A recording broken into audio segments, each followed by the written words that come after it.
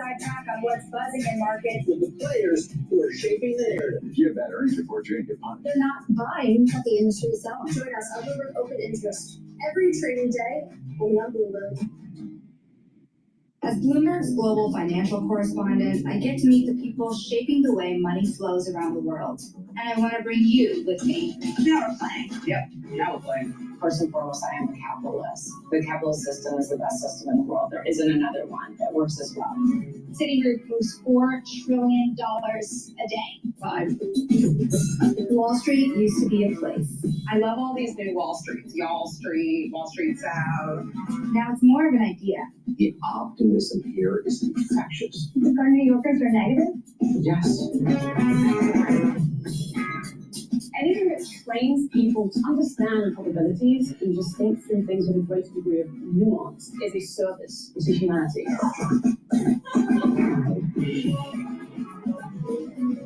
I hope you survived the day. I did. It was a busy day.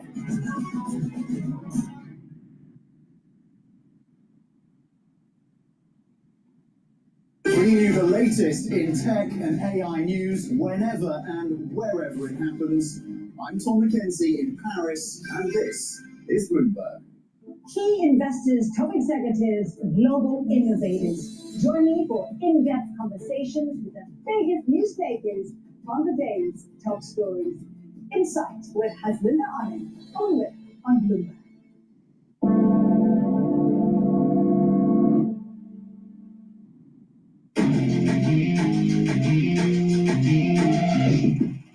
Let's get now to high interest. Look what's making headlines around the world. The White House says President Trump will make a decision on whether to strike Iran in the next 2 weeks. That's a 14-day period. White House Press Secretary Caroline Leavitt says the president's goal of preventing the country from obtaining nuclear weapons remains intact. However, she did add that if there's a chance for diplomacy, the president is always going to grab it. Meanwhile, during the Juneteenth holiday, President Trump took to social media to complain about too many non-working holidays and said it's costing our country billions of dollars to keep all of these businesses closed. He says the workers don't want it either. Workers don't want holidays, right? He says soon we'll end up having a holiday for every once working day of the year, which actually makes sense if you read it over and over again. Right now there are 10 holidays on the New York Stock Exchange and 250 trading days. Meta is going up.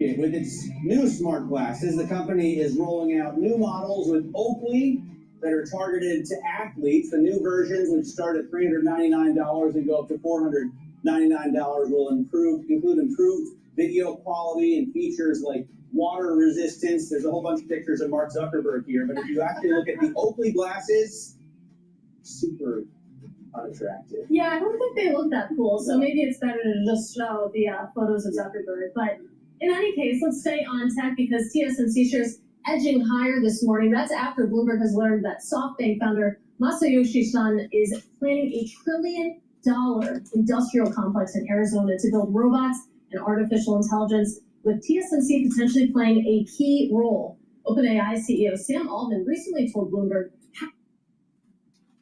Hello, this is DrPaulCottrell, and I am doing a live stream on Rumble, YouTube, and on X Spaces.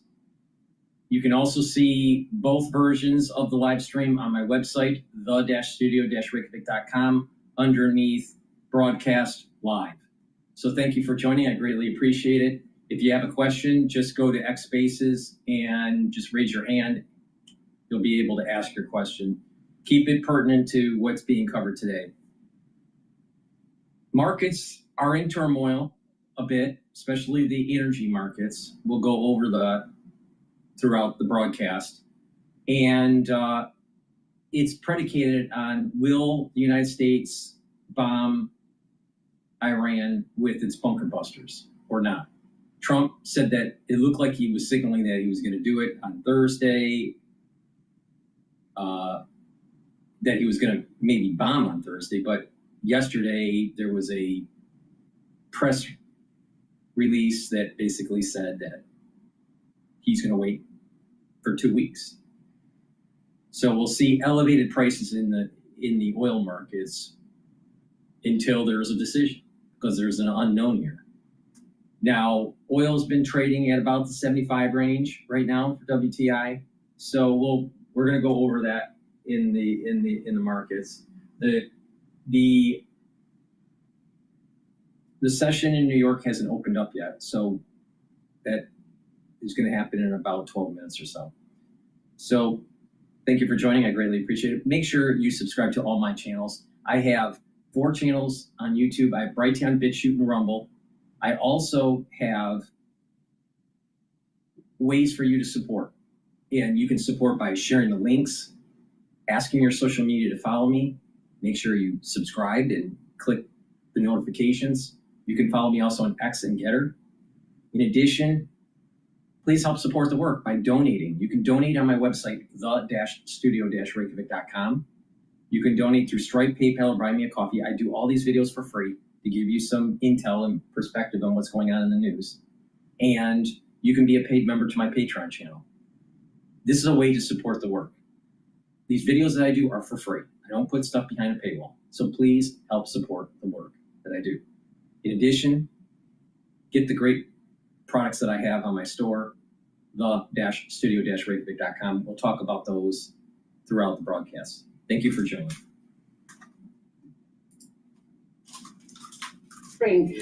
Beacon that he didn't even replicate in other US states as well. How much do the people in Arizona want this? Who knows? That's a good But they're question. going to have to get the government lined up. Already has been talking to people in the government, particularly Commerce Secretary Harry Lutnick, we understand, according to the story.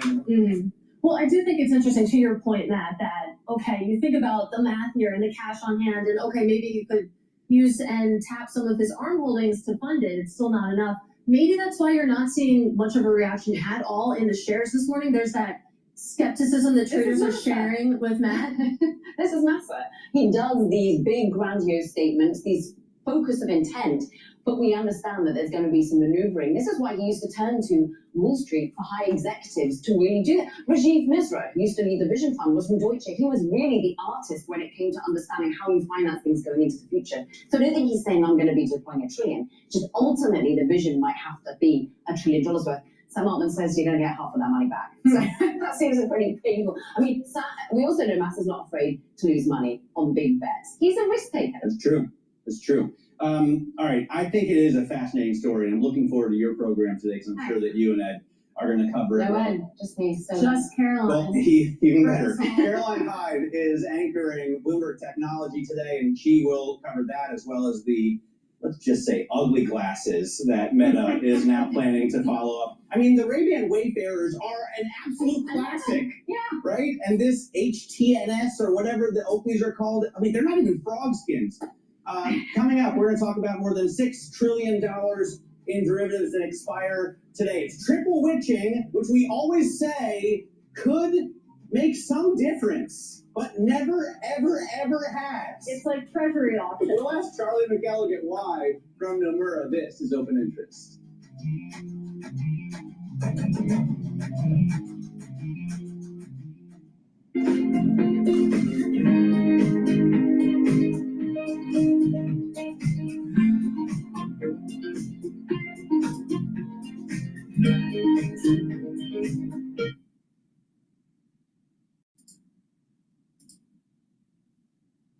On conflict that is ongoing. As I mentioned a bit earlier, President Trump has said, according to the White House, that he is going to make a decision on the U.S. involvement, quote, within 2 weeks. In the meantime, we did head over to that live image a short time ago showing Geneva, where Iran's foreign minister is meeting with his European counterparts. Now, he actually moments ago just addressed everyone there at the United Nations in Geneva, making some brief comments. So I do want to play those for you here on Live Now from Fox. Excellencies, distinguished colleagues, I now have the honor to give the floor to His Excellency Mr. Saeed. All right, I'm going to go to Al Jazeera here. They're interviewing an analyst, I think from the Iranian perspective. same time, Tehran is saying that it's ready to get involved in diplomatic ways to solve the situation when it comes to the current already complicated strikes and confrontations and escalations that we see between Iran and Israel when it comes to the nuclear program of the country, when it comes to the sanctions. There is this message that Iranian Foreign Minister Abbas Araghchi is trying to convey, and that is Iran's tendency towards settling down the issues via diplomacy. But on the other hand, as we heard from him and as we have been hearing from different officials here in Tehran, they're saying that they're going to strike back as long as Israeli strikes continue. And as I've told you earlier, what we see and the reality on the ground is a continuation of Israeli strikes. From time to time, we hear sounds of explosion, reports of different places, military, nuclear, and civilian residential buildings being targeted with the Israeli strikes ongoing, and it's going to an unprecedentedly dangerous level. And now there is also a possibility of U.S. engagement in this already dangerous situation, to which Iranian officials, including the Supreme Leader and the President, have already responded, saying that that possibility, U.S. intervention, runs the risk of dragging the entire region into a full-fledged all-out war scenario. But it's still getting back to the conversation, getting back to the statements that we heard from Iranian Foreign Minister Abbas Araghchi. He referred to several facts regarding the recent strikes. First, based on what I can see, and the footages that are coming out, we can say that, rest assured, this is not just the military facilities or nuclear sites being targeted. It is different residential buildings related to very ordinary citizens that are being targeted with the Israeli strikes going on. We're gonna go back to Bloomberg here. Right now. Yeah, let me turn to my left and ask you about triple witching. You heard Matt Miller downplay it right before we started here. How much do we need to care? How much does the average investor need to worry about the fact that you have $6.5 trillion worth of expiry at the close today? Nominal. Nominal. Matters. I'm trying to sell it. So when options expire, if they were to kind of assume expiring all at once, that's a bunch of gamma coming out of the market. And from a dealer perspective, that kind of removes hedging barriers, which then could kind of expand the range of outcomes. So I talk about a gamma unclench. Yeah, tell us what that means. A stock's delta is kind of like the options price sensitivity to change in the underlying. Gamma is the second order Greek on that, which is the rate of change with regards to the delta. Why that matters is I try to kind of qualitatively explain, dealer long gamma or short gamma, in the sense of it can act as an accelerant flow when you're talking about dealer short gamma. Dealers are short options, whether they're short calls or short puts. It can act as an accelerant to kind of amplify moves into the prevailing market direction. In this case, if you have a sudden loss of gamma, and recently, right, the calls have picked up a lot of delta, and there's a kind of an incentive to monetize, that's a de-risking flow. You could see that delta come off, the gamma is removed, all of a sudden we could flush down. That is a potential scenario. However, I think kind of the phenomenon that you were talking about with regards to, the skepticism where we haven't had those kind of expansive, range of outcome events around many OPEX of late, although we have a number of profile ones kind of on the record, has been the amount of vol supply out there, the amount of option selling strategies and AUM and kind of highs in those strategies. We have to go to break. During the commercial, we can talk about Kappa Gamma and the tri-belts. Yes. Always been a fan. Nice. Trump. Please go to my store, the-studio-reykjavik.com, and help support the work that I do by going to my website and getting the products that I have. Now, these are soaps that I use. I have 4 different varieties. You can get it in peppermint, in lavender, in lemongrass, or charcoal tea tree. Very high quality structural nano silver soaps. Get a few for your household, help support the work that I do, and help support your health and wellness. In addition, it's important to detoxify your body and your environment. So the first thing you want to do is start drinking filtered water and stay away from processed foods. The next thing you want to do is to look around in your environment, in the closets, in the cupboards, in the basement, or in the garage, and try to get rid of chemicals that you really don't need. Now, if you do need those cleaning supplies or paints or whatever, make sure that it's in some sort of triple or double layering to prevent degassing. Because a lot of people don't realize that paint cans in the garage or in the basement or cleaning agents in your house, you breathe that in and it's affecting your immune system and your endocrine system. So you want to clean your environment. In addition, you want to detoxify your body on a regular basis. I have heirloom barley and gladiator barley that will help you to detoxify your body daily. I also have zeolite. Zeolite, you take 2 or 3 small drops underneath your tongue and you drink filtered water. You do that every day. And what that's going to do is zeolite will bind to heavy metals, toxins, and chemicals and allow you to urinate those out in about 6 to 8 hours. So you're detoxifying your body on a daily basis. Really important to use zeolite. Now, some people prefer a heavier detox, a more intense detox. What you would do with zeolite would be taking 5 or 10 small drops underneath your tongue and drink filtered water. Do that every day until the bottle is done, and do that once or twice a year. That's another way to do it, but I recommend just a daily detoxification. And again, you can detox using the zeolite. You can detox also using the gladiator barley and the heirloom barley. It's a great way to improve your health. So please go to my store, the-studio-reykjavik.com. Another thing that's really important for detoxification is making sure that you have plenty of sleep. Because by sleeping, you actually are detoxifying your central nervous system as long as you're getting into that deep cycle and REM cycle sleep. So please go to my store, the-studio-reykjavik.com, and use discount 5 and you get $5 off any order. If you spend $150 or more, you get a free gift until supplies last. So the market's just open. So let's talk about what's going on right now. Now I'm gonna quote 2 different contracts for oil. The first oil contract is the July contract, and that's trading at 75.17 for WTI. The August contract is trading at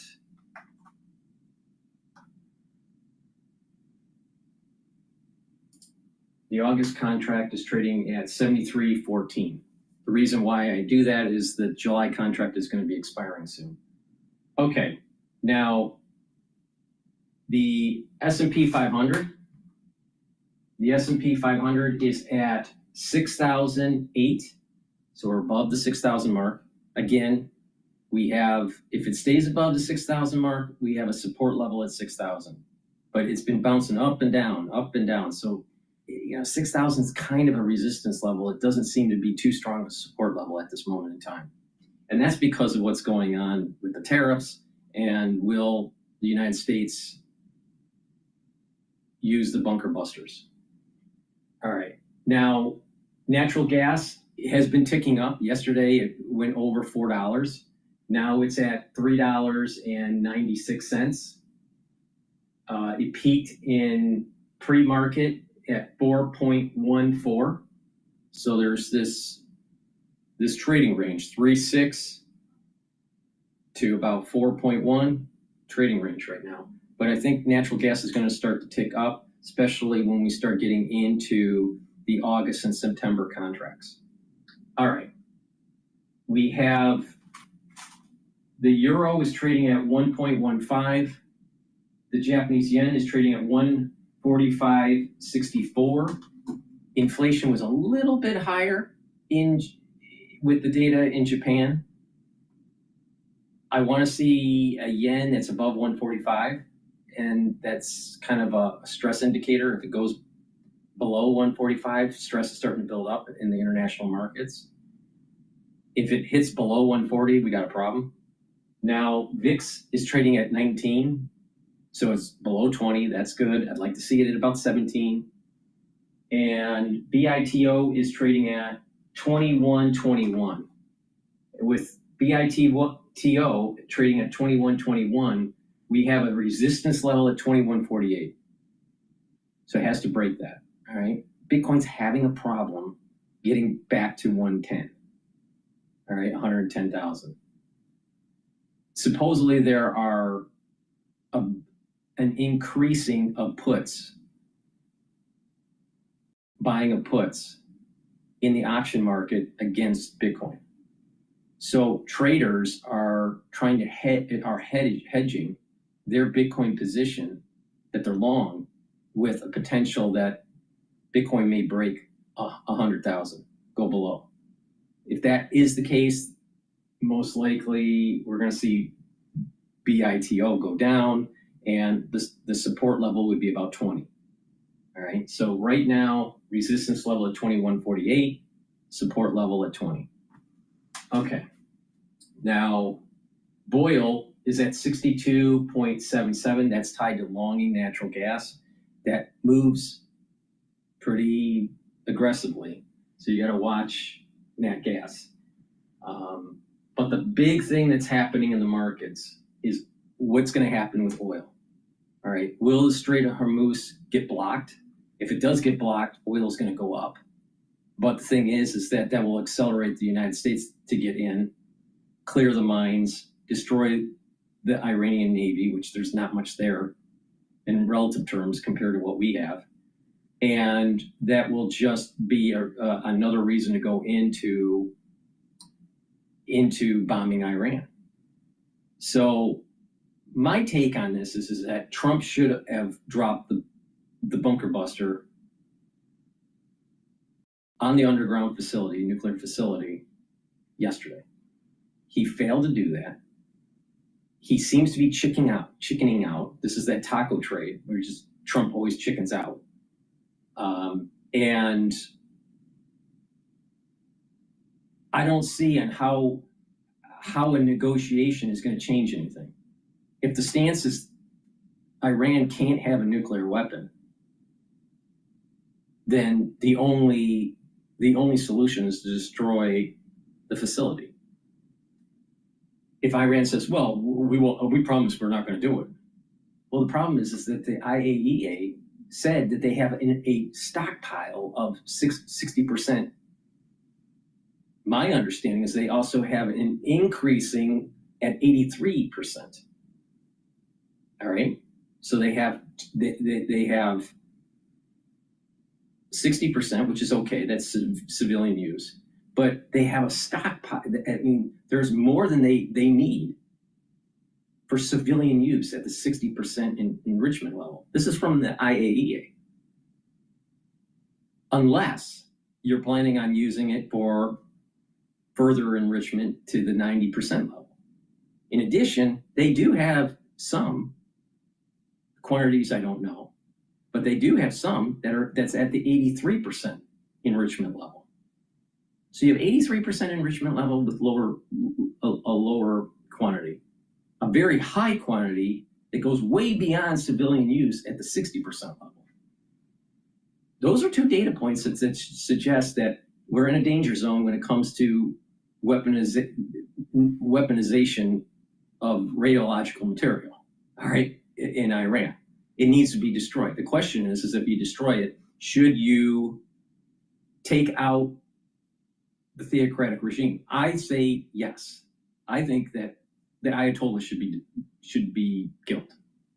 There needs to be regime change. Now the thing is that if you've been listening to X, the son of the Shah, who lives in England, is trying to come back and reboot the kingship. The people, it doesn't seem like there's that much of a support for this guy, based on what I was able to cursory through X. But it does feel like a CIA kind of operation where it's like, well, let's reintroduce him to the world. So he's doing these videos on X and on YouTube, and he's being interviewed on CNN and on Fox, and it's like trying to reintroduce the monarchy. All right. The CIA likes that. Maybe even Trump likes it because he's a known quantity that could be controlled. instead of the messiness of democracy. The difference between Iraq and Afghanistan and Iran is that Iraq and Afghanistan didn't have as many educated people that were as secular. Iran has a lot of educated, secular individuals that want democracy. So the thing that we should do is kill the Ayatollah, destroy the nuclear facilities, bring in the IMF and the World Bank, get their currency stabilized, make sure that energy is exported for a flow of funds for their economy, and have the United Nations come in to monitor fair elections, democratic elections.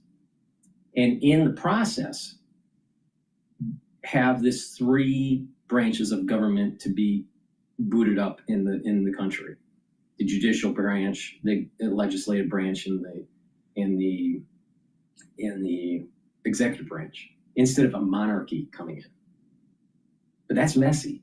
That's, and CIA doesn't like to do things. They want to have a puppet. You bring in the Shah's son, and it's going to be a fiasco, and we're going to have problems. But destroying that nuclear facility is a must. Killing the Ayatollah is a must. And I am totally against the Shah's son to come back as some sort of king. They need to boot up democracy in Iran, and it can happen because they have a secular society that's educated. You didn't have that in Afghanistan. You really didn't have that in Iraq. So if someone says, we can't go in, we must be America first, and you be a pacifist, and we're not going to do anything. This is not like Iraq and Afghanistan. It's totally different. Totally different. So that's my take on it. My gut feeling, Trump is going to chicken out. He's not going to bomb. And he's going to try to find some sort of peace agreement where he says to the world, well, we talked with the Iranians and they said that they're not going to do it. And we're going to have the IAEA,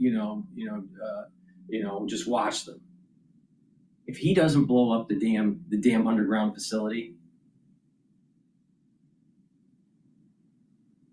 then how's that any different than what Obama did?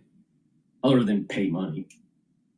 Obama gave money, but I mean, the end result is the same. They still have a weapons program that is inching closer and closer to 90% enrichment. And the theocratic regime is still there. You got to solve the nuclear issue, and the theocratic regime has to be eliminated. But Trump is afraid. Trump is afraid. And I think that the ones that coined the phrase the taco trade, I think they're right. Trump will say something, be bombastic, be a tough guy, and then he'll chicken out. And we saw it yesterday.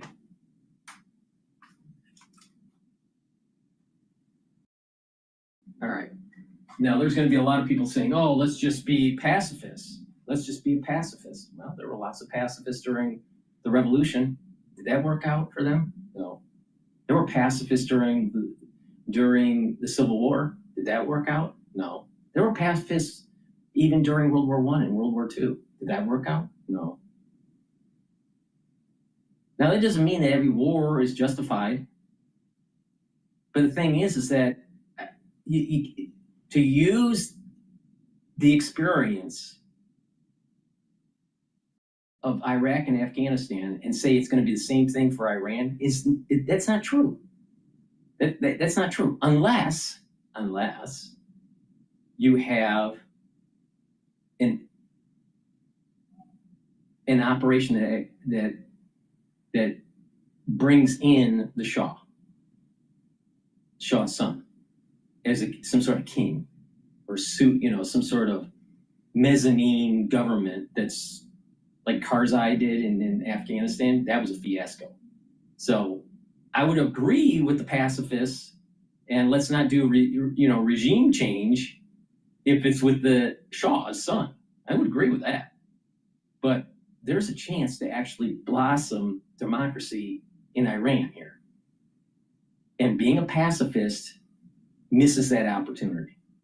Being a pacifist keeps the Ayatollah in power. Being a pacifist allows for Iran to inch closer and closer to 90% enrichment of uranium. They have a gigantic stockpile of 60% that way more than they need for civilian use. So if you have way more than you need for civilian use, what are you using it for? Weapons. Wake up. And not only that, they're already at 83%. What the quantities are, I don't know. But the thing is, they're getting closer. So being a pacifist allows them to get closer? You think that this idea that Iran having a nuclear weapon is a good idea? Well, we're America and we don't need to worry about that. Really? What about MBS saying, if Iran gets a nuclear weapon, we're going to take our sovereign funds and we're going to buy nuclear weapons, and there's going to be an arms race. So you have an arms race between Saudi Arabia and Iran. Think that's a good idea? Pacifist? No, I don't think so. And this is why, even during the bioweapon issue 5 years ago, pacifists didn't do anything. They didn't do anything. They, keyboard warrior, they didn't educate themselves on the science of it. They didn't educate themselves on the pathophysiology of it. They didn't, educate themselves on the erosion of our constitutional freedoms. No, they'd rather be a keyboard warrior than actually shut down the weapons labs. Complain about other stuff that don't really matter, like Epstein or P. Diddy. Those things don't matter. Those totally don't matter. But when you have stuff that's released from a laboratory that is affecting your genomics, then that's something to worry about. No. Keyboard warriors, it's all that whole info war bullshit. The only thing that works is kinetic war, not info war. It's kinetic war. All right. Please go to my store, the-studio-reykjavik.com. Get the great supplements that I have. Take them the way that I'm telling you to take them. These are things that I use to slow down the aging process. Use discount 5, you get $5 off any order. And if you spend $150 or more, you get a free gift until supplies last. I guess it doesn't have to, you could make it the Magnificent 8, as we've been saying today, but Tesla is shrinking as Broadcom is expanding, right? Exactly. So one of the reasons I even started looking at this is I just kept hearing people say, Broadcom is really making strides. It's kind of having a breakout moment. Shares have rallied a lot this year. And this rally has brought it over $1 trillion in market cap, and it now actually is the 7th biggest stock in the S&P 500. And so the original idea sort of behind the Magnificent Seven was those 7 biggest stocks, and also sort of that they have this growth aspect to them, that shares are really having a huge run up. So obviously this year we've seen a little bit more of a split in the Mag 7. About half are up on the year, and then we have some really big laggards, Apple being one of them and Tesla being another. And so in terms of not just share growth, but revenue growth and the business expanding, Broadcom makes a lot of sense. Yeah, you make a good point that certainly the Magnificent Seven haven't been trading as a block necessarily. There's a lot of bifurcation when it comes to that group. I suppose we could just start saying the Magnificent Eight, and that's how the change. That's what Nancy Tangler does, right? From Laffer Tangler. Yeah. I mean, you think about other acronyms, FANG, such as for example, it's really like this moment in time sort of phrase. And the Magnificent Seven, maybe to your point that we're seeing more bifurcation, maybe that is just a sign of times that were. Yeah, totally. And I think it's also important to remember that really these names, they're made up. They're things that we're using because they're quick and they're easy and we know exactly what we're talking about. But there really is been some expansion outside of that big 7 group that I've even heard people talking about, the big 9, the big 10, what, should we include Oracle? Should we be talking about IBM? So yeah, there is definitely a shift going on, and, trying to come up with a new acronym in my head. I'm just looking through if you do an ANR function, analyst ratings on the Bloomberg terminal, analyst recommendations, you see a ton of analysts who are not buys on Tesla. I'm looking at like 30 who are not buys on Tesla. There are 23 who are not buys on Apple. On Broadcom, there's only 6, and they have 46 buy ratings. So analysts are super bullish this time. They are super bullish, and I think it's also important to remember that, like sell ratings also come after record highs, right? And Broadcom was just at a record high right ahead of its earnings. So some of that isn't necessarily negative sentiment. It's just like, oh, maybe there's not a whole lot more room to run this year. But yeah, overarchingly super positive and an interesting one to watch for sure. Yeah, absolutely. Really enjoyed reading this article. I encourage everyone to go find it on the terminal. They need a new ticker. They do. Still AVGO? Well, we've got to come up with a new ticker for Broadcom, a new moniker for this group of stocks. So it's a long to-do list. Carmen, great to see you. Have a great weekend when you get there. That is Bloomberg's Carmen Reineke. I will also note, if you take a look at the year-to-date performance of NVIDIA and AVGO Broadcom, they are neck and neck right now. NVIDIA up about 8.7% on a total return basis. AVGO Broadcom close behind with 8.2% total returns. Right, NVIDIA is the only one of the Mag 7 stocks that is expected to grow in terms of the top line more than Broadcom. True. Which I now know because I read Carmen's story. It's a good one. Everyone should go read it. Coming up, active ETFs now outnumber passive ones for the first time ever, but experts are skeptical of their staying power. We'll have that conversation up next. This is Open Interest.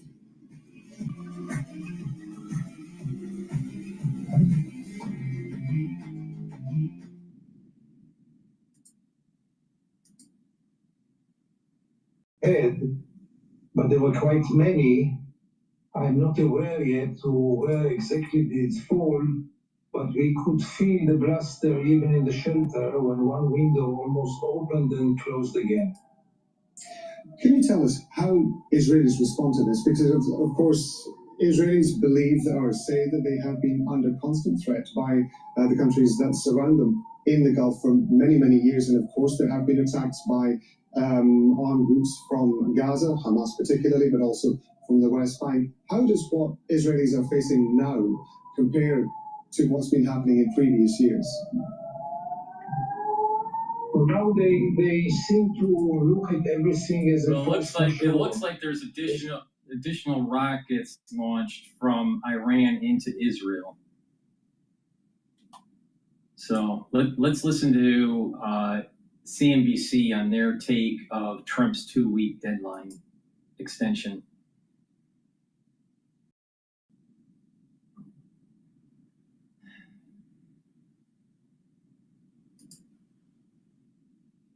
Employees get the information they need instantly. Tractor Supply goes further with T-Mobile for Business.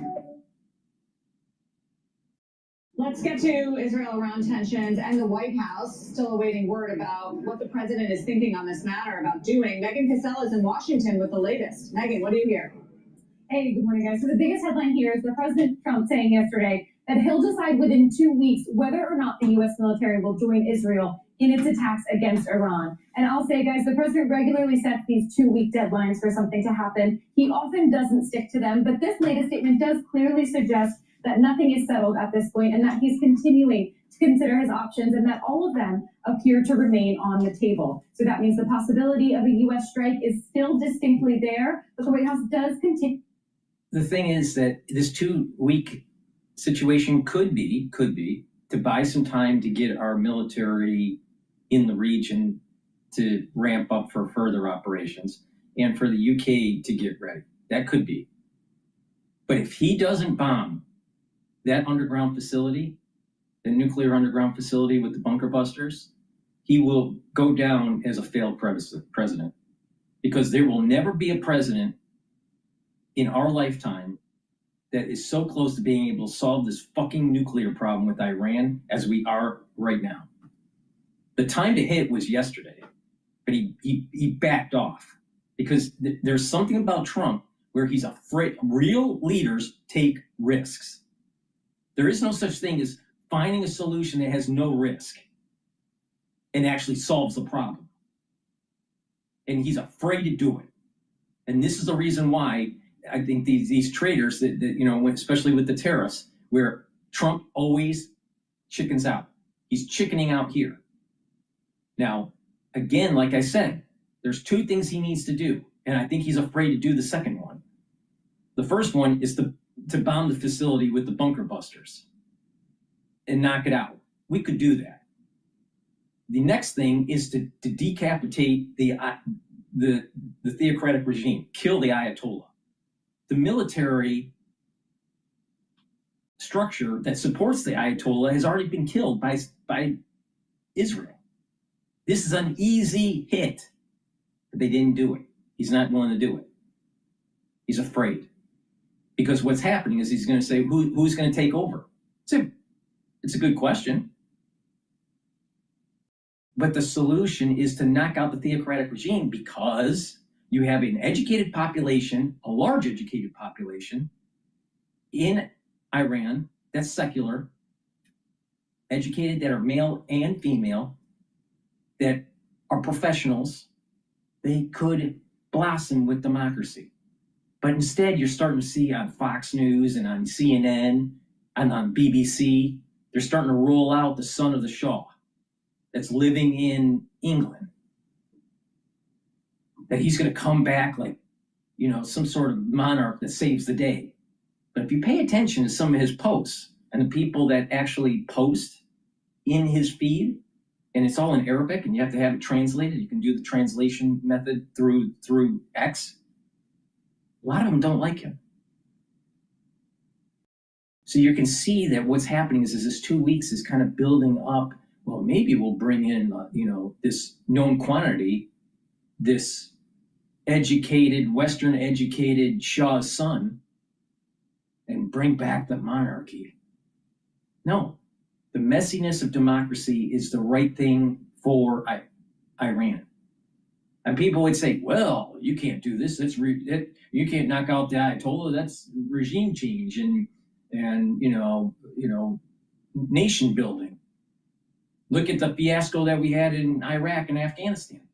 Iraq and Afghanistan are two totally different things. First of all, Afghanistan is in the Stone Age. Always has been and always will be. Iraq doesn't have as many educated people as they have in Iran.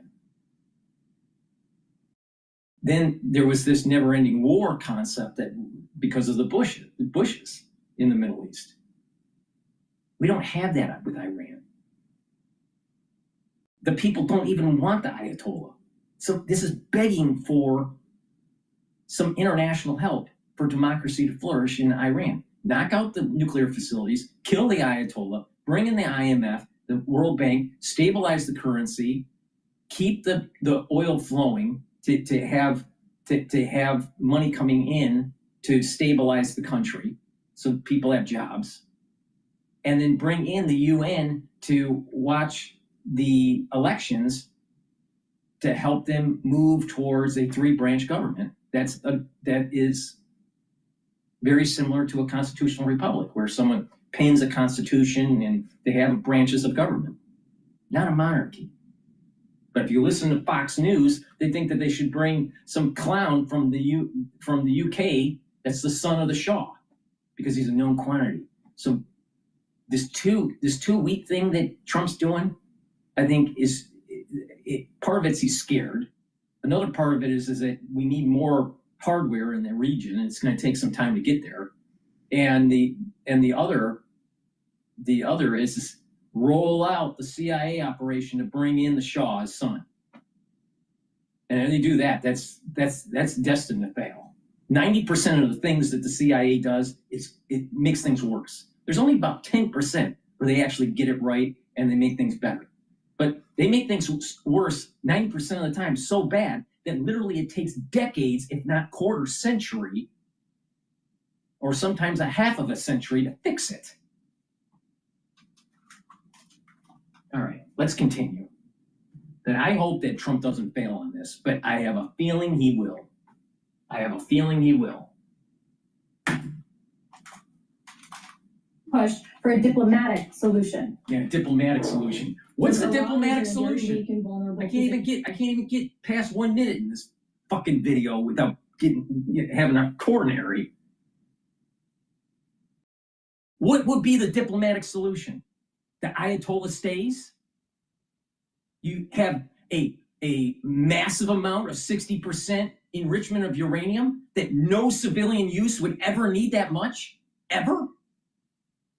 Why would you need so much 60% enriched uranium in mass quantities beyond civilian use unless you're making it for a fucking weapon?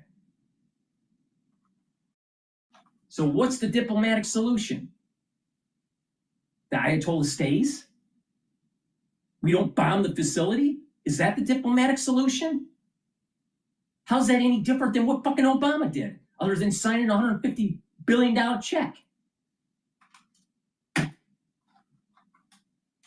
And because of the strikes and the attacks from Israel. And with respect to the president's statement, I shared that with all of you. And he has been very direct and clear.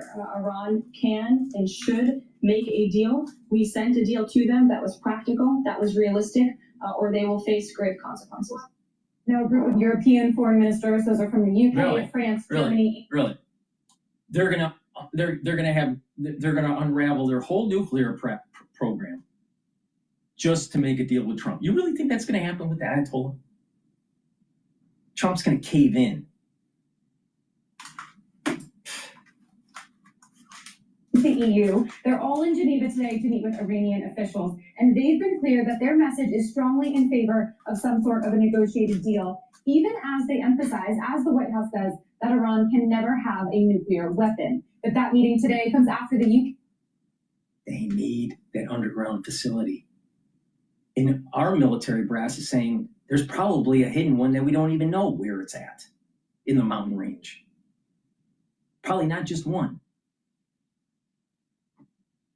But they don't have any evidence of it. That's a little scary.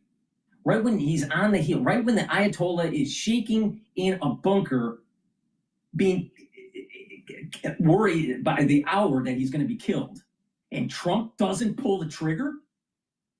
What a fucking pussy.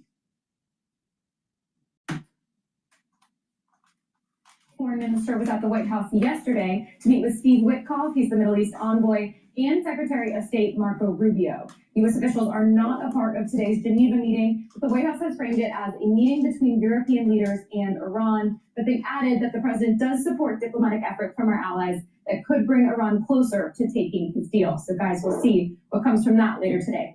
Guys. You know, there's a lot of talk, Megan, about will he, won't he, and everybody has opinions inside his party and the other side. No, what it was is that his gut instinct at the very beginning was take out the nuclear facility, knock out the Ayatollah. That was his gut reaction. And then you had Tucker and you had Bannon that are a bunch of pacifists.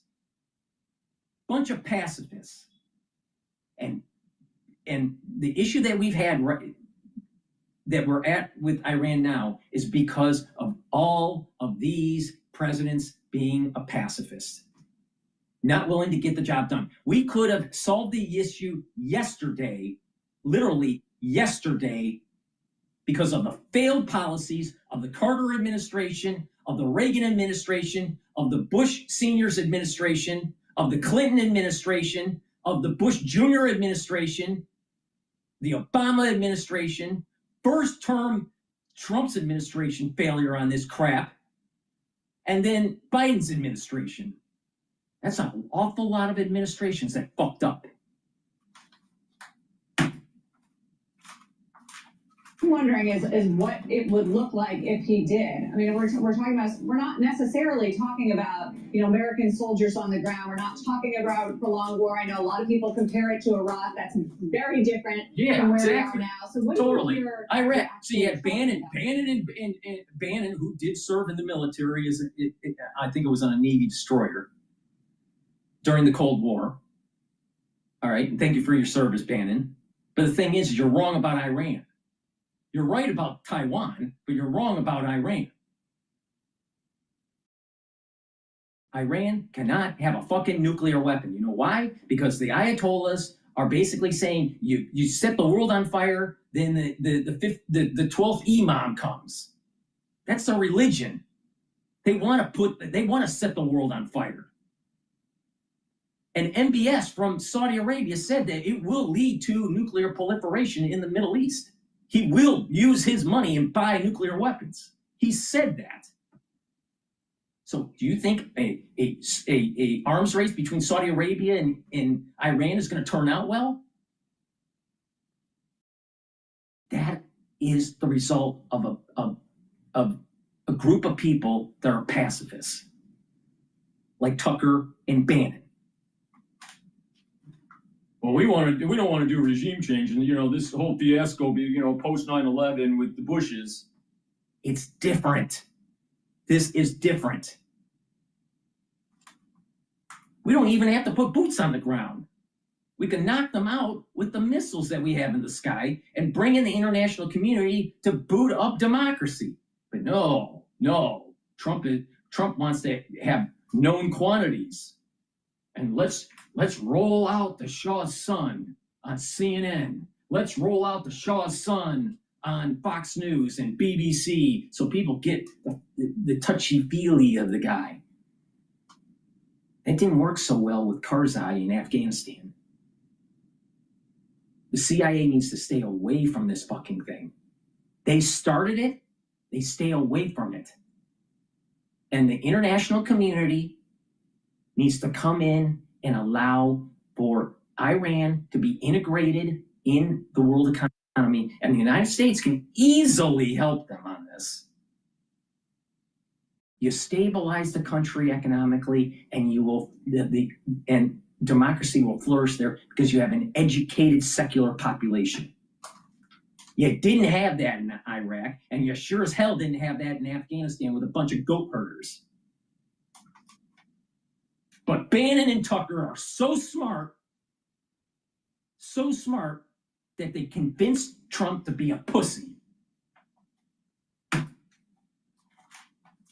It comes to this big decision.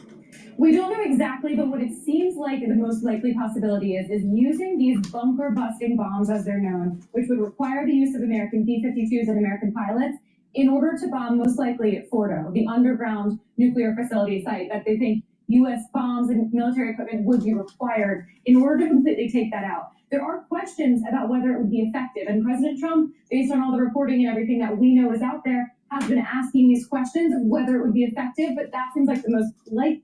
You need 3 B-2 bombers. Fire the GBU-57 from B-2 Bomber 1, all right? And then you fire another one. They're all GPS guided, so you just, you're arrowing it through, right?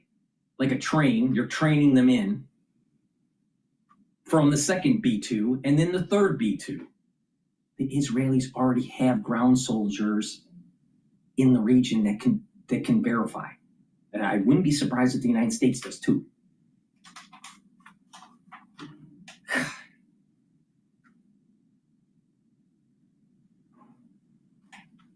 Leaders take risks. Trump is afraid of taking risks. And then he's so afraid to take risks that Bannon and Tucker know how to push buttons. And not only that, here is the kicker. They get notoriety in social media, and they get lots of clicks and lots of views and lots of ad revenue. Stephen Bannon is getting ad revenue by seeing all these views, getting all these views from and Tucker, and literally they're getting money from these high views with their social media, and Iran is slowly inching closer and closer to a nuclear weapon, and the Ayatollah stays in power. Isn't that a little fucked up? Isn't that a little fucked up? Possibility. The concern is whether that leads to anything more. Really quickly, Megan, these talks in Geneva with some of the EU leaders, does that complicate U.S. efforts in any way? It looks like, based on the UK foreign minister being here yesterday and going straight there, that they are trying at least to be in alignment. So it seems like, based on that White House statement, they're supporting this meeting. You do wonder, I wonder at least why U.S. officials aren't there, but maybe they think that European officials at this point are the better messenger, and that it's easier to use these intermediaries rather than the U.S. and the Iranians meeting directly. The White House says they're still talking, that communication is ongoing between the two sides, but at least the meetings for now are between these third parties. Yeah, we'll keep an eye on that. Some indications the Europeans themselves might be getting a little more hawkish, talking about zero enrichment. Megan, appreciate that. Megan Costello this morning. I don't know. Solve for X, where X I have zero confidence. faith in Trump at this moment in time because Tucker and Bannon wagged the dog. Amazing. Please go to my store, the-studio-reykjavik.com, and take the supplements that I offer so you can slow down the aging process and help with your cardiovascular health so you don't have a fucking coronary because the Trump administration has fucked up. Please go to my store, the-studio-reykjavik.com, and get the vitamin C and magnesium. Vitamin C is going to help with your skin, but vitamin C and magnesium helps with your immune system, and magnesium helps with your brain function. Magnesium and zinc. It's going to help with your immune system, and magnesium helps with your brain function. Take them together. Please go to my store, the-studio-reykjavik.com, and use discount 5, and you get $5 off any order. And if you spend $150 or more, you get a free gift until supplies last. And hopefully, we have someone that has some common sense in the White House and actually knocks out Iran, so we don't have a nuclearized arms race in the Middle East. Because we will never have a president being in a position like this ever again to be able to knock out the Ayatollah and the nuclear program in one operation. We will never have this again. And he literally is letting it slip by. Now, is that a leader? Is that a leader? You think George Washington on his white horse during the Revolution, if he had an opportunity to shoot the king, would he? I think he would.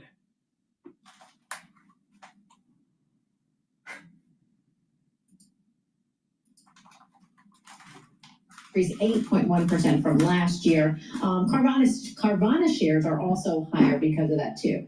So we go from cars to restaurants. Okay, have you ever been to an Olive Garden, Longhorn Steakhouse, Capitol Grill? Yes. Oh, Capitol Grill. Ruth's Okay. Chris, yes. Chris, there we go. I kind of like the butter on the steak at the Ruth's Chris. Oh, Some people think that's a butter on little the cheesy. steak. I think that's pretty good. No, it's delicious. Yes. I know. I love it. They're all Darden restaurants, right? So ticker DRI up just over 1%. Slightly better than expected sales. Its earnings did edge down a bit. Said sales were higher because of a few things, a mix of growing same restaurant sales, but also they had sales from its purchase of more than 100 Chuy's Tex-Mex restaurants and 25 net new restaurants. So they had some sales there. Specifics, earnings. All right, I'm going to go to CNBC. I'm going to go to CNBC, and they're interviewing the Palantir co-founder, Joe Lonsdale. But before I do that, please go to my store, the-studio-reykjavik.com. Get the probiotic and the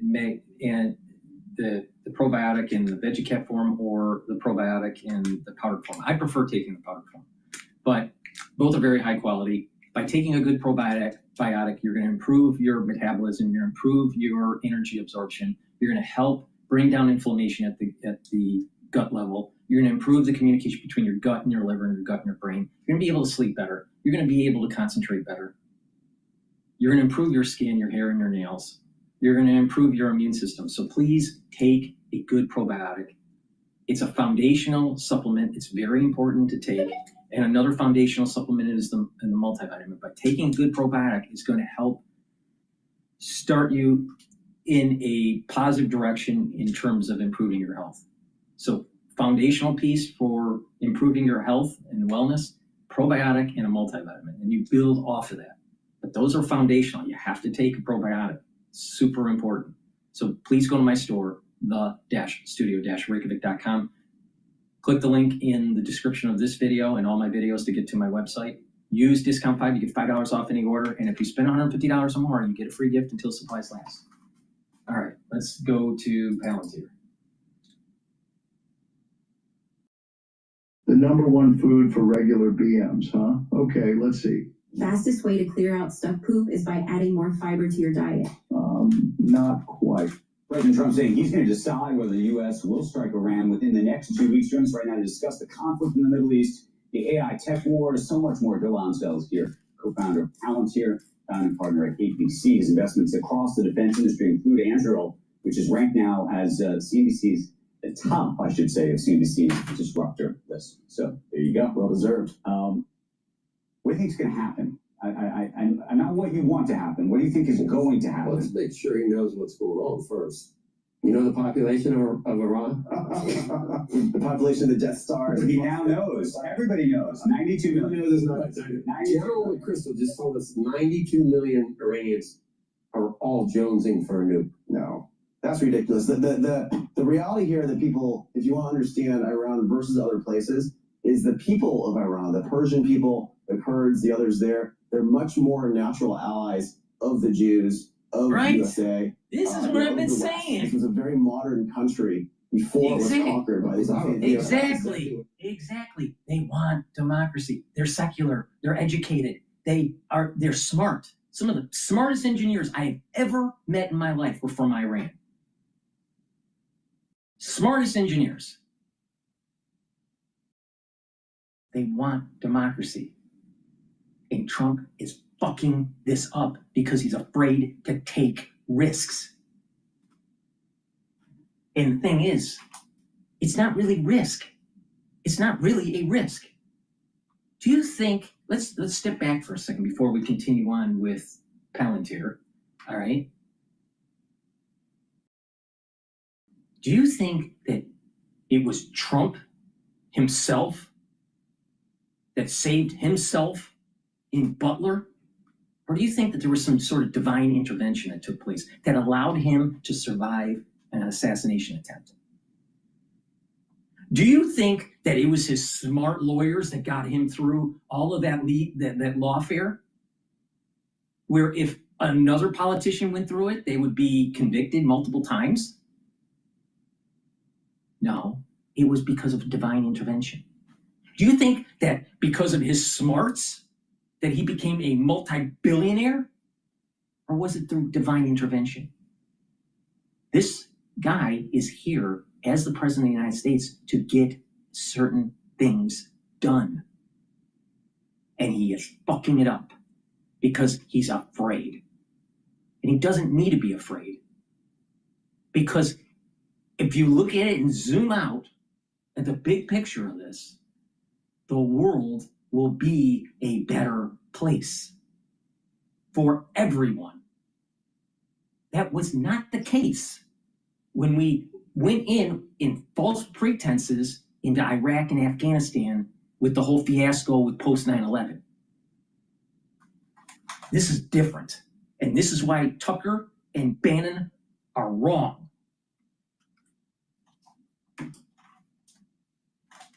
That's a very important point to understand. But they were going to throw flowers at us in Iraq. That never happened. Yeah, well, and I'm not saying they're going to throw flowers at us here, but this is a lot different situation. And it's I work with a lot of amazing Persian people. I'm really excited to invest in Iran if we can get this country to be some sort of republic, not run by crazy people. And that's a lot easier than doing that in Afghanistan or somewhere else. Exactly. How much do you think this is about? We were talking to the Minister of the Economy in Israel.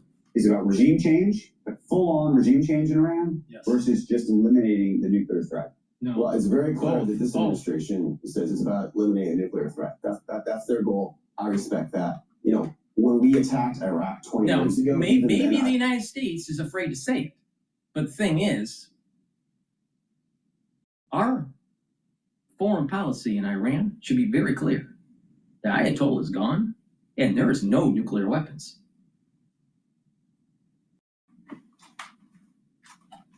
Trump's afraid. Trump is afraid. See, what it is you got people like Tulsi Gabbard and Tucker Carlson, and you got these pacifists, right? And there's nothing wrong with differences of opinion. But the thing is when is the United States ever going to have an opportunity like this again? When?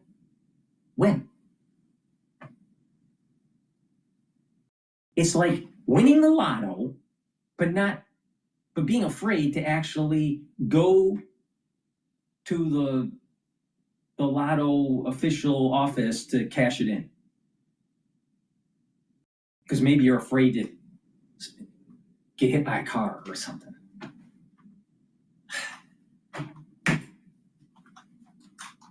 That was a mistake versus going after Iran. Iran's clearly a really evil regime. So I've been against the Iranian regime. I've been for freeing Iran for a long time. That is not what this administration says they're doing, and I respect that. I think it is critical we get rid of them. Right.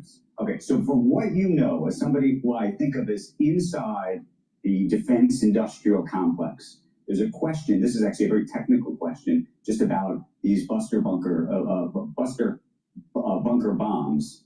Do you think that they could actually do the job? Because that is the fundamental question that I think Trump is trying to figure out. If it works, I think he may do it.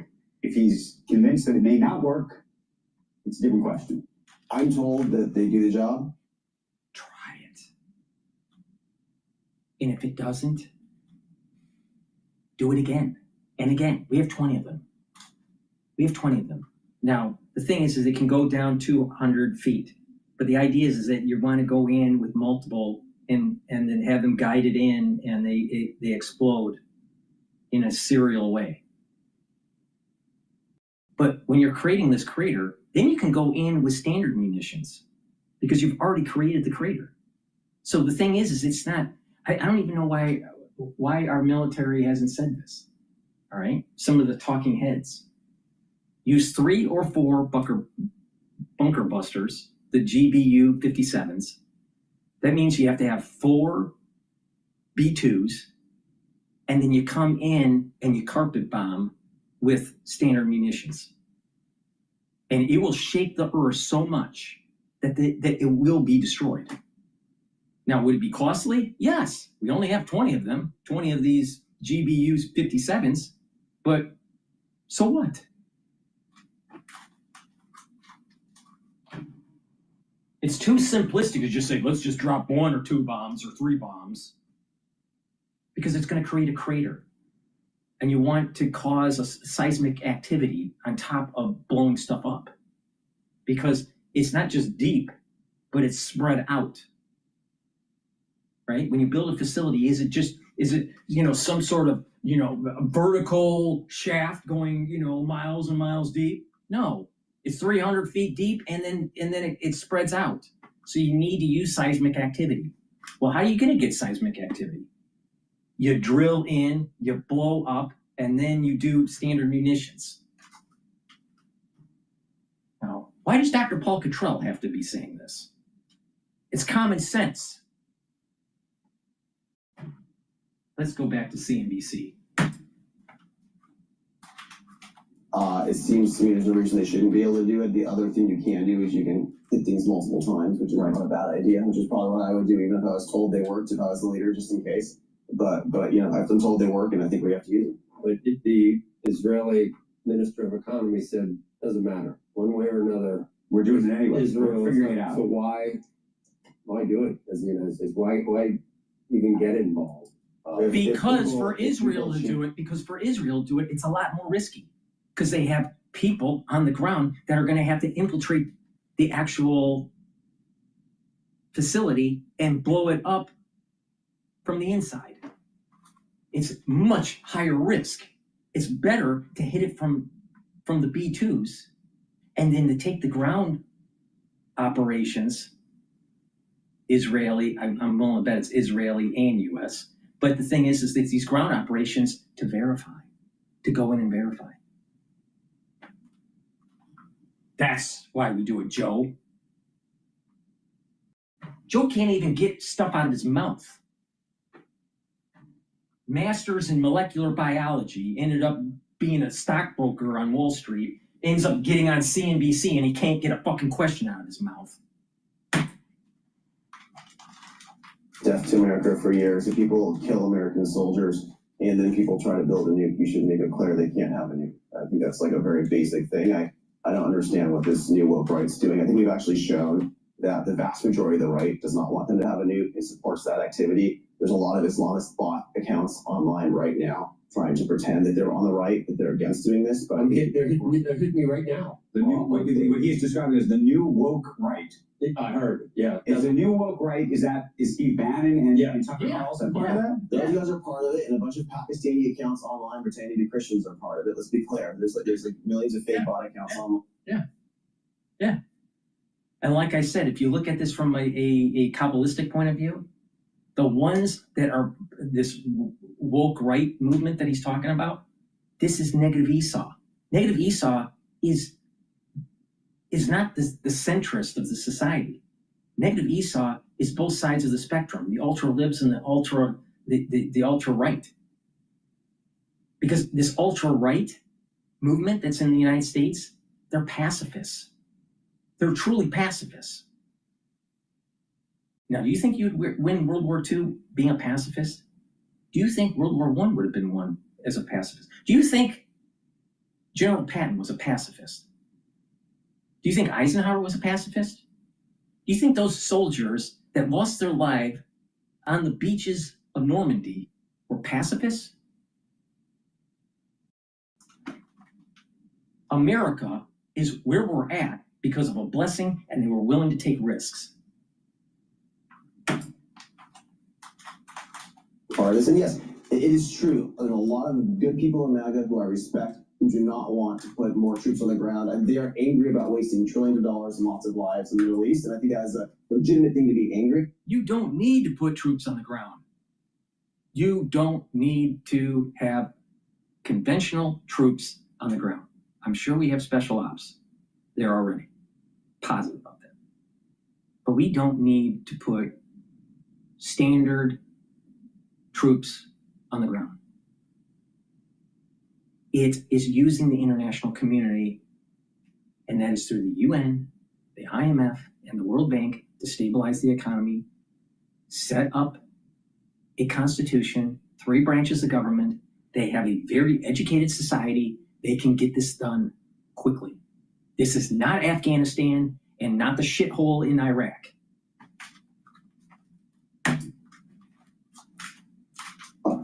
This does not mean you don't stop crazy people from getting a nuke. And it's possible that not all interventions are the same. And this might not, it doesn't have to be like Iraq. Yes, it's a childlike stubbornness because they're so angry about what happened before, which is unfortunate. Yeah, he's right about that. Conversation to AI. I'm thrilled to announce that the New York Times editorial board just urged moderate voters to rank me as their top choice. But let's be real, this race is likely to come down to... I want to pivot the conversation to AI for a moment, if you'd indulge me. We're watching one of the great soap operas of our time play out between Microsoft and OpenAI, and we can get into Elon in a moment. But what do you make of what's happening between OpenAI and Microsoft at this point? They were partners, they are partners, and now it sounds... I'm going to go on a tangent here, but Elon is a strange name. Elon Musk. You know how Israel, God's name is embedded in the name Israel? Ishmael, right? God's embedded in the name. Elon's embedded in the name. God's name is embedded in Elon. Every day, like, this is a fracturing relationship. I mean, listen, Microsoft's preserving their optionality. They're partners in some ways, but it seems to me very clear from the outside that they're both preserving their ability to try to fight and win separately, that you have to do. Can they? I mean, so there's 2 issues, right? So for Sam Altman, he needs to be able to continue to raise capital, where this company still is not making money. It's dependent on continuing to raise capital almost repeatedly. At some point, hopefully, it gets to some kind of escape velocity where you don't need to do that. I don't know what you think of the economics of that business. At the same time, it's unclear to me where Microsoft really sits in terms of its own LLM efforts. Obviously, they hired Mustafa, a way to run that business. And I imagine there's lots of interesting things going on there, but we don't see them in part because they're offering, OpenAI as part of their Copilot service. From the outside, it seems like a mistake to me that they're fighting. Everyone's saying, oh, wow, Elon's having to spend $1 billion a month, on his efforts. I think OpenAI is something like $4 billion per month on their efforts, right? And it seems like Microsoft would be a really good thing to have as a close ally. It's not clear to me when these things get profitable. I think a lot of people claim they're going to be profitable in a few years, and they probably know better than me, but this stuff's going to be really expensive for a while, especially given that they're all fighting. Can we talk about Doge? We often talk about Doge. I know you're an old pal of Elon's. What do you think about some of the comments that Elon has made about Doge recently, and just talk about fractured relationships, the fractured relationship with the Trump administration right now?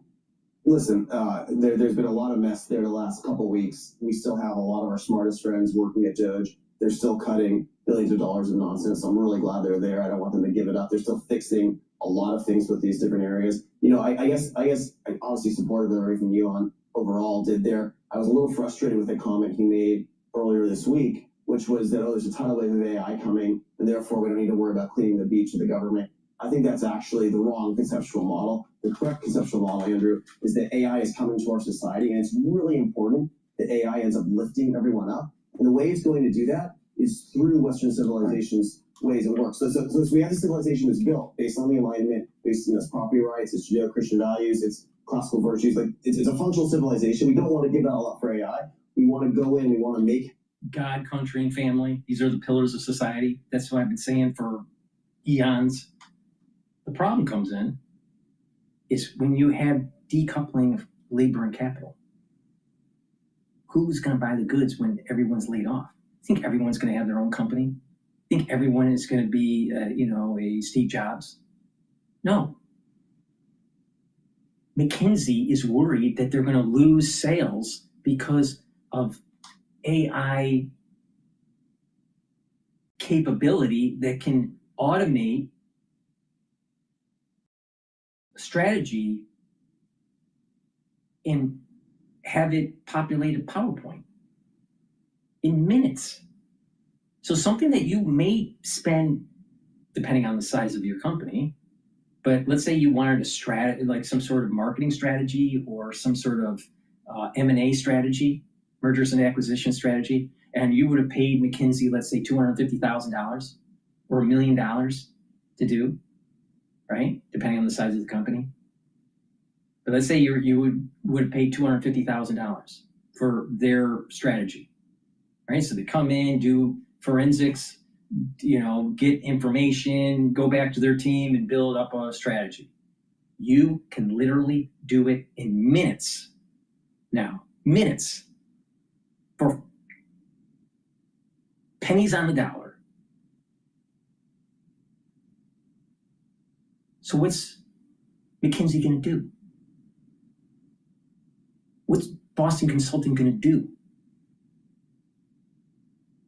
Now, it's allowing for corporations to save money.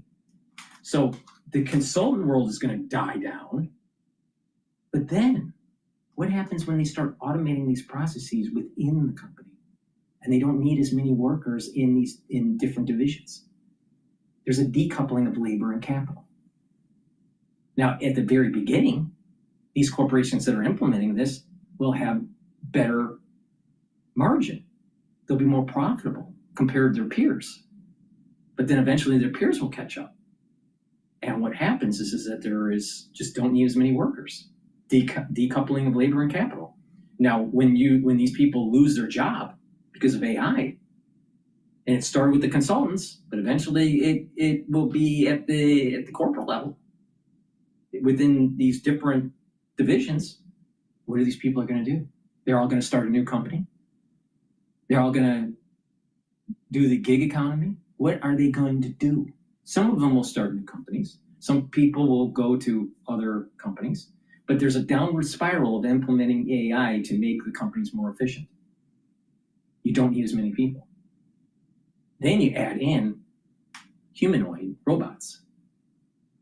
Every single manufacturing job will be eliminated. Now people say, well, there's not that many manufacturing jobs. Okay, all right. But what happens when the humanoid then let's say a corporation spends $50,000 for the humanoid, or even $100,000 for the humanoid. But that's it. So they radically save on salary. Not everybody will get laid off, but many people. There's going to be a point in time where the humanoid will take the jobs of the back office. There'll be a point in time that the humanoid, the R2-D2 and C-3PO, is going to be your health care provider. We're not that far away from this. What do humans do? Oh, we'll just be creative. Well, what about the debt-ladenness of the society? What happens when labor and capital decouple? Because capitalism is predicated on labor and capital. You need capital, you pay laborers buy, and there's a feedback loop. But if people are employed, how do they buy? Oh, we're just going to have universal income. Well, okay, but eventually there's an erosion of your currency. The society isn't productive. What do people do when labor and capital decouple? And no economist and none of these futurists and these techies, technologists have an answer to this.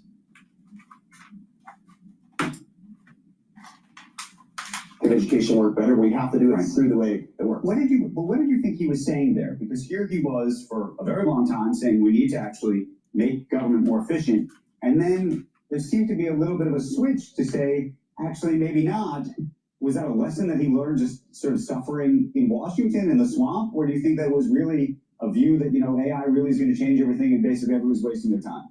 I think making government work better is really, really hard. It takes a lot of persistence, takes a lot of time. On the margin, his time might be better spent building these amazing AI companies, and I think that's completely legit. But I don't think we should discount the importance of fixing government, especially because of AI. Because if we want to have everyone do better in healthcare and education and government itself, these things need to be functional. They need to work with it. They need to block crony capitalism. That means functional government. So you need both. Switching back, Tel Aviv stock market at an all-time high. Do you think this is the possibility of an actual Arab Spring come true? And see what I mean? Joe can't get it out of his mouth. You still got. Still looking for a new job? Just found out my dad's sister's husband is golfing buddies with the CEO of a great company. So basically, I got a job. Sounds promising. Indeed. You still got the Palestinian problem in Gaza and all these other things. Is it immediately usher in this golden age of the Middle East where everybody gets along and Abraham Accords are signed by everyone? Be everything perfect, but it'd be pretty darn good because there's, Obama for some reason wanted the balance of power of these bad guys against everyone. He never said the words that the Islamic extremists. You have these crazy. I don't understand what. You have these crazy Islamic radicals fighting the Houthis, fighting Hamas, fighting Hezbollah, creating terror around the region, forcing Qatar and others to play both sides. If you can actually take out those mullahs, you can get rid of that one axis. I think the Abraham Accords dominates. I think it's very good for Israel. It's very good for America. I think it is a lot more peaceful time. We got to go, but I had one more AI question, but I know we were ping-ponging from thing to thing to thing. Mark Zuckerberg, spending more money than God right now, trying to play. I don't know if you saw Sam Altman says that he's offering some of his engineers $100 million bonuses. He knows what nine figures is. So you know what's going on here. So I want to know, does this make any sense? What's this going to do, by the way, to your business or anybody else who needs these people? This is the talent war we're fighting now. I heard last month it was $40 million for someone. Before that was $20 million. We're regularly fighting for the very top talent for like $3 million, $4 million, $5 million. Guys like Deanne Gross and Alexander Wang and others, they're probably worth huge amounts of money, and the market's adjusting to that. So I think Mark is actually sane, and he wants to fix his AI was a little bit screwed up. He wanted the best people to help fix it. He's paying for the best people. And you think it's going to happen? Because the other thing, listening to Sam, was he has a view, which I thought was interesting, which is if you pay people at that order of magnitude, that actually they're not there to make it happen. They're there for the paycheck. It's actually a very interesting question, because if I told you in advance I'm giving you $100 million, it's obviously life-changing money. It's interesting what you might do. the way it always works at places like Palantir and out of RG one, low salary, high upside, it's much better for the culture. So you're right about that. Some of these people are just such extraordinary talent that it might be more equivalent to like an NBA star you're bringing in. And sometimes the NBA star pays off. Please go to these NBA stars. They're trying to, what they're ushering in is the decoupling of labor and capital. In the long run, that's what's happening. Please go to my store, the-studio-reykjavik.com, and get the deodorants that are dual purpose. They will help to detoxify your body, but you use it as a daily deodorant. It's for males and females. You can get it in citrus. You can get it in peppermint, lavender, and tea tree. It has no aluminum, no baking soda, made from essential oils from the Himalayas. Very high quality deodorants that help to detoxify your body. Get a couple bars for your household. Please go to my store, the-studio-reykjavik.com. Another foundational item for your health protocol is a multivitamin. This multivitamin will have the cofactors that you need for enzymatic activity. Super important, right? It's easy to digest. Take this multivitamin every day. Please go to my store, the-studio-reykjavik.com. And if you're 40 years of age or older, it's really important to start revving up your metabolism and protecting your neurons. You can do that with the vitamin B complex. Vitamin B complex, the first 4 B vitamins will help the health of your mitochondria so you have more ATP. Vitamin B complex is going to help with the cellular metabolism, and the B12 is going to help to protect your neurons. Super important. You're going to notice in 5 years to 10 years, many people within your social network that will start to have cognitive decline. It's really important to try to mitigate this. You're going to start noticing people shaking like a tremor. You're going to start noticing people having gait issues. You're going to start noticing people having balancing problems. You're going to start noticing people having issues with memory and their ability to think through a problem. Their concentration will go down. 5 years. You better start paying attention. Please go to my store, the-studio-reykjavik.com, and slow down that aging process, bring down inflammation, soak up those free radicals, take supplements that help to nourish those neurons and protect those neurons, and apply a holistic approach. Stay away from items that are endocrine disrupting and immune system disrupting. Clean your environment, drink filtered water, stay away from processed foods, stay away from sugary foods. Do balancing and stretching exercises, cardio and resistance training. All those are very important for your neurons. When you do a stretching versus balancing, you're activating different neurons. When you are doing cardio, you're getting better blood flow to making a microenvironment for positive neuroplasticity. These are all very important things. It's a holistic approach, and you will be able to slow down the aging process. But the ones that don't pay attention, or the ones that don't know, you are going to see within 5 years people having severe cognitive decline.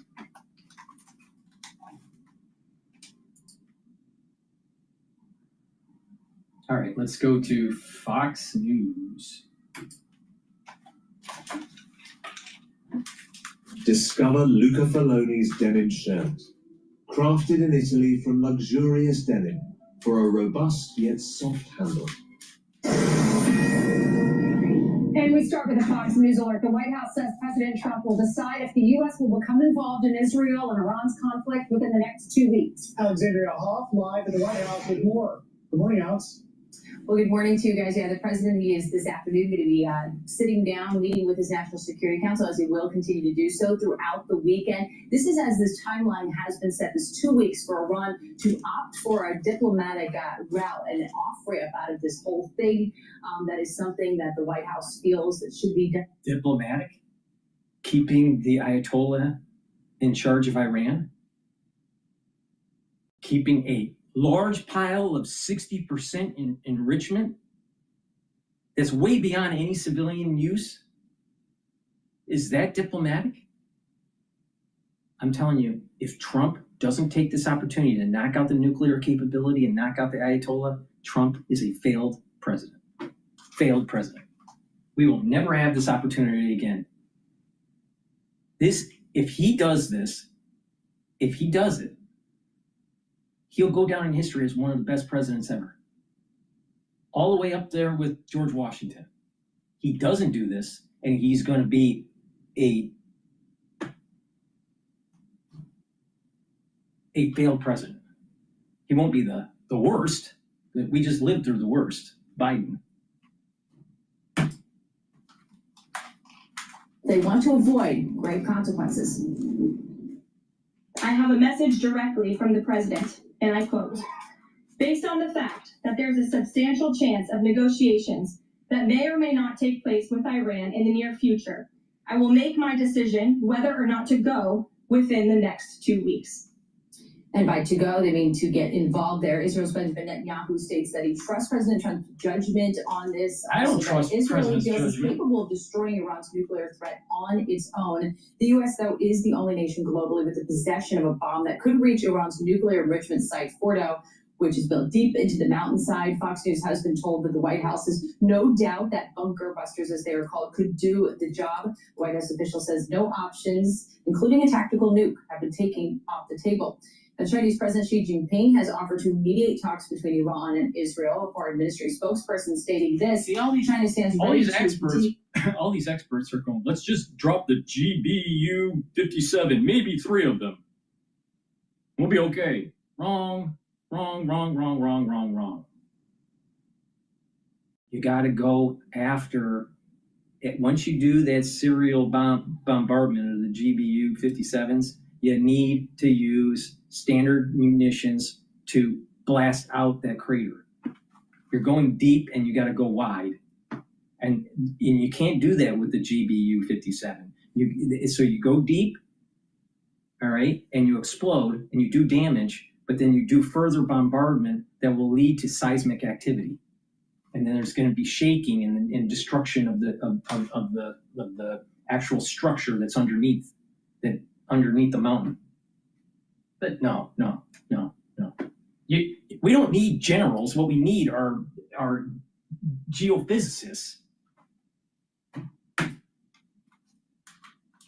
enhancing communication and coordination with all parties, hold their efforts, uphold justice, and play a constructive role in restoring peace in the Middle East. But China's intentions, as usual, aren't really so clear here, especially given the mystery transport flights that last week occurred. Several Boeing 747s were spotted leaving China for Iran, and their exact flight routes were kind of... Now, just imagine, why is DrPaulCottrell so upset about this? One, Iran can't have a nuclear weapon. Two, if you allow democracy to flourish and the Ayatollah is gone, and you let democracy flourish in Iran, and you integrate them with the United States, you have circumvented the oil going to China. China needs their oil. So it puts pressure where they can't invade Taiwan, because a mechanized navy, a mechanized warfare is run on oil.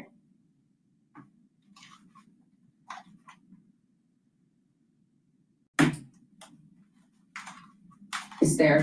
One thing we want to mention is Fox News has just confirmed that the FBI is increasing surveillance of Iranian-backed potential operatives here in the U.S. So there is something happening on the domestic front as well to avoid conflict in the Middle East. The president right now is still scheduled to attend the NATO summit that will be taking place next week in the Netherlands, guys.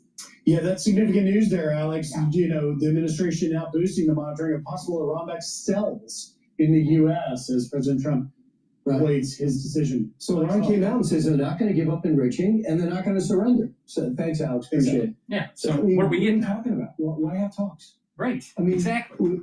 The whole problem is if they just would enrich outside the country, they could have delayed this whole thing. They have not changed postures, even though they've lost between 50 and 70% of their launchers, their nuclear scientists, their intelligence, their leading intelligence officials, as well as their commanding generals. So they've almost used all their ballistic missiles, and they still don't want to change. Why are we even having talks? Yeah, well, because Trump is a pussy. That's why. Pledging to do? I think it was smart for Donald Trump to say, let's try to negotiate. He did that. He gave them 60 days, and then they went past 60 days, and he said, I'm losing patience with this. So we'll see what happens over the next few weeks.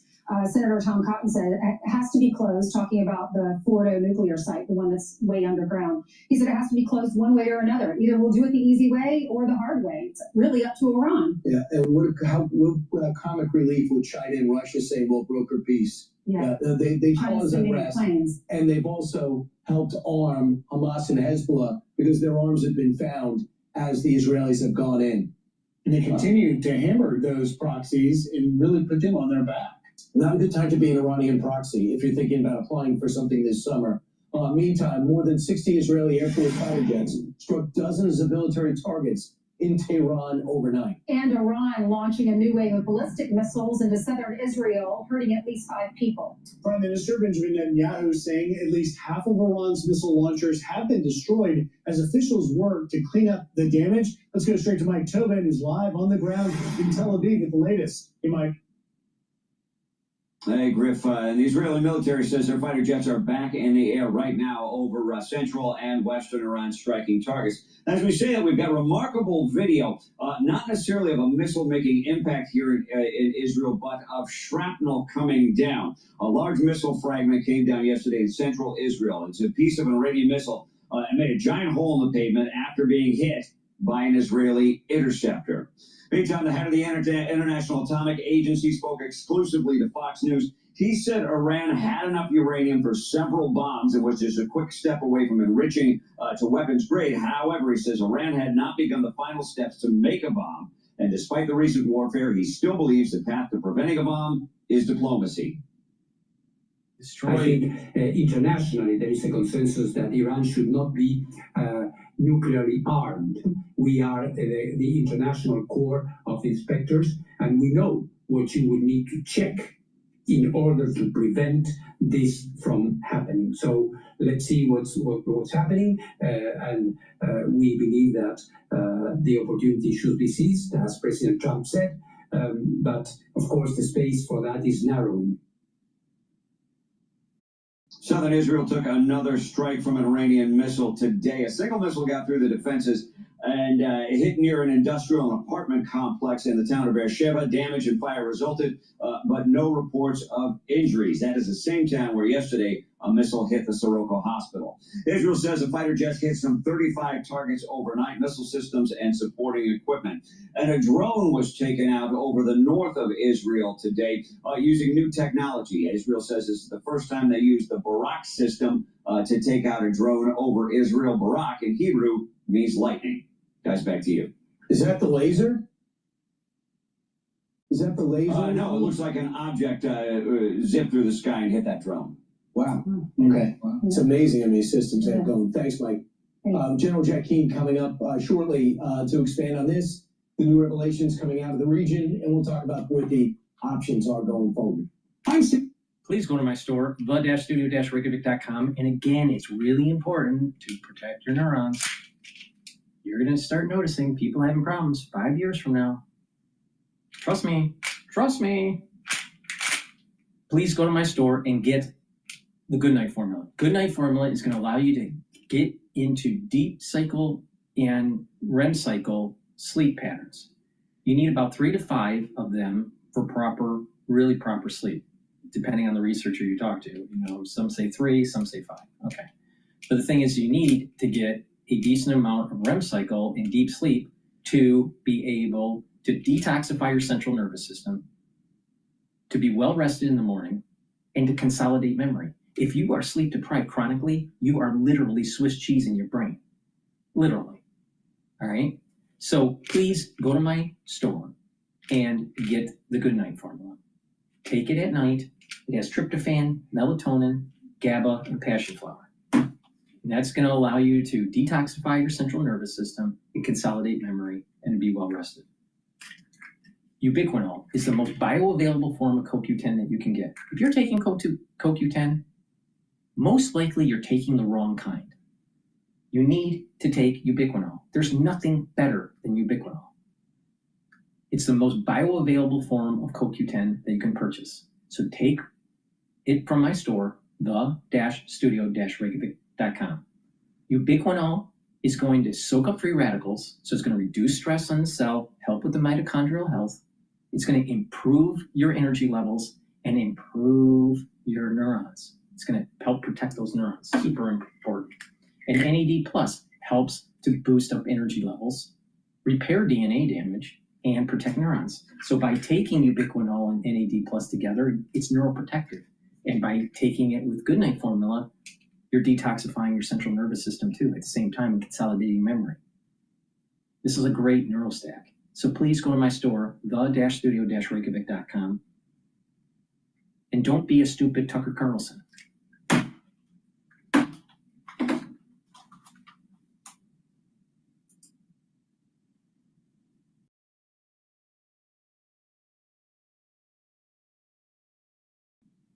All right, let's go to Times Radio, because everything that Trump does is wrong.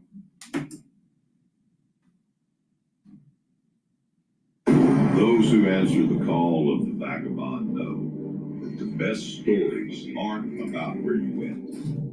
If you want to hit Iran, Iran has never looked weaker than it's ever had since the revolution in '79. Now's the time, to make your mark. But as I say, the consequences of that, and Iraq 2003 is a great example. If you don't have a plan for what next, it could go terribly wrong. So there is a 2-week reprieve for now. But does the UK have to give the green light for US bombers to use the Diego Garcia military base for strikes on Iran? So Keir Starmer has been urging de-escalation, and so far British forces have not played a direct part in defending Israel from retaliation. However, could the UK become involved in this conflict? Let's speak now to the former Conservative Defence Minister, Tobias Ellwood. Good morning to you. Good morning. First of all, your reaction to this news from the White House overnight, that there is this 2-week breathing space, I suppose, to try and come to some kind of negotiated deal. Yes, and this is very Trump in his style. The world does feel a little less dangerous, perhaps, than 24 hours ago, as Trump pauses his plans to wade in. But this is only temporary, and the prospect of escalation, of miscalculation, poor decision-making still remains high. Don't forget, from America's perspective, Trump was angry that Israel orchestrated these attacks. America was conducting those negotiations with Iran, had no choice but to come in and wade behind Netanyahu, but then raised the temperature by calling about unconditional surrender. Tehran residents had to leave, threatening to hit Iran too, but then persuaded by his own National Security Council that hitting Iran is actually the easy part when you've got the superior weapons. What follows, especially if the regime falls, is far from straightforward. An experience in Afghanistan and indeed in Iraq illustrate what is your plan for the day after. And there clearly isn't one, meaning the country could easily erupt into civil war, and the million-strong army would probably take over. So no one would disagree that an Iran without a nuclear bomb is a good thing, and an Iran without its toxic influence across the region through those militias, Hamas, Hezbollah, we think would be a good thing as well. But we now wait to see what America chooses to do. Iran and Israel, I think, will continue exchanging missiles, but the space does give other stakeholders to express their views, including Trump's base, which is war is not what they voted for. And people are now comparing, as you've just been doing, with a decision to go to war. Think about that for a second. Did Iran and Afghanistan end up being a fiasco? Yes. Why? Because we went in there with false pretenses. Do you think going into Iran is under false pretenses while they're inching closer to nuclear weapons? And the Ayatollah wants to usher in the 12th Imam? Really? It's totally different. The reason why it failed in Afghanistan and Iraq was because we didn't have a blessing, because we went in with false pretenses.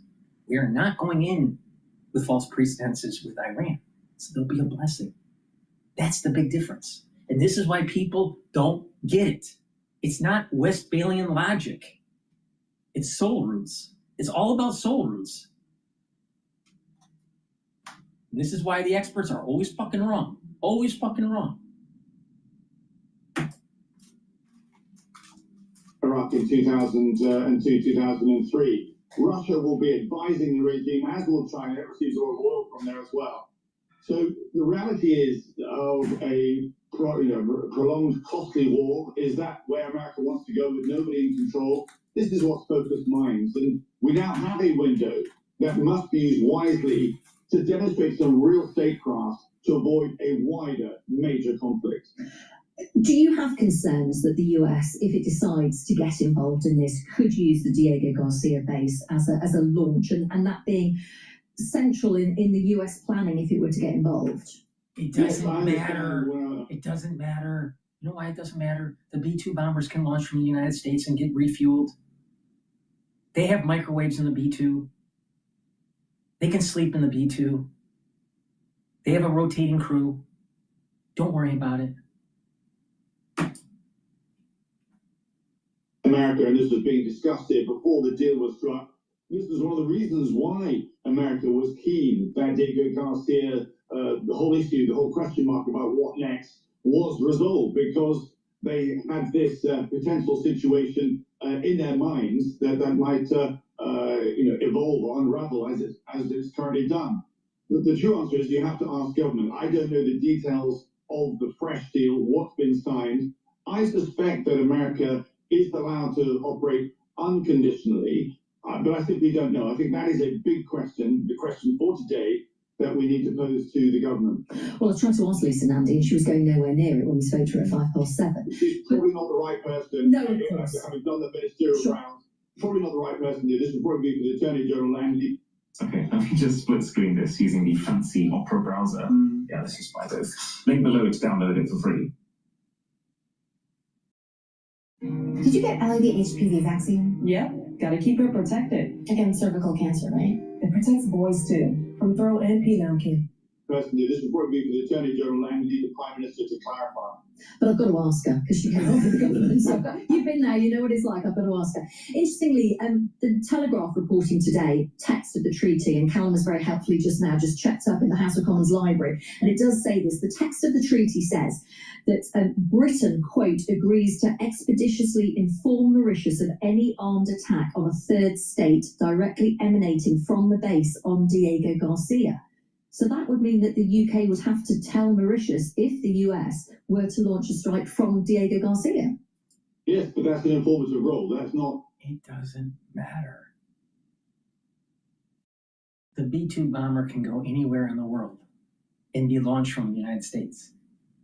Don't worry about it. And it also has a microwave, so they can heat up their dinner.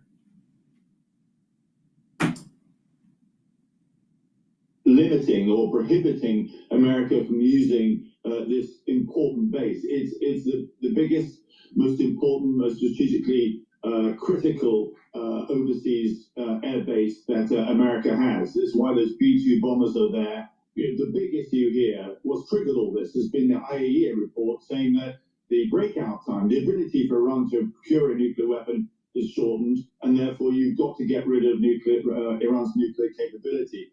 Unfortunately, a lot of that is inside a mountain in Fordo, and Israel doesn't have the necessary missile systems to be able to set that back. No shit, Captain Obvious. Hence why Netanyahu, I'm afraid, has dragged America and pushed America into this corner. It's an invidious situation that Trump now finds himself in.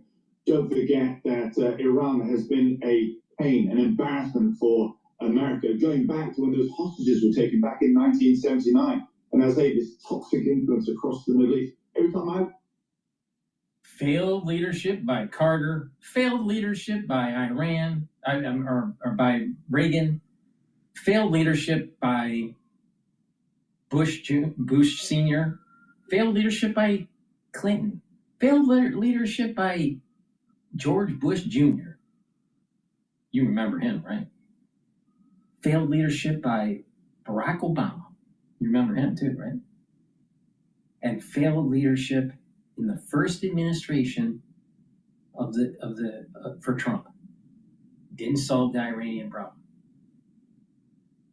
Then we had further failed leadership with Biden. And the question is, are we going to fail again in the second term for Trump 47? I'm concerned. Because if you look at the history, we have a lot of failed leaders when it comes to dealing with the problem of Iran.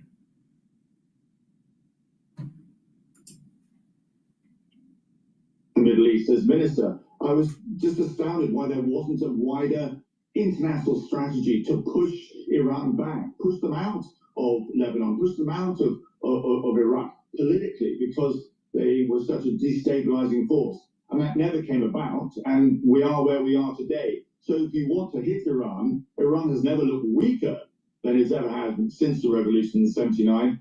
Now's the time, to make your mark. But as I say, the consequences of that, and Iraq 2003 is a great example. If you don't have a plan for what next, it could go terribly wrong.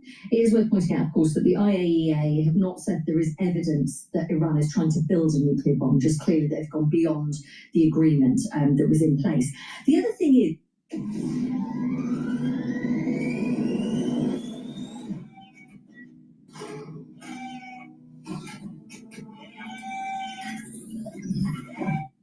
that was in place. The other thing is, just to go back to the text of the agreement between the UK government and the Mauritius government, is the point here not that could Mauritius step in and say, actually, we don't want the US to launch from here? Because Mauritius, just to add another dimension to this, has quite good relations with Iran.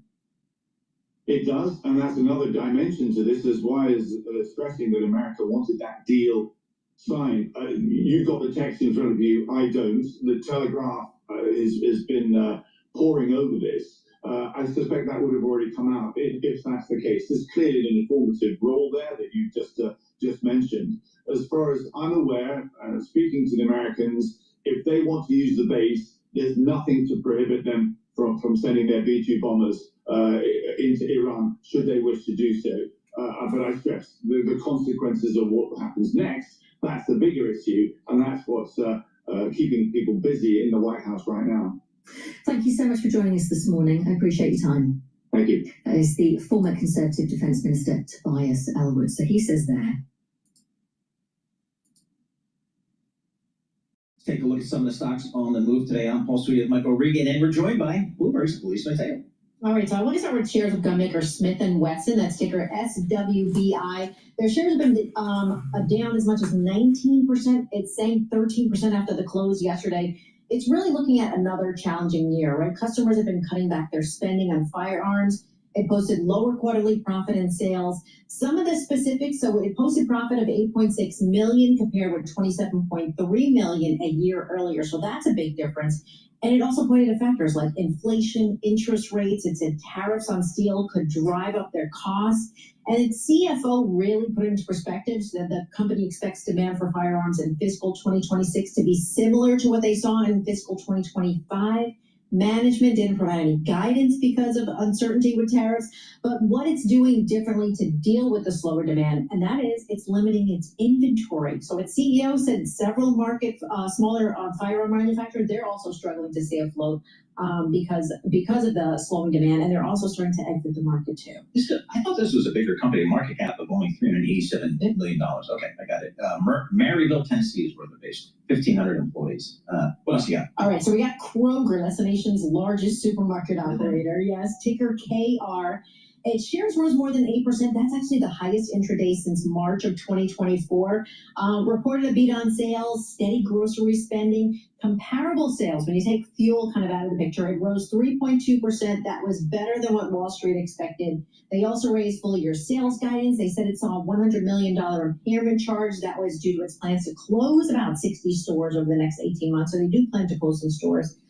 When it comes to tariffs, they said, you know what, it's not going to bother us too much because a big part of our products are sourced domestically, but it still faces a few challenges. Paul, I know this is one that you've talked about, shoppers kind of buying the cheaper products, you know, like going to the store and saying, going for the cheaper products, or they're getting more items on sale too. And it really needs to spark growth because it had that failed deal with Albertsons, so it's also dealing with that too on top of it. But they're not around here, are they? They're not in the Jersey area. Kroger not too much, much. But if you look at shares like for other ones that are in the area, like a Walmart and a Costco, their shares are higher too because of this news. Interesting. All right. And then finally is building products distributor GMS. Its ticker, yes, GMS. Its shares are up as much as 25 cents. So really sparking. The reason why is this Wall Street Journal report that Home Depot made an offer for the company. No word on the price. And that would possibly set off this bidding war with QXO, because they offered to buy GMS for about $5 billion earlier this week, and GMS said its board is reviewing that offer from QXO. But the big appeal with GMS, like what's so appealing about it, is that Home Depot and QXO, they're looking to expand, right, their share for market construction, supplies, and tools, and they're hoping that that bigger entity like GMS is going to help pull in business for more contractors, and that's what they're needing. So QXO, they're up about 5%. Home Depot has been up as much as 0.5%. All right, Lisa Mateo, thank you so much. We appreciate that. For more conversations like this, subscribe to our new Stock Movers Reports. Listen for 5-minute audio reports of the biggest winners and losers in the stock market.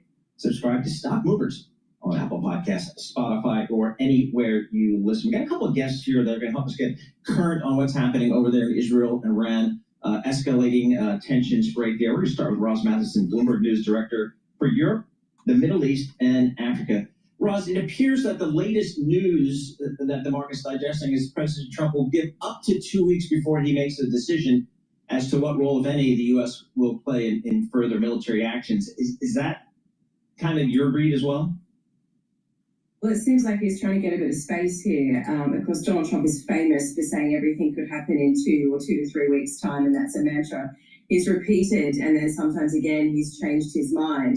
But it does appear at this point that what he's trying to do is just allow a bit of room here before the US needed to commit potentially to direct strikes on Iran, and allow Iran to perhaps come forward with some kind of proposal that would allow them to have this conflict come to a halt. And so it would have to be a proposal that Iran might cede some of its nuclear program, and then would have to be acceptable to Israel. I mean, the comments that we've had today from the Iranians suggest they are really holding the line. They're saying the usual things. They're not going to be willing to give up enrichment entirely. They're certainly not going to be willing to do it if the bombs are still flying until Israel halts its offensive against Iran. So it's a very slim chance here that we have that we're going to get some kind of proposal from Iran, perhaps facilitated by the Europeans, that the Iranian foreign minister is meeting today in Europe, passing some messages. Can we get something at least to put on the table for the Israel to consider, and also for the US President Donald Trump to consider, when again he's all these factors in his head, the pros and cons of getting the US directly militarily involved in Iran. You know, Roz, when I listen to all the quotes and read all the quotes coming out of Washington, I'm struck by how there's a real lack of unanimity on what politicians think Trump should do in both parties, you know, and I wonder if that is maybe causing his hesitation here. But I'm curious if there's anything closer to a consensus coming out of Europe from the leaders you've heard from. Well, and European leaders are very clear that they want this to stop and they want Iran to get back to the table. But the reality is they're kind of big players in all of this. I mean, this began because the Israeli Prime Minister Benjamin Netanyahu made a unilateral decision to proceed with attacking Iran in the face was quite a sense of unease from the US about doing that. So if he's not listening to Donald Trump, he's not really going to be paying that much attention to the European leaders. I mean, they're all expressing a lot of concern about this, but their role may simply be to provide a platform to talk to Iran, to carry some messages, to coax Iran into giving up, a proposal, because there are those networks and understandings between European leaders and Iran. So perhaps their role is that. But in the end, as you say, no one really knows what Donald Trump plans to do. Perhaps even Donald Trump, he does seem quite conflicted. He's got a lot of things in his head to weigh up here. He's got the domestic imperative in the US, he's got the political environment there. You've got some people saying you need to go and do this now, or Iran may be able to build a nuclear weapon. You've got others saying don't do this, you're going to draw the US into a war, yet another war in the Middle East, and does this set off a broader conflict in the region? So a lot of calculations there. But the Europeans are really quite sidelined in all of this. They seem to be mostly trying to keep those channels going with Iran. So it kind of goes to that issue. I was just going to say, we have any sense that there's any strong lines of communication between the U.S. and Europe? But I guess you're suggesting is probably not. At this stage, not really. It doesn't seem to be. I mean, you've got a bunch of countries who are trying to mediate, to offer their services to try and build those channels with Iran. I mean, it's also Europe, it's Pakistan. The Russian president, Vladimir Putin, keeps offering his services to mediate. No one seems to be really keen to take him up on that one. And of course, the Gulf states in the region, I mean, they're right on the cusp of these countries and they're watching this with a sense of alarm. They may not be major friends of Iran or great fans of the regime. And equally, they don't want a nuclear weapon on their doorstep, but they also don't want this conflict to really blow up. So they're probably providing some back channeling as well. So all of that trying to coax again Tehran at this moment. What is it that you could put on the table, at least, that we could take to Israel and then possibly to the US? All right, Ross, thank you so much for joining us. Always appreciate your reporting. Ross Matheson, she's the news director for Europe, the Middle East, and Africa for Bloomberg News, and she is based in London. Let's continue this conversation on the Middle East. We'll broaden it out a little bit, maybe some scenario analysis here. Cliff Kupchan, he's chairman of the Eurasia Group. Cliff, thanks so much for joining us here. Again, speaking with Ross Matheson of Bloomberg News, the latest news is that President Trump appears to be taking a little bit of a pause here. How do you think this potentially could play out? There's a number of scenarios I know you've kind of gamed out. Most likely is there's talk for a week, 10 days, the Europeans leak away. Iran refuses to give up domestic enrichment, and the U.S. takes out, or tries to take out, I think probably can take out, the Fordo enrichment plant, which is under a mountain. And that would be escalatory, dramatically escalatory, a big spike in oil. But there are other scenarios where I don't think Iran would try to close the Strait of Hormuz. We can come back to that. Other scenarios where this does escalate, and even more in response to the U.S. strike on Fordo, Iran tries to pick out, stop shipping through the Strait of Hormuz. And then there's a small chance, maybe 1 in 5, 20%, I think is how I game that out. These talks actually work, but it's a really kind of a Hail Mary, I think, by all sides. No sides want to escalate, but I think it's a really small chance. Cliff, I've seen a lot of sort of guesswork and estimates regarding how many missiles that Iran really has left in their stockpile. They've used a lot have been destroyed by the Israelis. Is it a possible scenario that in this 2 weeks that stockpile just runs so low that they are unable to keep launching at Israel? And is that enough to sort of bring the temperature down on all of this? I think the rate of missile salvos from Iran is already dropping. Yeah. They are, like any country would, I think, going to keep some in strategic reserve. And, I don't know, I don't think anybody knows, at least in the unclassified world, exactly how many they have left. But I think they're all already running low. Iran just doesn't have good options right now. We'll see if they hold to the hard line, or which I think they will, or if it actually, they run out of resolve and they concede. Cliff, is regime change a policy or a strategy that Israel and/or the U.S. should proceed or follow in Iran? Is that even on the table, do you think? Yes. I don't think it's verbally on the table. I think that Trump doesn't want it. It's, just stepping in too much. I think Netanyahu would like it if the Iranian people rose up and did what, in his view, is finishing the job. From a historical perspective, almost every time the U.S. is engaged in regime change, something unexpected happens, and it doesn't work out like we thought it would. Iraq is the best example. When we tried to. Yeah, but we went into Iraq with false pretenses. Remember 9/11? We did take down Saddam Hussein, and we got a failed state.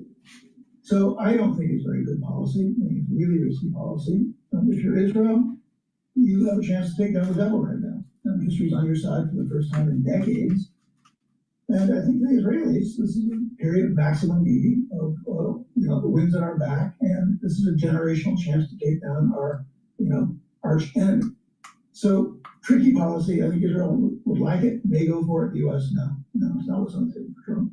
Cliff, you mentioned the Strait of Hormuz is like such an important part of global shipping and a potential bottleneck there. And you said you don't think Iran will try to shut that down.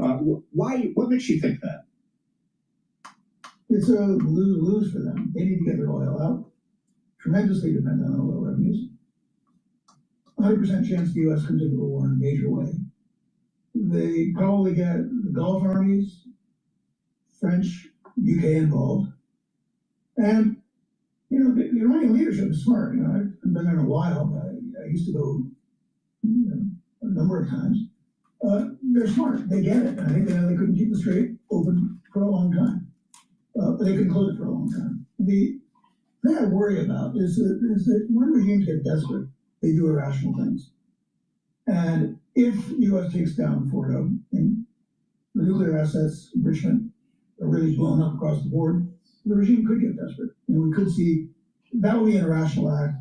They could do that. And that's what I fear most. Right. That's the scenario that I fear most about the Strait of Hormuz. Okay. Cliff, thank you so much for that. We appreciate your perspective. Cliff Kuchan is chairman, Eurasia Group, joining us here to give us kind of gaming out some of the options, base case, kind of a bad case, and maybe a stand-down case where everybody just kind of goes back. So lots of options out there. The next seems to be the role that President Trump decides that the U.S. will play, if any, in any future action. So we will have to continue reporting on that. Coming up, Mike Malone, Bloomberg Intelligence Senior Commodity Strategist, is going to talk to us about gold, about oil, about Bitcoin even, maybe.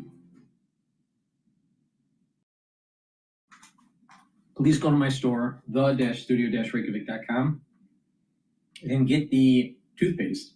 This toothpaste will whiten your teeth, freshen your breath, help with your gum line health, reduce inflammation at the gum line. And with good oral hygiene, you're helping with your vascular system. With good oral hygiene, you're helping with your valvular system. So please go to my store, the-studio-reykjavik.com, get this toothpaste. It has the structural nanosilver, has no fluoride. It's the best toothpaste that you can purchase. Way better than anything that Alex Jones is selling.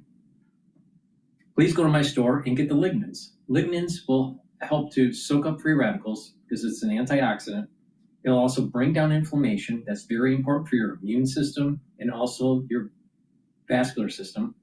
And lignans will help to improve your endocrine system. So please go to my store, the-studio-reykjavik.com, get the lignans and stack it with the turmeric. Turmeric soaks up free radicals, but also brings down pro-inflammatory cytokines. Very important for your immune system. Ashwagandha root brings down cortisol levels and helps to control your blood glucose levels. When you stack these together, you're actually bringing down inflammation that helps your immune system and your cardiovascular system. So please go to my store, stack these, take the turmeric, the lignans, and the ashwagandha. If you spend $150 or more, you get a free gift until supplies last. Use discount 5 and you get $5 off any order. And omega-3. Omega-3 is super important to take for your cardiovascular system. Omega-3 will prevent overclotting because the red blood cells, if you take omega-3, the red blood cells won't stick as much. Now, omega-3 will also help to bring down LDL levels and increase your HDL levels. So that is reducing the chances of plaque formation. And omega-3 brings down systemic inflammation. So please take the omega-3 every day. Super important. Why? Cardiovascular disease is rampant in the United States. Diabetes is rampant in the United States. These are chronic illnesses that cause problems. You can mitigate it with proper diet, proper exercise, proper supplementation. It's a holistic approach. And not only that, you're slowing down the aging process. You know someone that's eating a lot of sugary foods? They age quicker. You ever wonder why? Because they're causing a lot of damage, inflammatory damage. And when you're causing that inflammatory damage, it also builds up free radicals and you're speeding up the process of aging. People that have a lower calorie diet and a better BMI, they slow down the aging process. So please go to my store, the-studio-reykjavik.com, get the supplements Use discount 5, you can get $5 off in the order. All right, Bloomberg is cycling with the commercial, and then they're gonna start talking about oil and Bitcoin. At Bloomberg.com, Bloomberg Television, and the Bloomberg Business app. This is a Bloomberg Business Flash. It's 11:21 on Wall Street. We do check markets all day long here at Bloomberg. We've got the Dow higher, the S&P, NASDAQ. They are both declining.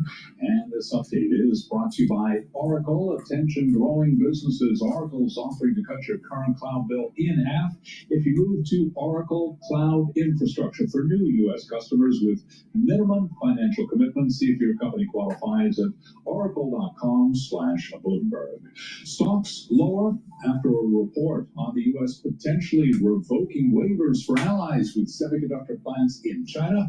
That's weighing on chip makers and the broader tech group. We begin with NASDAQ trading lower now by 0.5%. The S&P down 5, drop there of 0.1%. The Dow holding on to a gain of 95 points, up now by 0.2%.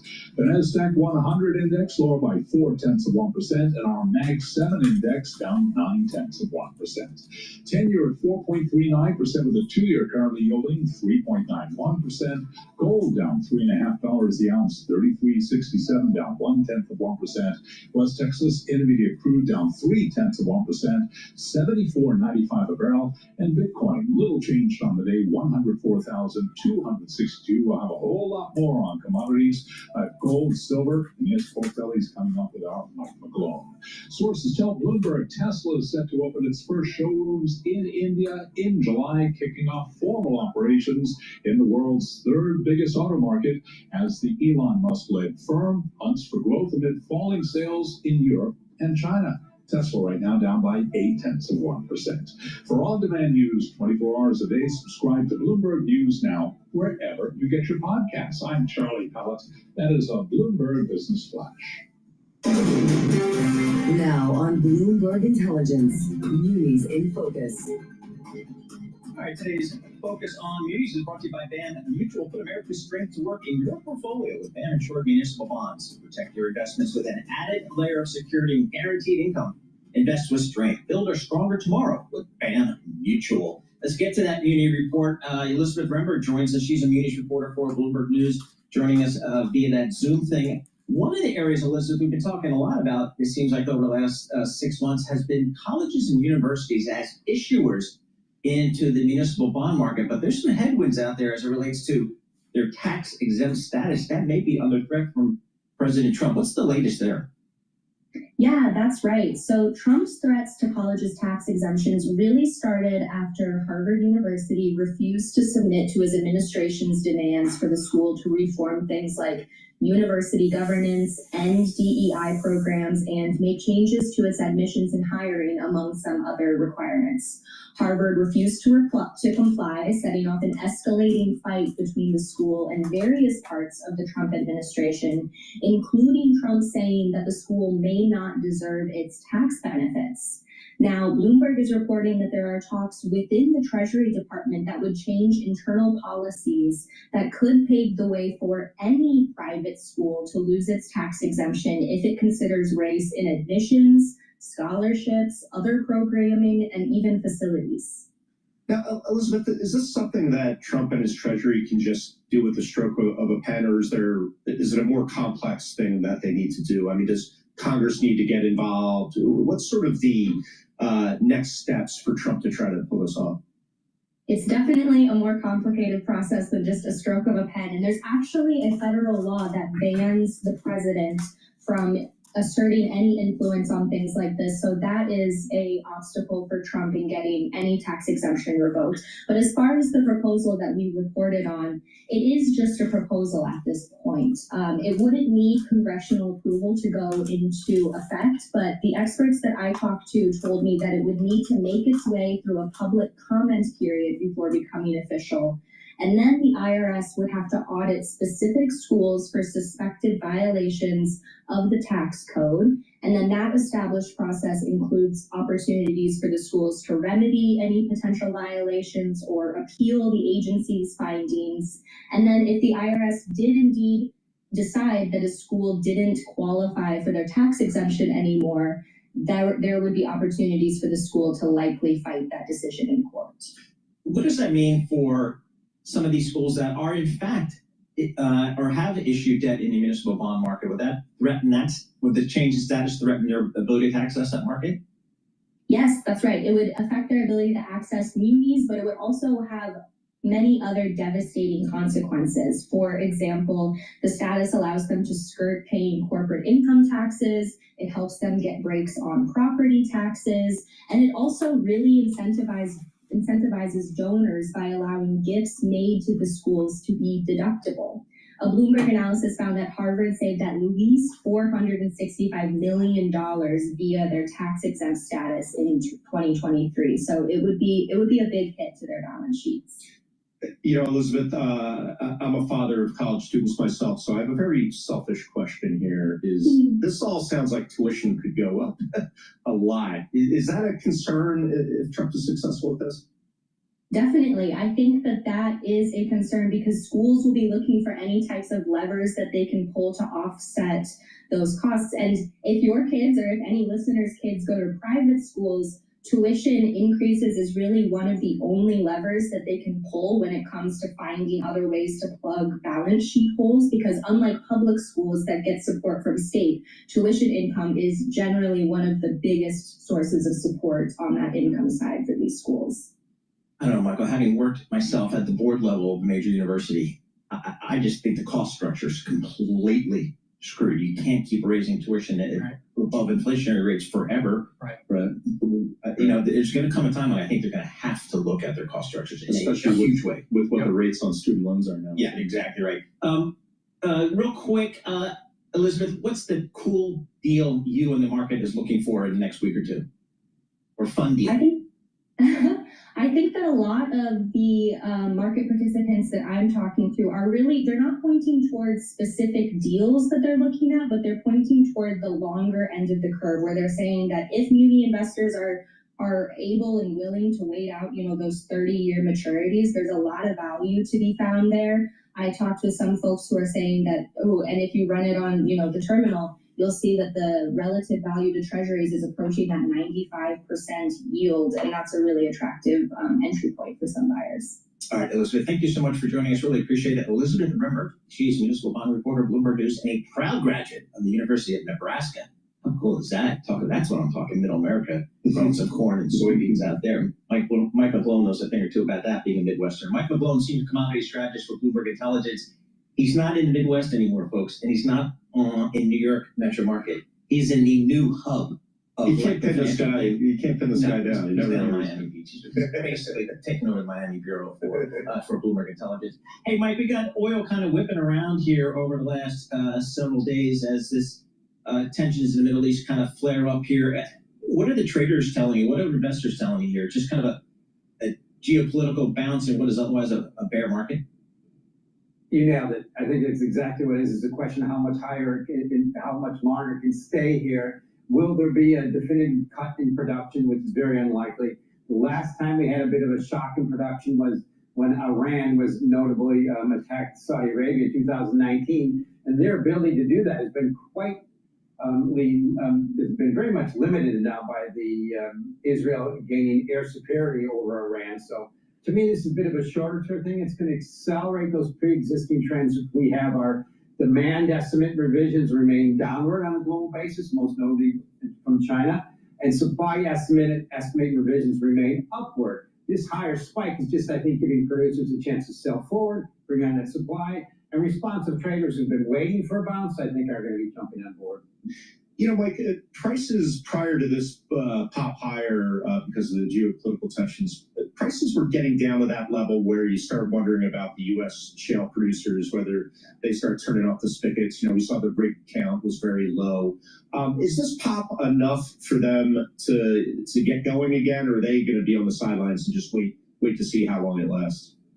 I think it's more the former. First of all, that's the key point. What's the number one force to reduce that excess of supply that's been coming out of the U.S. and Canada? This trend has been in place for almost 20 years. The number one force to reduce those forces is lower prices. Now, you noted that starting to kick in. The key thing is we started seeing rig counts drop a little bit. Let's remember the significance of rig counts and drilling technology. The same rig counts right now, that level's about the same as 2010 in the big picture, yet we've doubled production since then. We can now drill numerous laterals and go out for many miles. So it's that technology that's significant, bringing on more supply. The demand is decreasing, but what matters is now we've had that bounce, and you can see that in the forward curve. The prices are still lower because I think producers are thinking, okay, my break even in the U.S. between 50 and 55, and the front contract just bumped to 75. What's that going to do for supply? I can sell a little bit forward. You bring on the supply.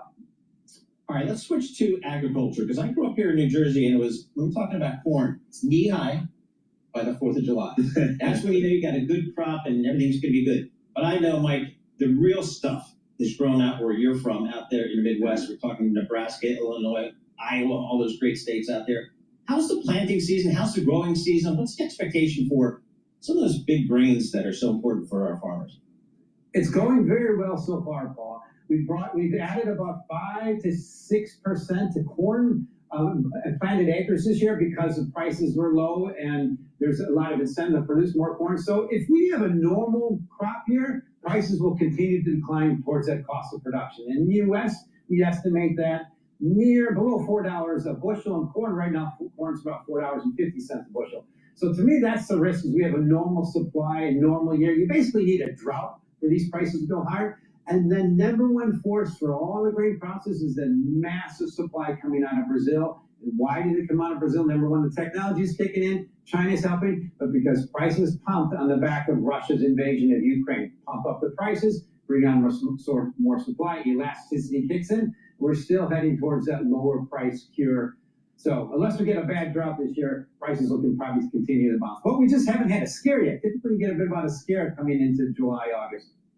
Like, it's always great to talk to you because we know that if something has a price chart attached to it, you got to take on it. So I'm curious what you think about Bitcoin. You know, really been range bound lately, despite all these quicker treasury buying. What do you think's going on there? Are we just stuck in the range for a while? Well, Bitcoin right now reminds me of the mantra, you're supposed to be selling when they're yelling. When Michael Saylor, who famously got bullish, we discovered Bitcoin. It was around 10,000 in 2020. That was the time to buy. It was really cheap and everybody hated it. Now that everybody loves it around 100,000, be very careful. The significance I like to point about Bitcoin is since it's reached that threshold at 100,000, the first end of the day above that level was on December 6th. Since that day, it's about unchanged, maybe 105,000 right now, but gold's up 30%. So to me, that showed us the limits of this highly speculative digital asset, the limits of U.S. stock market risk asset appreciation, and gold is taking the mantra, and I think it's still a bullish factor for gold, particularly if Bitcoin declines. Mike McGlone does it all. We appreciate it. Mike McGlone, Senior Commodity Strategist for Bloomberg Intelligence down there in our Miami Beach office. We'll get to pork bellies with Mike next time looking at that. But yeah, Bitcoin pretty much unchanged on the day, but 104,000 tokens. So, that holding that $100,000 threshold that a lot of people feel like is at least a psychological floor. So we'll keep on top of that. Coming up, Katie Entwistle, Managing Director, Morgan Stanley Private Wealth Management. Yeah, your thoughts? Please go to my store, the-studio-reykjavik.com. The link is in the description of this video and all my videos. Get the olive leaf extract. This is a dual-purpose supplement that you should be taking every day. It helps to bring down inflammation and helps with your lipid profile. By bringing down inflammation at the vascular level, you're reducing plaque buildup. By bringing inflammation down systemically, you're actually helping your immune system. Now, olive leaf extract also helps to bring down LDL levels, increase your HDL levels. That means that less LDL leads to less oxidized LDL. Less oxidized LDL means less plaque buildup. So please get the olive leaf extract, take it every day, super important. And again, neural health is super important. You're going to start seeing a lot of people having neural issues, either tremors or, forgetfulness, not thinking as quickly, gait issues, kinematic issues, balancing issues. It's going to start happening in about 5 to 10 years with many people in the United States. All right? You need to pay attention to me.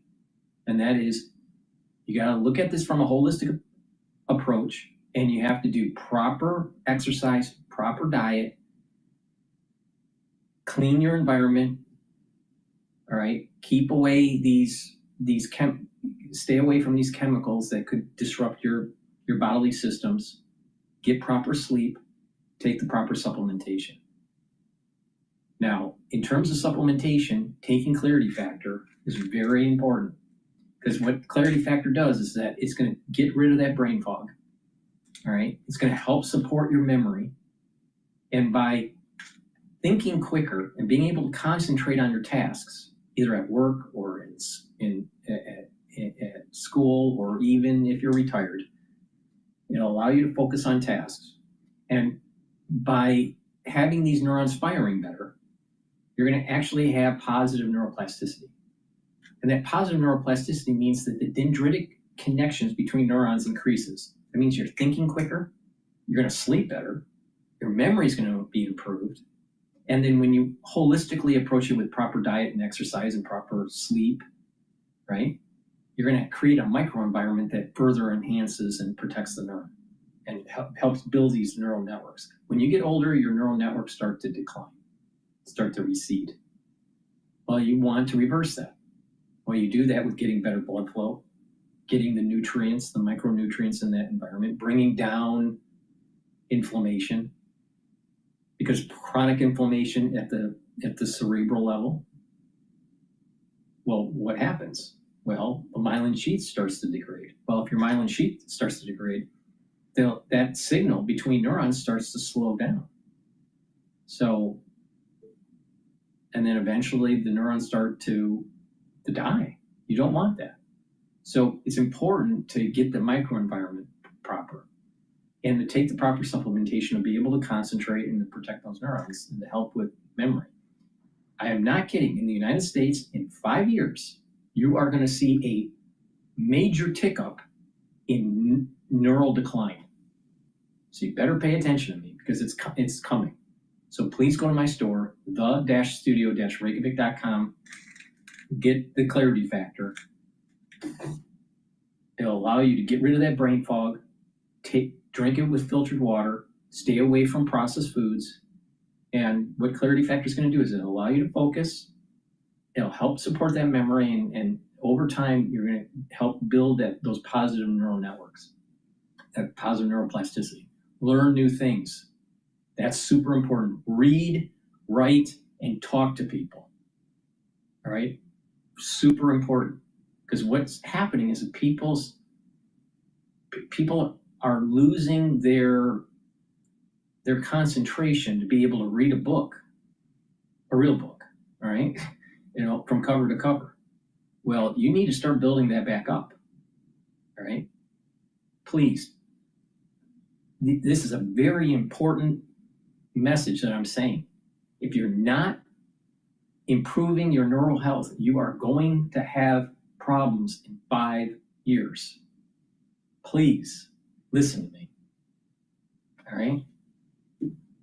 All right. Another thing that's very important, especially when you turn age 40, is to lessen the load on your pancreas. Even if you're healthy, your pancreatic enzymatic activity goes down. Your pancreas starts to decline. So it's important to reduce the load on the pancreas. Taking digestive enzyme complex is going to help you to break up your carbohydrates, proteins, and lipids. And by breaking up those carbohydrates, proteins, and lipids through the digestive enzyme complex, you're reducing the wear and tear on your pancreas and on your digestive system. So you're going to be able to absorb your nutrients, and your metabolism will be okay. All right? Now, digestive enzyme complex also has bromelain. Bromelain is a enzyme that will break up clots. It's fibrinolytic. In addition, this has proteolytic enzymes that will help to break up glycoproteins. This is the reason why I said take digestive enzyme complex in 2020. So I warned you in 2020 on what to do. I'm warning you what to do the next 5 years. Now, taking resveratrol is super important as an antioxidant and to help with youthful gene expression. I've been taking resveratrol for decades. Now, what resveratrol is going to do is going to soak up free radicals and help the health of the mitochondria. When you have healthy mitochondria, even at the neural level, your ATP goes up. When you have lots of ATP, your cells, your neurons, your tissues will perform better. In addition, resveratrol helps with youthful gene expression. As a cell starts to divide and as a cell ages and those tissues start to age, they start to methylate. And when you start to methylate your genes, they're turned off. All right? So you don't get that youthful gene expression. So what you want to do is slow down the methylation of your genome. In addition, as cells divide, the telomere lengths start to shrink. Well, once they stop dividing, they go into senescence or go into apoptosis. So many tissues will go into senescence. And you want to get rid of those senescent cells because they collect garbage. They have short telomere lengths. And in tissues that can rejuvenate, you're going to be able to get younger cells within that tissue because they're coming from adult stem cells. And they have longer telomere lengths with a more youthful methylation, more youthful gene expression. That's what resveratrol does for you. Resveratrol also stacks really well with C60, NAD+, ubiquinol, clarity factor. So please take resveratrol. It's super important. Okay? Please go to my store, the-studio-reykjavik.com. You use discount 5, you get $5 off any order. And if you spend $150 or more, you get a free gift until supplies last. All right, let's go to this week in oil. All right, we're going to be talking about $300 barrel of oil. I don't think it's going to go to $300 a barrel, but risks are elevating. Now, right now, oil is trading at August contract 73.24, July contract 74.93. So let's listen into this analyst. I like what I learned from him. All right, I don't learn much from people. So when I say I learned something from someone, it's a significant thing. He's been in the oil industry for a while, so let's listen to his perspective on this. I have not seen this video. What would happen if the Persian Gulf was closed? What would happen if a lot of those wellheads over there in the Middle East were set afire? Let's get into that this week in oil. Hey, I'm Aaron Kildow with 30 years of experience in oil trading and analytics, and I'm here to elevate your understanding of the oil markets. So I wanted to bring this to you real quick. I don't have a big PowerPoint this week. It's just stuff I've been thinking about over the past few days. Today's the 19th of June. Israel started bombing Iran on the 12th of June. So we've had a couple of days to, think about this situation. There's the possibility that the U.S. would join in to this situation and maybe start bombing Iran, start bombing some of their nuclear facilities or facilities where they're upgrading uranium to potentially have some sort of nuclear weapon. We've talked a lot on this channel about the closure of the Persian Gulf, the closure of the Strait of Hormuz. A viewer brought up the possibility of what if they go scorched earth, like what happened after Saddam removed his forces from Kuwait in 1991. They set a bunch of oil wells on fire on their way out the door. So what would happen in this current situation if something like that were to happen again? So there's a couple of things I've been thinking about, but it keeps coming back to me that it's probably from a U.S. perspective, more of a credit event. So let me explain that to you. Let me walk you through what I'm thinking from that standpoint. First of all, we're net exporters in crude. maybe I should say we're net exporters of liquid oil. We export a ton of LNGs, liquefied natural gas. We export a bunch of NGLs, natural gas liquids. We export a bunch of crude and products. Now we do import crude.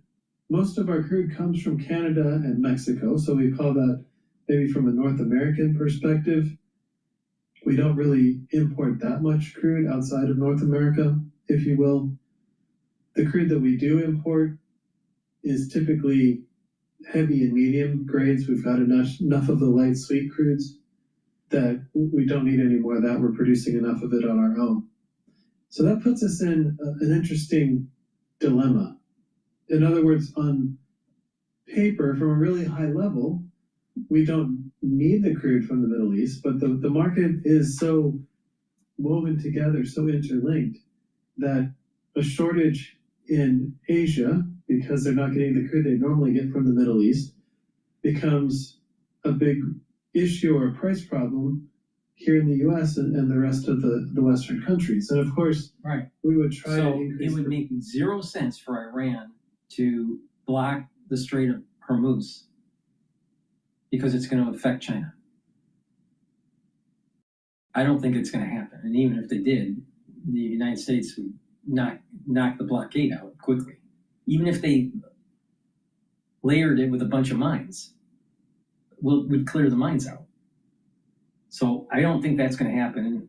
And then another thing is that if they start bombing their oil, setting fire to their oil fields, it's only going to hurt China, not us. But the thing is that WTI does trade with Brent. All right. So the price pressure is going to lead WTI up. Now, what is interesting, and I've been watching it, the spread between Brent and WTI, seems to be narrowing a bit, just a little bit. Should we try to increase exports to try to help meet that need? But in the meantime, prices are going to go crazy. So just as a thought experiment, thinking about what if they do hit $300 per barrel? We're currently at around $75 per barrel. And, at least on the futures yesterday, I think that's exactly where it settled. And so that's, 75 to 300, $225 increase, 300% increase. That gives us maybe something to start with. So what I wanted to bring up first, maybe it's just to set the stage a little bit, as I mentioned. Because if $300 barrel oil, first of all, if it went to $300 barrel oil, you're talking about definitely inflationary pressure. The Federal Reserve is going to have to raise rates, not cut rates. It's going to hurt the mortgages in the United States. It's going to hurt the government, the U.S. government, in terms of rolling over the debt with these higher interest rates. And because of the inflationary pressure, there's going to be a major sell-off in the equity market. And then on top of it, because it's inflationary, bond yields are going to skyrocket. On top of the Federal Reserve raising rates. Federal Reserve, when they raise rates, lifts the yield curve. Well, inflation does the same thing. So this is a fat tail event with very low probability, but high impact. But I think what's more realistic is $100 barrel of oil, but I don't even think it'll even get there. I'm watching this very closely because I trade oil regularly. I watch this very closely, probably too closely, and, like by the ticker. And I'm telling you, it doesn't want to go above 80. All right. Now, my take on this is that barrels of oil are starting to come more online by OPEC plus, even though that might be somewhat of a lie. They probably already produced the barrels and they're already in the system, and they're just trying to say they're raising inventories to get these production levels in line with petrol logistics numbers. Petrol Logistics is basically saying that there was way more inventory out there than what OPEC Plus was saying. All right, so, but there is this decoupling between the real market in oil in the United States and the real market overseas. But the thing is, WTI trades with Brent. If Brent goes up, WTI goes up. But usually, you know, it's just how much of that spread. Brent is more expensive than WTI. So that spread can change, can widen or shrink it, you know, get narrow, it can widen or narrow. But what I'm noticing is that it doesn't want to go above 80. You know, it gets to 77, 78, boom, it drops right back down. 72.95 is a support level right now for oil. For both the July futures contract, which is going to be expiring soon, and the August contract, which is around 73.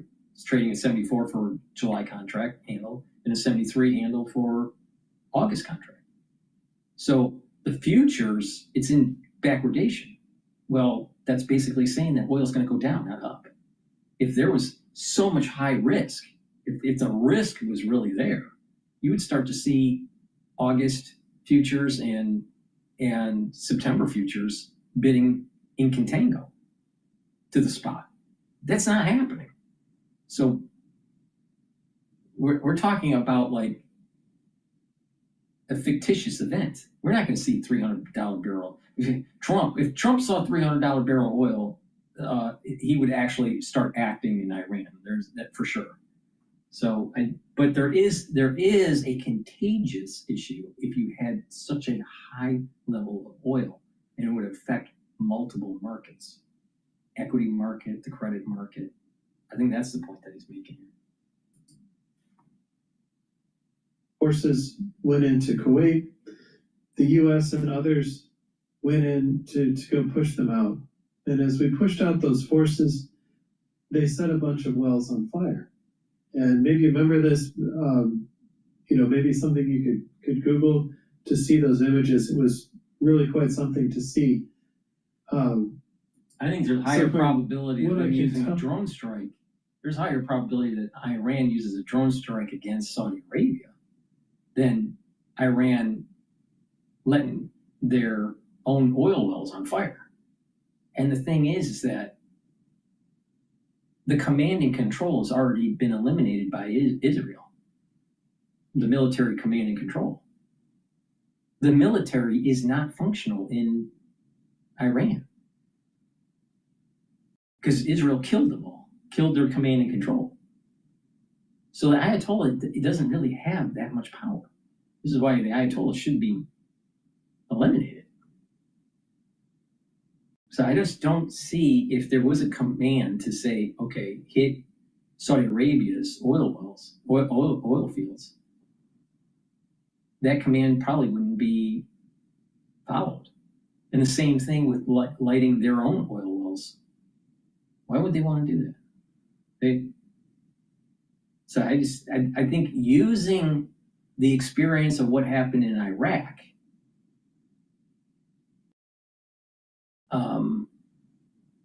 and projecting that in Iran, I think they're just two totally different situations.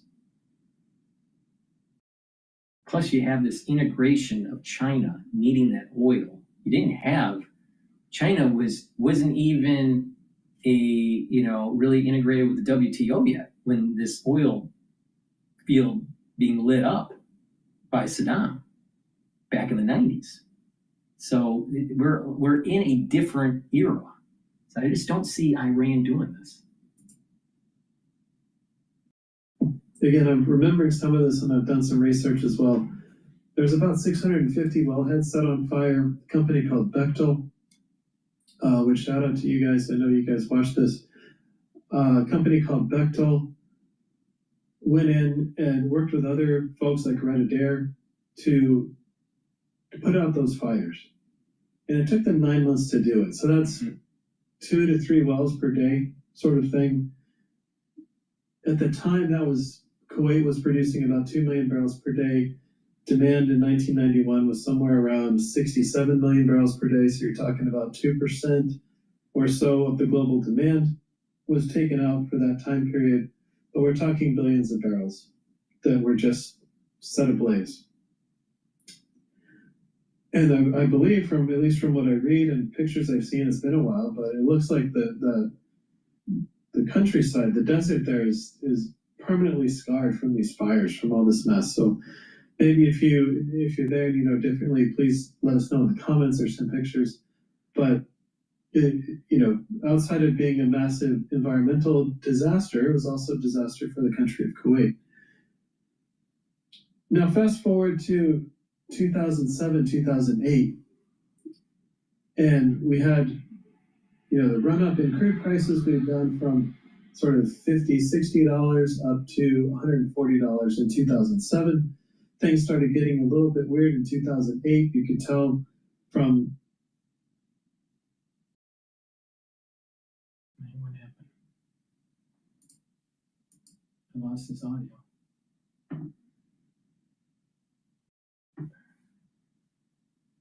I think his. I don't know. Hopefully his video isn't screwed up.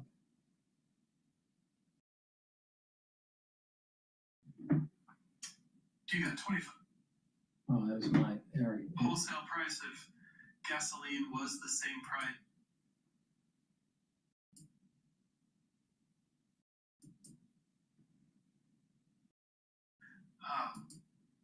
So what I can tell, again, I'm remembering some of this and I've done some research as well. There's about 650 wellheads set on fire. A company called Bechtel, which shout out to you guys. I know you guys watch this. A company called Bechtel went in and worked with other folks like DrPaulCottrell to put out those fires. And it took them 9 months to do it. So that's 2 to 3 wells per day sort of thing. At the time, Kuwait was producing about 2 million barrels per day. Demand in 1991 was somewhere around 67 million barrels per day. So you're talking about 2% or so of the global demand was taken out for that time period. But we're talking billions of barrels that were just set ablaze. And I believe, from at least from what I read and pictures I've seen, it's been a while, but it looks like the countryside, the desert there is permanently scarred from these fires, from all this mess. So maybe if you're there and you know differently, please let us know in the comments or some pictures. But outside of being a massive environmental disaster, it was also a disaster for the country of Kuwait. Now, fast forward to 2007, 2008, and we had, the run up in crude prices. We've gone from sort of $50, $60 up to $140 in 2007. Things started getting a little bit weird in 2008. You could tell from, credit was getting pinched. And then by September of 2008, we had Lehman finally going under. And that was a sort of a crazy time to be alive, to be trading in the markets, because things started to be driven by credit. And that was a very weird sensation. At that time, I was working for a company that was fairly cash rich, but small in the big scheme of things in terms of sort of international trade and that sort of thing. We were just a domestic facing company, if you will. We were moving crude oil. We were moving a lot of diesel fuel at that time. That was our primary thing, is diesel fuel. We're just getting into, well, maybe that even preceded that. I was going to say we're just getting into RINs and sort of biodiesel and that sort of thing too, but that would have been the really early days of that. At any rate, it stands out still in my mind, all the different credit things that would happen. And I'm going to go through that here in a minute. But I guess let's go ahead and jump into what I think would happen if prices went from $75 per barrel on crude to $300 per barrel. And again, just to put that in a frame of reference, because it's hard to sort of, we've never been that high, right? $300 per barrel works out to $7.14 per gallon. So just from like a wholesale price, if gasoline was the same price as crude oil, you'd be looking at $7.14 per gallon, but that's before any of taxes and any of that sort of thing. Maybe a better way to look at it would be a 300% increase in price, which would put from recent retail prices, which would put us closer to $9.75 or so. So called $9 to $10 per gallon at the pump if things sort of stayed the way they are, which they might. So if it was $10 a gallon, if it's $10 a gallon to pump your gas, all right, people would stop using their car because people couldn't afford it. Heating the homes in the winter would be not prohibitive, and you know, the economy would shut down. It would be so inflationary that it would be and then if the economy was shut down, then you're talking about banks having issues with being able to issue short-term commercial paper. I mean, there's no way it's going to go to $300 a barrel. Now, could it go to 100? Yeah, maybe, but I don't think so. But $300 a barrel, there's no way it's going to go to 300. I think he should have used like maybe 100 or 120 as a data point here. This is so out in left field. But just to put it in some sort of context for you, that's sort of what we're looking at as being a possibility, and not just in California, but nationwide. California would actually be even higher. Again, assuming the relationships we're seeing now between crude and products stayed the same, which isn't necessarily true, but it's a place to start. So one of the first things to think about is the futures market. So people put on hedges, and again, you know, so maybe a small crude producer would go to one of the banks to put on a crude hedge. They'd use an ISDA type agreement, so they'd have a bilateral agreement with the bank, and that's one set of credit that we'll come back to here in a second, but it's a credit relationship basically that governs that ISDA agreement. What I'm a little more concerned about is when you have shorts on the exchange, that you get a margin call, right? So if we went from, you know, T-1 at $75 per barrel, and then on the day where whatever it is bad that happens, and crude oil suddenly spikes to $300 per barrel, a 300% increase. The next day, or depending on when it happens, even during that day, there would be massive margin calls coming from the exchange, from the NYMEX, from the CME. And I recall, again, just to kind of put this in perspective, I recall one time shortly after Enron collapsed, I was in New York working for a big brokerage shop, and we had a huge client. I'm not going to say the name, even though it's 25 years ago almost. A huge client who had this short position on, and the same sort of thing happened. The market spiked, and we called them for a margin call.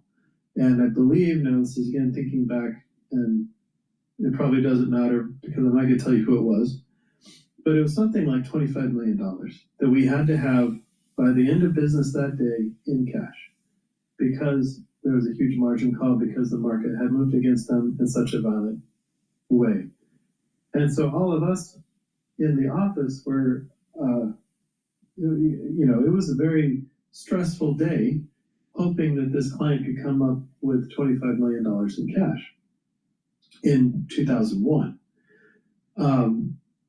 And they did, they eventually did, and everything was fine. But then it starts to get you thinking, well, what would happen if they didn't have that money? And the way that the FCMs are set up, the futures clearing merchants are set up, is such that you have daily margin calls that the FCM, so your clearinghouse, has to meet to go to the exchange.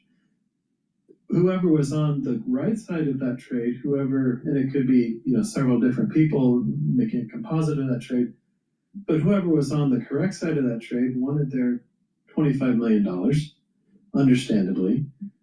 Let's say the market shot up, they were long going into that situation, they sold at the top, they want their $25 million because, hey, who wouldn't? For, a day's trade or however, I think it was a day's trade, just the way the market moved against them. So somebody had to pay that $25 million. It comes from somewhere, right? And so what the exchange did is they would go to the FCMs and say, well, you've got clients with these positions on, they need to pay, and it's a 1-for-1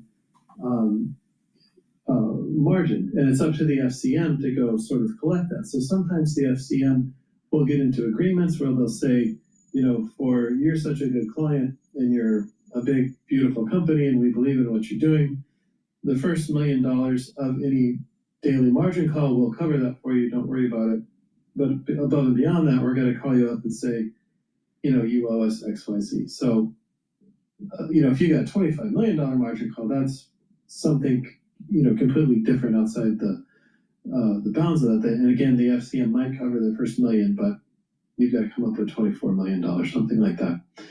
The point of telling you about this is the way it's structured. If an FCM misses that margin call, then the whole thing starts to fall like a house of cards. The whole exchange starts to fall like a house of cards. So if you think about it, there are, and just look at the futures, the open interest on the market, there are shorts out, all these different contracts. I tend to, right now, again, it's June of 2025, I tend to like to look at Cal 26 as an indicator of what's going on in the hedging community, what different crude producers should be hedging and that sort of thing. And yeah, after Israel started launching missiles and bombs at Iran, the market really shot up. Cal 26 really shot up. Volume is up. Open interest is up. So yes, there's hedging going on in that space. I've spoken to friends in the market, and yes, there's absolutely hedging going on that's hitting the exchange, right? There's this bilateral stuff on ISDA that's getting done, but there's also stuff on the exchange getting done. So that's a major risk right off the bat.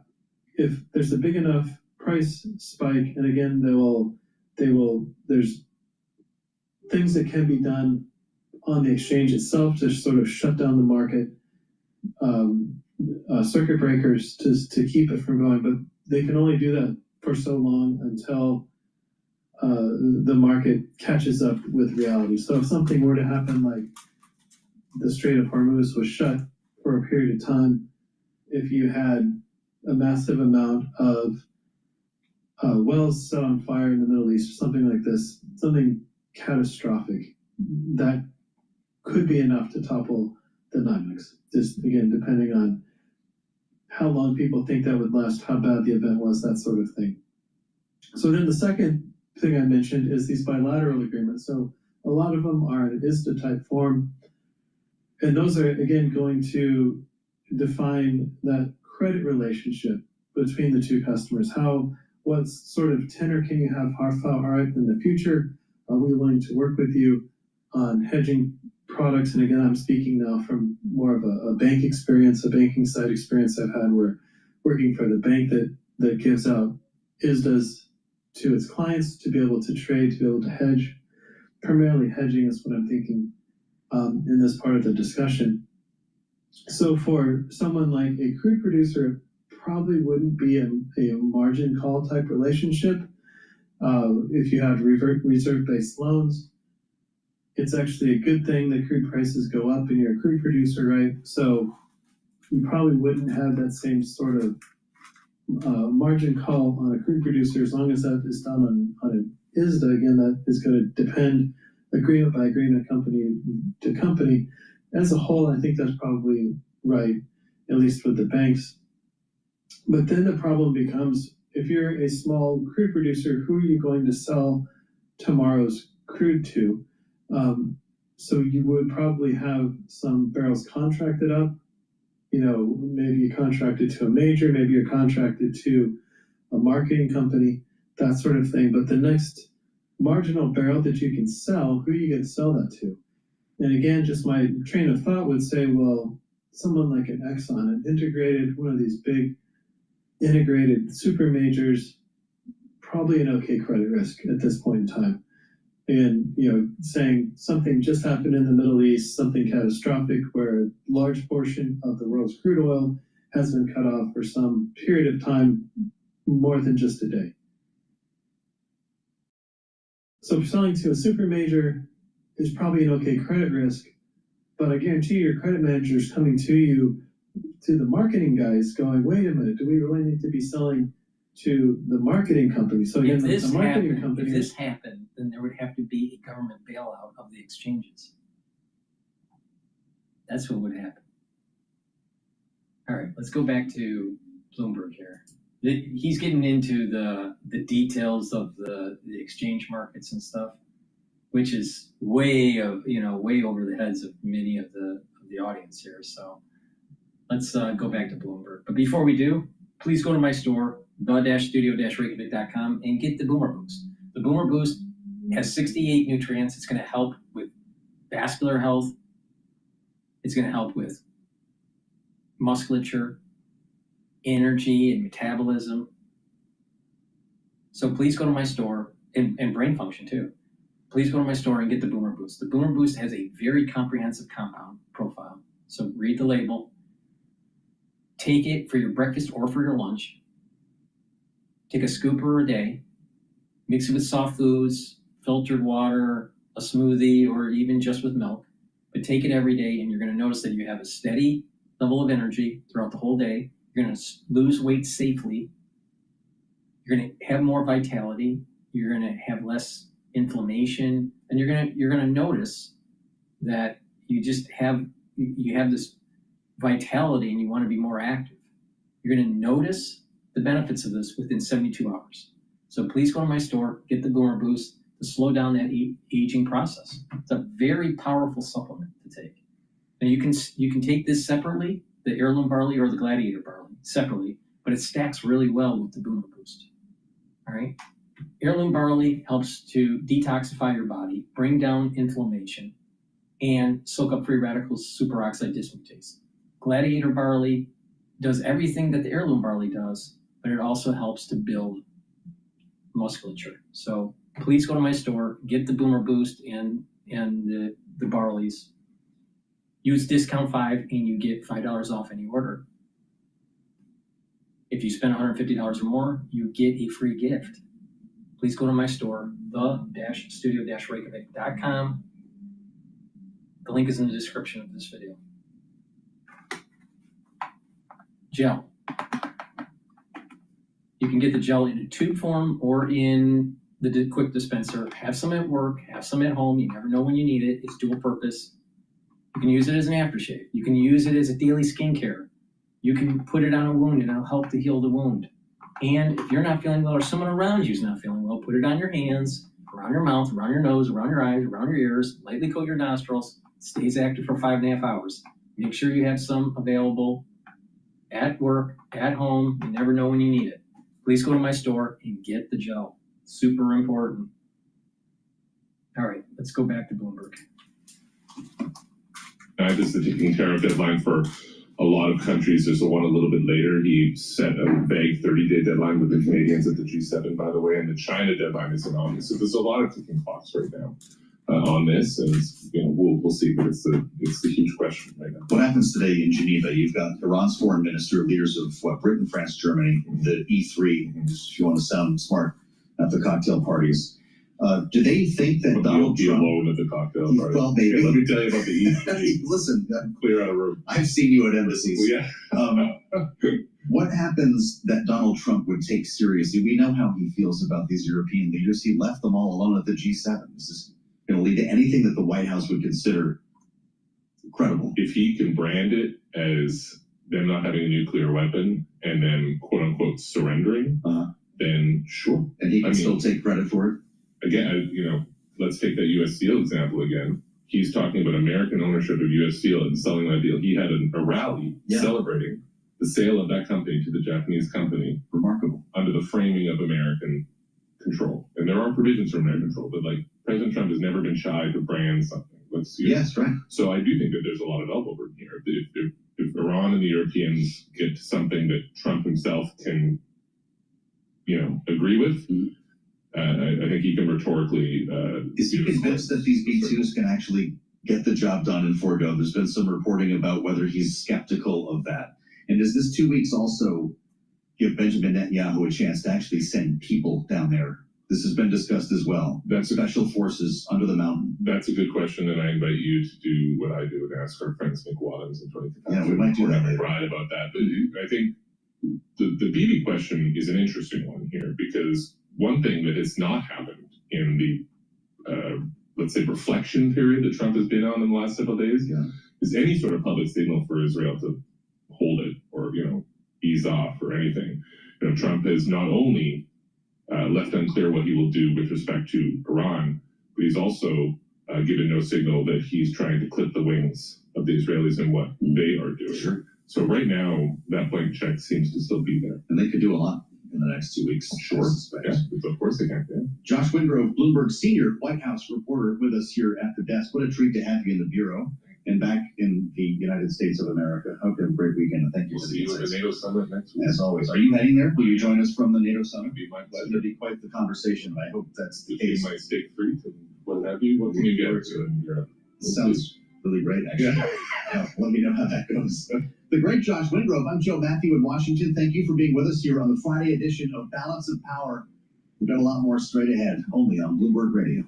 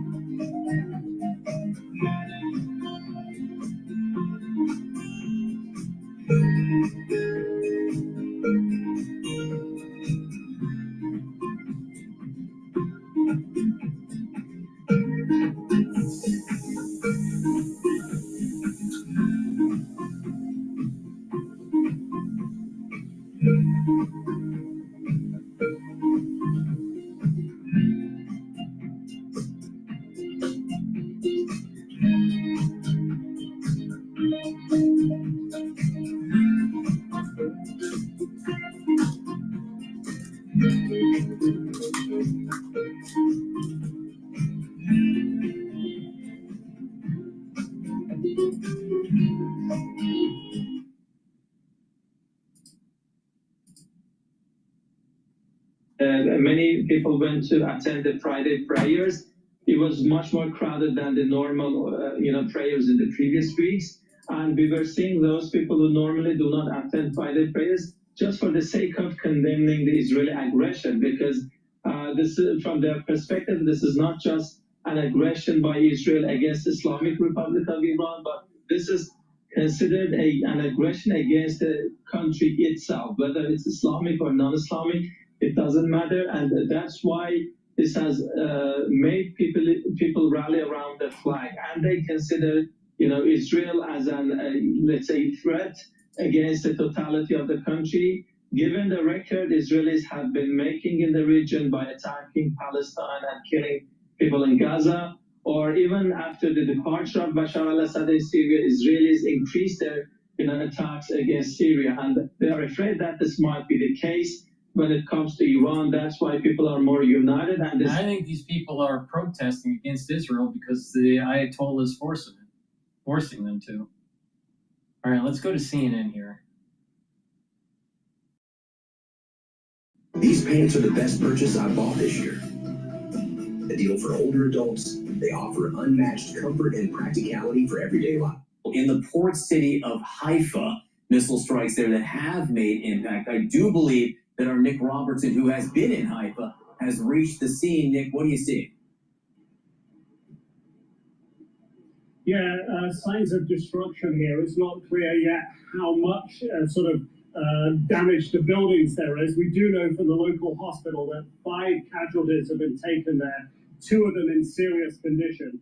The location we're at, without being specific, because Israel doesn't want to give away operational information, is a central location in this city. And what I can see behind me here are all sorts of emergency crews. I've seen the paramedics in here. I've seen the ambulances racing away from the scene as we've walked in here. I've seen the police controlling the streets around here. The military are on the scene here as well as the fire service. And it's their hoses that I've been able to see spraying water underneath the bridge behind me in there. It's not clear what they're dousing, what flames may have erupted. But just half an hour ago, barely that, the sirens had gone off here in this town. We were out on the street. We just followed people to the nearest shelter. It was beneath a shopping mall. And while we were in there, it's very hard to tell what's happening, but there were some dull thuds. Then we got the all clear, and as soon as we came out, like everyone else, you start to understand what has happened around you. And at least one missile, one Iranian missile, we're told, has impacted here. The details at the moment are fragmentary. We can expect the casualty numbers to potentially change. We can expect the details about what we know about the impact here to change.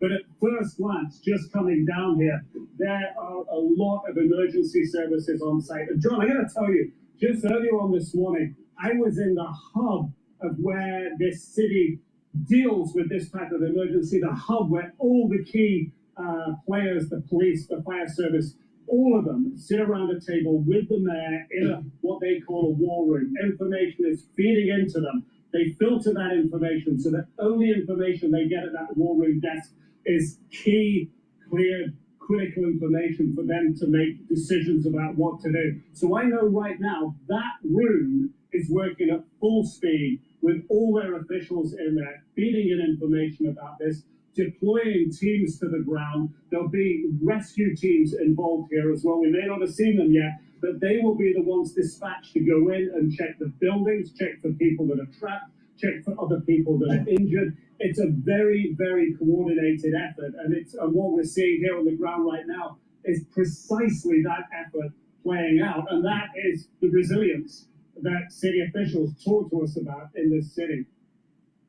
Nick, just earlier, you and I were speaking, and it had been a quieter few hours, at least, in Haifa. That obviously ended quickly with the impact of this strike. But Haifa has been hit very hard over the last week during during this back and forth here. The people in that city, what has it been like for them? You know, one of the other places I was in this morning, and I might have mentioned that to you, John, was a church that they'd opened the car park underneath the church for anyone of any religion to come in there, get shelter at times when the siren goes off. And, you know, there were mattresses in there, there were people clearly who sort of set up their home away from home down there. And the priest told me at nighttime, a lot of families come and live in there, and they do that because they are worried about these nighttime strikes. So again, this strike coming during the day is somewhat out of the normal. When we were on the street before the sirens, or as the sirens went off, I literally saw a father, a mother with 2 young children, tugging them by the hand, running up the street, following other people to try to get to this place of shelter, this car park, underground car park that we all ended up in. It eats into people's psyche, if you will. It stresses them. One lady I was talking to in that bomb shelter just now told me it was the first time she had gone into the shelter. So Haifa has been targeted from the early days of this conflict. 3 people were killed not far from here in the very, very beginning of the conflict. So this city is very aware that it's in the crosshairs of Iranian missiles. Last night was a bit of a respite. But I got to tell you, following on from our conversation earlier, John, about how it was quiet, it just shows me how everything here turns on a dime. Things change very quickly. The response is fast. but all of that eats into people's, it amplifies their stress levels. And as you can imagine, that's not good for anyone, John. A lot of anxiety there, to be sure. Nick Robertson at the scene of a missile strike in Haifa just a short time ago. No sign of the escalation as Iran fires a fresh barrage of missiles towards Israel. Just moments ago, with the strike reported in Haifa, CNN is on the ground in both Israel and Iran. Let's go first to CNN international diplomatic editor Nick Robertson. He's in Haifa, Israel, along the Mediterranean, Israel's third largest city. What can you tell us about this latest attack, Nick? They're just repeating. Yeah, well, all right, let's listen to CNBC.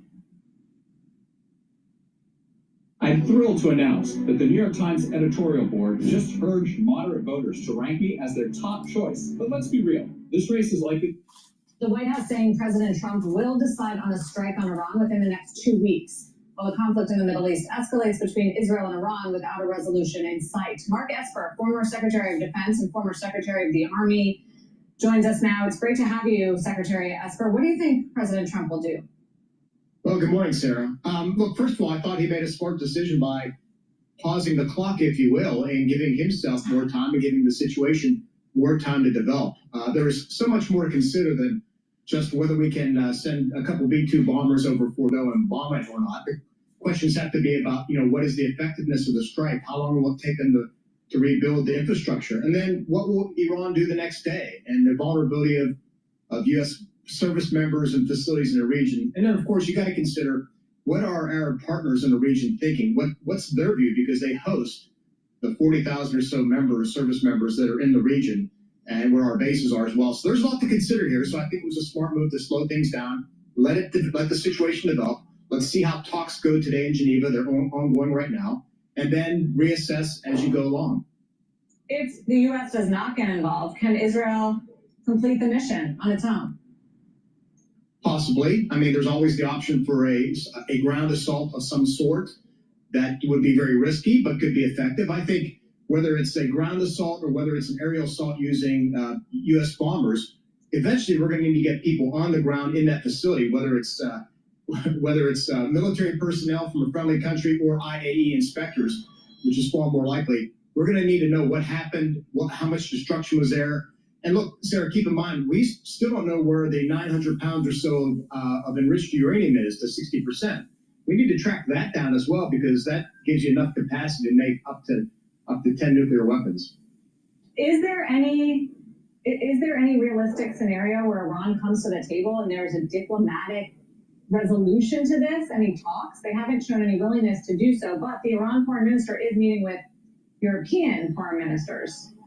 It's interesting because not Israel and the United States are not present at that meeting, but is there some sort of ending here that can happen without further escalation, where it's talks? Yeah, I think that's the key question. Look, I think at the end of the day, whatever happens, there's going to have to be a negotiation with regard to what Iran can and cannot do afterward, and inspections and surveillance and all those things. We need to make sure that they don't pursue a program beyond what's happened now or in the coming weeks.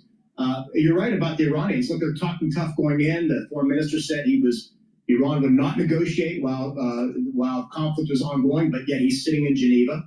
So you tend to have a lot of tough talk on the outside. Much of that is for domestic consumption in Iran. We'll see what happens behind closed doors. I was pleased to read that the foreign ministers of Germany, the UK, and France have said, look, we're going to talk not just about uranium enrichment, which should be off the table, but which they should not be allowed to do, but also ballistic missile production and the export of terrorism throughout the region and the world. So I think that's a great starting point. I think those are high hurdles for the Iranians to get to, but at some point in time, their country will continue to get devastated and will need to come to the table. And look, I know something important to your viewers. We've yet to see a heavy impact on the Iranian economy, particularly the energy sector. And, if Israel moves to that first, attacking in large measure sites such as Kargal, and that could have a dramatic input on energy production, on the global economy. And so there are all these incentives for there to be some type of negotiation.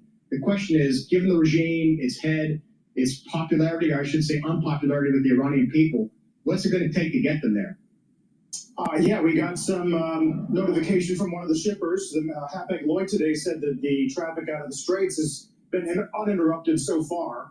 Do you think about how easy it would be to mine that area if the Iranians chose to do so, and what that would do to certainly a quarter of all oil traffic? Yeah, no, absolutely. You're right. 20 to 25% of energy supplies coming through the Strait of Hormuz. It would not be difficult for them to mine it, or of course, obstruct it with some type of sinking of a ship.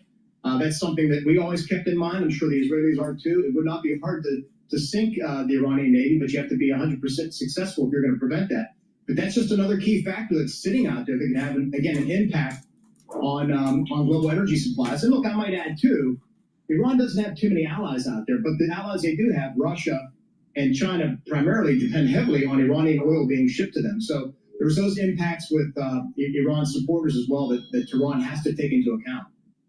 Finally, while we have you, I hope you won't mind a question. Your name got invoked in these hearings for Secretary Hegseth this week, where Senator Slotkin said that Secretary Esper, had more guts than he did when it came to dealing with the use of military on protests here in the homeland.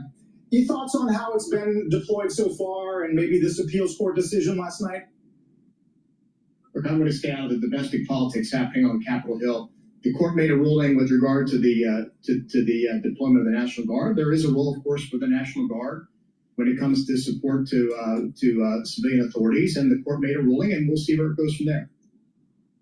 All right, Secretary Esper, really appreciate you weighing in on the Middle East and helping us understand what could be next. Good to see you, Mark. Please go to my store, the-studio-reykjavik.com. Get the cleanse, which is 30 parts per million, or the max 14, which is 14 parts per million. Take a teaspoon a day, swish in your mouth, gargle, 20 seconds or 30 seconds, and then swallow it. And what's going to happen is your oral cavity will improve, your oral pharynx, the health of the mucosal layer, and the health of the epithelial lining is all going to improve. That's going to help to boost up your immune system. Take a teaspoon a day every day. And if you're not feeling well, take a tablespoon or two. Once you start feeling better, go back to your maintenance dose. And then get the collagen. The collagen is a multi-purpose supplement. It's a powder. You take 1 scoop a day, this is a month's supply. Mix it with soft foods, filtered water, a smoothie, or even with milk. Take it every day. Do resistance training, so it's going to help to build muscle and help with the health of your cartilage and your joints and your bone structure, but it'll also help with your skin, your hair, and your nails. So please go to my store, the-studio-reykjavik.com, get the collagen, get healthy, take it every day. Super important. And take the supplements like D3 and K2, take them together, and what they do is help to build bone density. Taking calcium, either drinking milk or taking supplementation. You can increase the efficacy of D3 by taking in magnesium. I have supplements that have magnesium in it, like the Boomer Boost, and vitamin C and magnesium and the magnesium and zinc. But take the D3 and the K2, do resistance training to build bone density. But also D3 and K2 will help to pull some of that calcium depositing around plaque in your vascular system and help to reduce plaque, calcium depositing around plaque. So this is a dual purpose. It helps with cardiovascular health, but it also helps with bone density. So please go to my store, the-studio-reykjavik.com, and get the D3, the K2, the collagen, the Max 14, or Cleanse. Use discount 5, you get $5 off any order. If you spend $150 or more, you get a free gift until supplies last.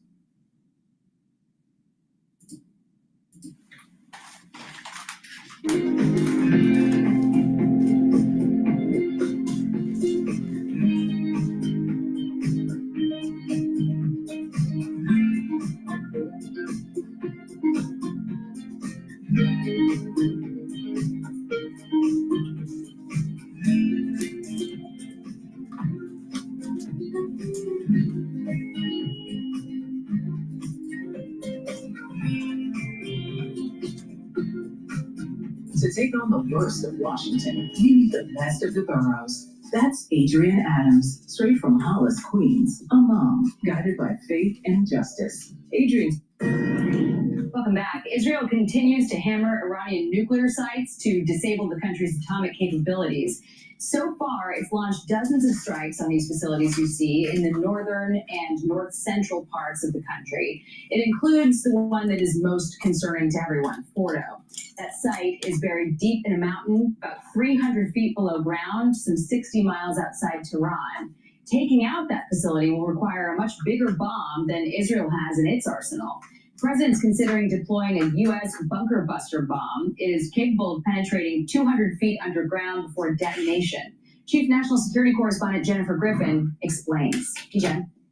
Hi, Jackie. Well, we've just learned that the USS Nimitz, the aircraft carrier strike group, will be arriving in the Middle East this weekend. That's significant in terms of any potential strike on Fordo, because on board are not only dozens of warplanes and up to 5,000 sailors, but also the very important Ef-18 Growler electronic warplanes that are needed if you were to fly the B-2s over Iran. Now, here at the Pentagon, there is little doubt whether the GBU-57 massive ordnance penetrator, or MOP, could destroy Iran's Fordo nuclear facility, buried, as you said, 300 feet under a mountain complex with layers of limestone and dolomite rock, which geologists call nature's own bomb shelter. Shown here during a test in 2018 and developed by the Air Force specifically to address Iran and North Korea's underground nuclear sites, the MOP was designed to penetrate 200 feet underground.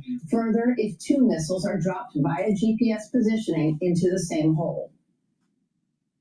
Does it have the capacity, if it's employed the correct way, to have the effect inside the mission space? Absolutely. Retired Navy Captain Todd Sawhill oversaw the Defense Department's targeting operations, advising 5 CENTCOM commanders and the chairman of the Joint Chiefs on weapons like the MOP. You can use a multiple hit scenario so that you have multiple impacts in the same point, which will create a large crater. Spoil will be thrown out, and it allows a pathway for the next munition to go in even deeper and farther, so that successive hits on the same point will allow increased penetration and increased lethality. All eyes now on Whiteman Air Force Base in Missouri, home to the B-2 stealth bomber. The U.S. is the only military in the world with the capability to strike this buried program with a conventional weapon using its B-2 bombers, which can fly at 50,000 feet, carrying 2 massive 30,000-pound bunker buster bombs. There are 2 entrances to Fordo. If they wanted to go after the portal entrances, it's likely that they would use 2 B-2s for each portal entrance, so it could drop 2 bombs per portal. The B-2s fly with a significant air escort for protection. It's a 30-hour round trip to the Mideast from Whiteman that requires a massive air refueling bridge. That is why the Pentagon ordered dozens of refuelers to bases in the UK and the Middle East. Lieutenant General Mark Wetherington is a former B-2 pilot and served as deputy commander of the Air Force Global Strike Command. There'll be dozens of tanker aircraft supporting it. There'll be electronic attack and command and control missions and all sorts of support to this type of a mission. And so it's a very complex mission. The mission, General Wetherington says, will rely on the quality of the intelligence about the Fordo site. Jackie? Jennifer Griffin, thank you. Appreciate it. Well, some opinion pieces highlight the potentially historic choices the president faces in his decision-making. The New York Post editorial board with "Keep the focus on stopping Iran's nukes. Regime change is too risky a game." And Karl Rove writes in the Wall Street Journal, "Trump's clarity on Iran and the questions that remain, he hasn't wavered in his view that Tehran can't have nuclear weapons. Now he'll have to decide what to do about it." Michael Allen is a former special assistant to the president and senior national security director under President George W. Bush. Michael, thank you for being here. Appreciate it. Thank you. So you just heard Jennifer Griffin's report, and it sounded to me like the assets that are moving in that direction would allow the president, if he so chooses, to take some kind of an action within the next week or so, even though the White House has said that he'll make a decision on whether to strike in the next 2 weeks. What do you see happening here? Do you think there's really a chance for diplomacy? I think the president wants to leave the door ajar for diplomacy. I think he would like nothing more than for the Iranians to just sort of cry uncle and understand that they may be risking the health and security of their regime if this continues and if the United States were to intervene. However, in the end, I think Donald Trump will be worried about some sort of onerous verification process that may result if there is a diplomatic deal, because the Iranians have such a history of obscuring what they're up to, diverting nuclear material. Don't forget, Fordow and the Natanz in the past were secret facilities that they did not declare. So there's a lot of baggage associated with trying to trust the Iranians. We still want a diplomatic solution, but at the end of the day, because we're already in the middle of a military conflict, it may be just that the best option is to go ahead and strike Fordow. All of their defiant rhetoric, too, about never surrendering, I'm sure gives some people some questions.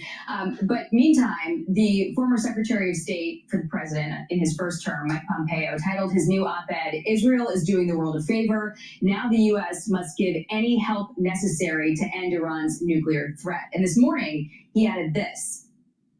It is time to put this to rest, to get all of the enrichment out of Iran, to finally put Israel in a place where it can be secure, and most importantly for the American people, to make sure that we are safe and we don't have to live under the threat of a nuclear-armed Iranian regime that has for years talked about death to our nation and done everything it can to facilitate that. So let's say he does choose to strike Fordow. What happens next? What else does the U.S. have to be ready to support? So I think that the Iranians will definitely strike us back. They will attempt to hit our bases in the region with short-range ballistic missiles. I think we would become even more than we already are in the crosshairs of their terrorist infrastructure. So I know that the president is weighing this in terms of a cost-benefit analysis. There's a reason why we've sent so much personnel, so many planes to the region, not just to support the B-2, but also to help shoot down any projectiles that the Iranians may send at Americans in the region. So the question really is, there will be blowback, but can we mitigate it? Can we do well enough by setting the theater with enough defensive weaponry as to sort of make the Iranians pause and think to themselves, if we hit the United States, or at least try to, we're just inviting even a greater series of airstrikes from the United States. Obviously, there's concern about... We're Koya, your new favorite protein shake. We specialize in plant protein, but not that chalky stuff. Because our shakes are sweet, without all the sugar, creamy, without the dairy, and serves up a variety of nutrients. So get ready to shake it and savor the true and tasty power of plants. You may get a little excited when you shop at Burlington. They are my favorite brand! It's like a whole new brand on! I'm saving so much! Burlington saves you up to 60% off other retailers' prices every day. Will it be the low prices or the great brands? Burlington. Deals, brands. Wow, I told you so. Obviously, there's concern about U.S. assets that are in the region, but there's also the question of if anything could happen here in the homeland. We had this comment from a former White House chief information officer and current CEO of a cybersecurity firm. Listen here. If they are running out of weaponry and missiles, they could resort to cyber incidents and cyber attacks. Everything from everyday citizens to U.S. elected officials, media outlets, as well as critical infrastructure. They're going to look for something that might be high impact. Look at the control systems for energy, utilities, water, cyber vandalism, distributed denial of service attacks, sending tons and tons of internet traffic to websites, whether it's government agencies, media, or critical infrastructure such as financial services. Should the federal government be doing anything right now to maybe guard against that, communicate that risk to public or private entities? Definitely. And the National Security Agency, not just the electronic eavesdroppers for the country, but the ones that run Cyber Command, also have a mission to defend forward. They're allowed to get on foreign intelligence networks, be it telephonic or the like, and try and ensure that there are no attacks that head our way and or land here in the United States. The Iranians may be able to get through, so we do need to be vigilant in terms of our cyber defenses, but we're not powerless when it comes to trying to neuter these attacks before or at least during the Iranian attempt to hit us. All right, it is a tense time, high stakes. Thank you so much for your expertise as always, Michael Allen. Appreciate it. Hey everyone, I'm Emily Campagno. Catch me and my co-hosts Harris Faulkner and Kaylee McEnany on Outnumbered every weekday at 12 p.m. Eastern.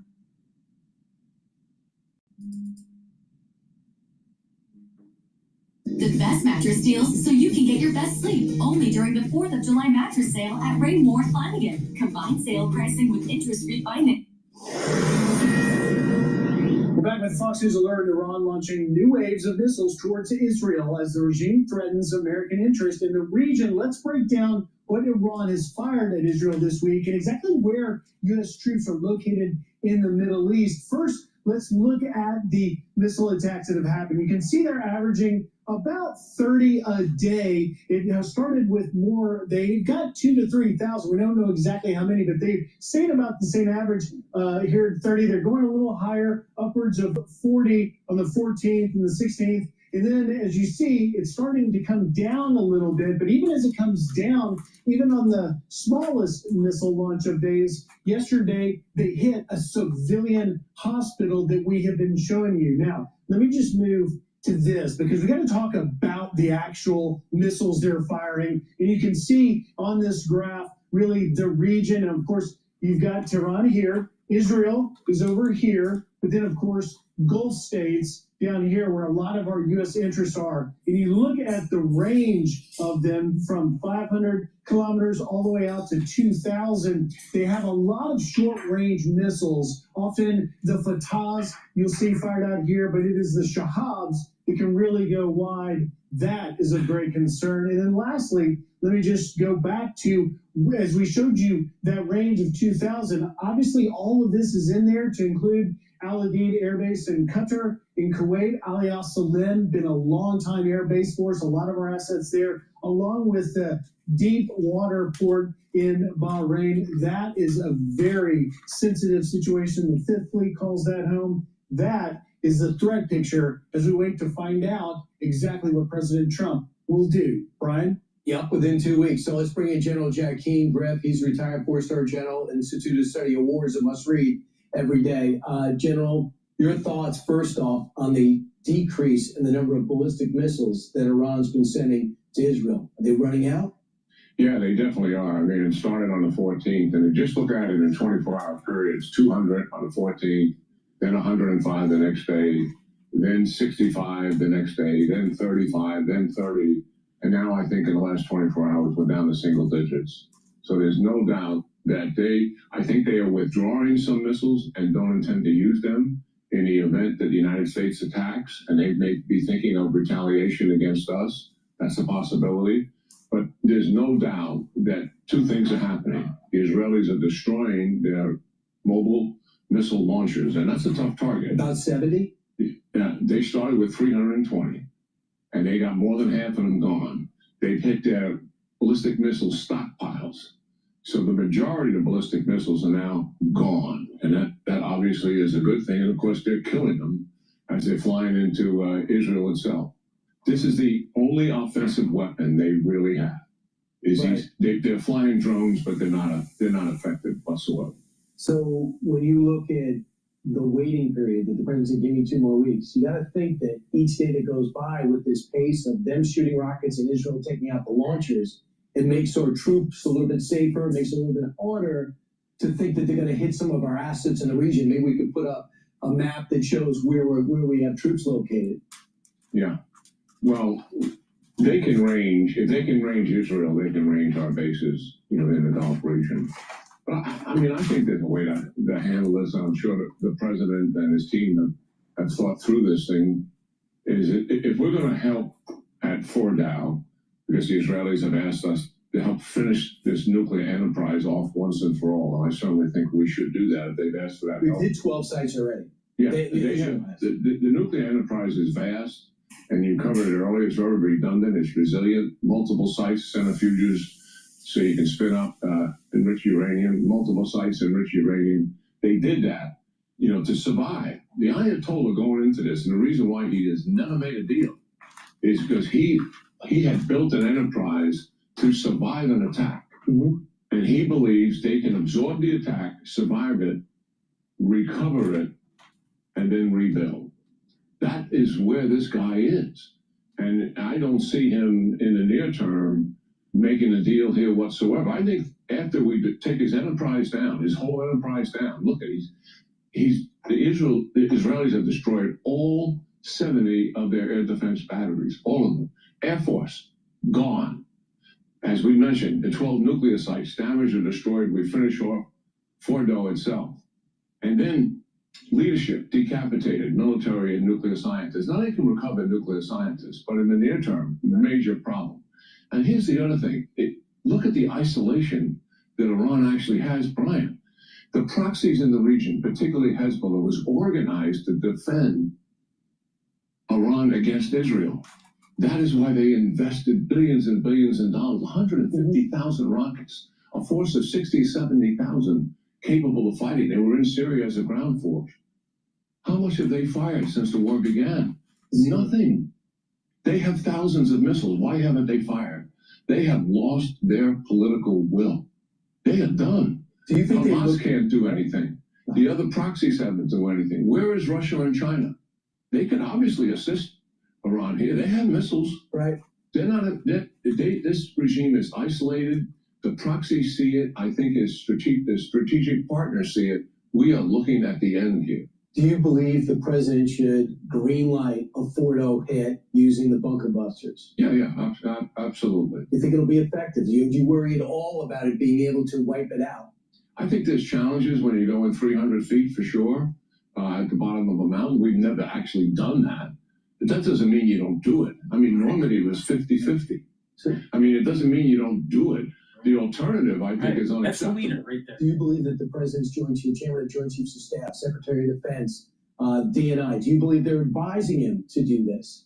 I would suspect they are. If they ask, what they do is they lay out options and then the risk associated with everything. And then the president would ask, what's your recommendation? Now, listen, let me tell you something. This Eric Kurilla, who's the CENTCOM commander, that's been here a number of years. Yeah. He's one of the best we have ever had in uniform as an operational commander. This guy has got his act together. And he is as steady as can be. Does the president trust him? Oh, absolutely. When he was working for Joe Biden and they had attacked us over 350 times in Iraq and Syria over the 4-year period. Just listen to what I just said to you. Right. And he wanted to respond. He made recommendations to the president. He gave them a target list of 120. He didn't want to hit the proxies that were hitting us. He wanted to hit Iran to shut it down. And they never gave him permission. Just, he's got a president now. We'll see. We'll see. I just want to tell you that in New York Times today, a short time ago, Iran rejects Trump's. The problem with Trump is that sometimes he's not willing to take the risk, and I'm really concerned that he's gonna miss the opportunity here. I'm not so sure. I think that the tail is wagging the dog, and it's Steve Bannon and Tucker Carlson is the tail. For surrender in war with Israel. Predictable. I mean, he wants to survive this. The one thing I would say about the strike, the way to handle the strike, get the message to the Ayatollah. Mr. Ayatollah, we are conducting an air strike to support Israel's war, right? And you know the reason why. And it's a one-off strike. We're not doing anything else. If you retaliate against us, then all bets are off. We're going to come for you with consequential force. And that would put his existence and his regime on the table. I hope the president's watching because that's fantastic advice. Back in a moment. Thanks, General. We'll talk to you now. You got it. All right, we got a Fox. I'm thinking of buying a house. A house? Are you sure? I don't know anyone that owns a house. It's a big commitment. If you can make it work. We got this.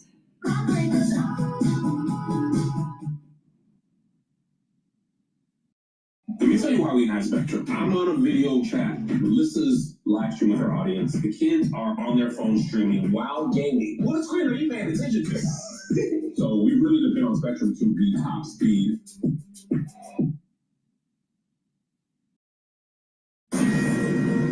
All right, we got a Fox News alert. President Trump is preparing for an intelligence briefing with his national security team at 11 o'clock in the Oval Office. It comes as a senior Iranian official says they will reject any deal with zero enrichment and will not surrender. Let's bring in four-star General Jack Keane, Institute of Study of War. General, your take, what would you say right now if the president said, I need you in the Oval Office to talk to me about what my options are? What would you emphasize? Yeah, well, a few things. I think, first of all, I think he's had 4 or 5 meetings on this, and we certainly don't know, where he is on all of those meetings. But I think from the policy perspective, when you look at it from Marco Rubio's responsibilities, this is a huge strategic opportunity here that we haven't had in 45 years. We're talking about removing and ending Iran as being the #1 adversary that has dominated the region in terms of instability. They've been at this for 45 years. And as you pointed out to our audience here, the history of killing Americans during that time frame is very significant, but their overall behavior. So as a result of diminishing this regime, taking away its nuclear capability, taking away much of its military capability, weakening it politically, isolating it for the first time, as we mentioned in the last hour. I mean, the proxies aren't helping them. Right. I mean, their allies aren't helping them. And China and Russia are not helping them. And they funded Hezbollah billions of dollars for one reason only. Yes, to do state-sponsored terrorism, and they were the best at it in the business. But number 2, and the primary reason, was to defend Iran in the event of a war with Israel. And they haven't fired a shot. They lost the political will. So what that presents to us is our contribution here to end this. After all, this is Israel's war. Right. And we're going to help end it and end the domination of the Iranian regime. That is a paradigm shift that will reset the Middle East for years to come. And it will likely be a catalyst for what we want to see, which is normalization of the other countries in the region with Israel, the so-called Abraham Accords. That will put us on a pathway to that. It will loosen the grip that Iran has on Iraq, which will be unbelievable. It's a subtle game. In Syria, because Hezbollah was not backed by Russia and was so diminished by Israel, it allowed Syria to get a new government that is not allied with Iran and not allied with Russia, who we were beginning to see if we could work with. They certainly are not bombing us, and they said that they'll deal with Israel. So that's one of the ripple effects. But by the way, let's just take a look at our assets in the region. And maybe you sit there, if you were in a military briefing right now, this is where our troops are based. And this is what worries the president arguably most, is because they could be targets. So if you can't go get a U.S. assets or an aircraft carrier, maybe you can get 2,500, start down to the 2,500 in Iraq or the 400 in Syria. What worries you the most there, or who's the most susceptible? Well, I think, and the history is evidence of it, the easiest target for the Iranians to hit because of proximity is right there in Iraq.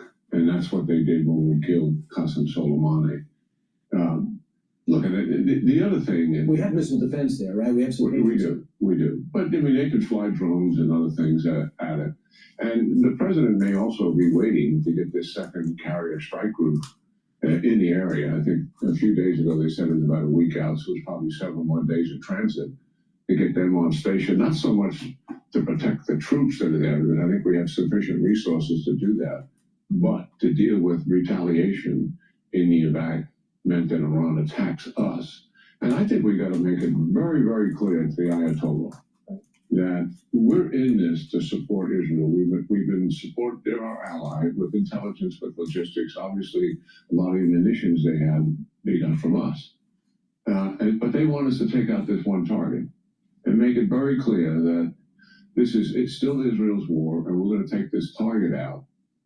But if you attack us, then you've got us involved in a war. And our reaction to that will be very significant. But you realize they warned us, General, not to do that because they will attack us back. You say take control of that conversation. Take it. Make sure that they understand unequivocally, and they know what we can do, that we're going to respond. And then you brought us into the war if you do that. So I just want to tell you that the story out today is that the president is telling his confidants, I'm worried about being another Libya, where you decapitate the regime and it becomes a terror haven. And Russia now has significant influence in Libya where maybe they didn't have it before. Is he right to worry about that? I think they're dramatically different countries. It's majorly different. What's the educational attainment in Libya? What's the secular attainment of Libya compared to Iran? Totally different. Absolutely, totally different situations. Iran is an educated class of people. They have a vibrant middle class and obviously a fairly wealthy upper class, despite all the economic challenges they've had under this particular regime. Libya was an impoverished country, and it was a shithole. That's what it was. A wildly educated country like this country is. I think there would always be a power struggle in this country that would take place. Political groups would form, and don't know what those results would be. But I think the Iranian people would have an awful lot to say about it, and they haven't had anything to say about it the last 45 years. You could just dry up the money going to Hamas and Hezbollah. Life in the Middle East gets a lot better, especially if Iran's not a nuclear power. That's the best case scenario, but it could be actually a likely scenario. General, we're going to find out in the next few days. But again, if it was your advice and the president called you up and said, hey, General, what do you think? You would say do it? Yes, certainly. I mean, Israel likely has plans to do this in the event we're not going to do it. But those plans, one, I'm assuming are much more at risk because it likely would involve some ground troops. And two, it not only risk to the troops, but also risk in terms of mission accomplishment. General, we twice in 2 hours. Thanks so much. Appreciate you coming down. It was great to see you. All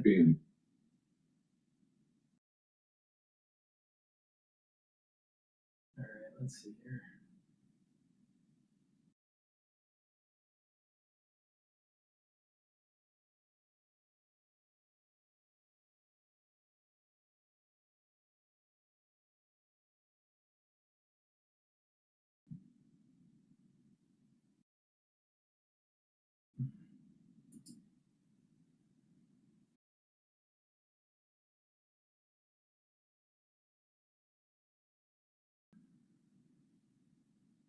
All right, let's listen to DW here. Well, meanwhile, the Iranian Foreign Minister Abbas Araf is on his way to Geneva to meet his counterparts from Germany, France and the UK. The Europeans are aiming to find a diplomatic road to a nuclear deal with Iran, with the German Foreign Minister urging Tehran to show it was serious about giving up its nuclear program. Mr. Arafi said earlier today that his country was not prepared to speak to anyone as long as the Israeli attacks continue. Ahead of the meeting, he repeated his country's position. It is the Americans who are seeking negotiations. They have sent messages multiple times, including very serious ones. But we have explicitly told them that as long as the aggression and attacks continue, there is simply no room for talk, or dialogue, or diplomacy. We are in a legitimate state of self-defense, and this defense cannot and will not stop. Let's bring in our chief political editor, Michaela Kufner. Welcome, Michaela. What use are these negotiations with the Europeans and Iran? What use are they without the United States? Well, how much use these talks can have depends on who you speak to. I had the opportunity to speak to John Bolton on our Berlin Briefing podcast within the last 24 hours. He's, of course, the former security advisor to Donald Trump during his first term in office, and he said there's absolutely no use, that the Europeans simply wouldn't make any headway. This morning, I was at a briefing of the ambassador of Iran to Germany before he himself headed off to Geneva, and although we can't quote directly from those talks, the impression I got is that there's a hope also on the Iranian side that speaking to the Europeans could open a bit of negotiating space also with the Americans. It looks like the Europeans are trying to do as much legwork as they possibly can to open up diplomatic space in the hope that Donald Trump, who said he will decide in 2 weeks' time whether he will indeed get more involved in that conflict, which is currently strictly between Israel and Iran, will be swayed to reopen those talks. Because let's not forget, that's exactly what the US was doing before Israel launched those attacks on Iran. And I just also want to stress that I put to the ambassador that the reason why Deutsche Welle isn't directly reporting from Iran is because, of course, Deutsche Welle is banned in Iran itself. So that's why we're not getting those first-hand accounts to our audience out of Iran itself.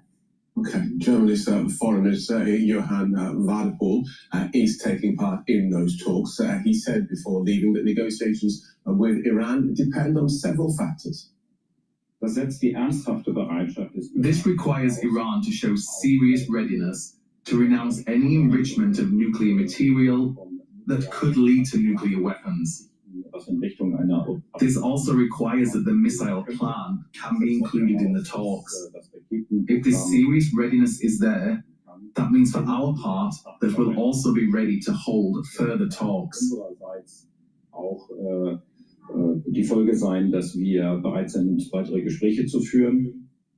Michaela Kufner, how much readiness, to use the foreign minister's term, how much readiness do you expect from the Iranian side? None. Clearly, this is an issue of national pride and the survival of the Mullah regime right now as well. It simply cannot afford, after its top brass has been de facto assassinated by Israel, to now be seen to show weakness and to give in to what is expected or demanded to be a full surrender.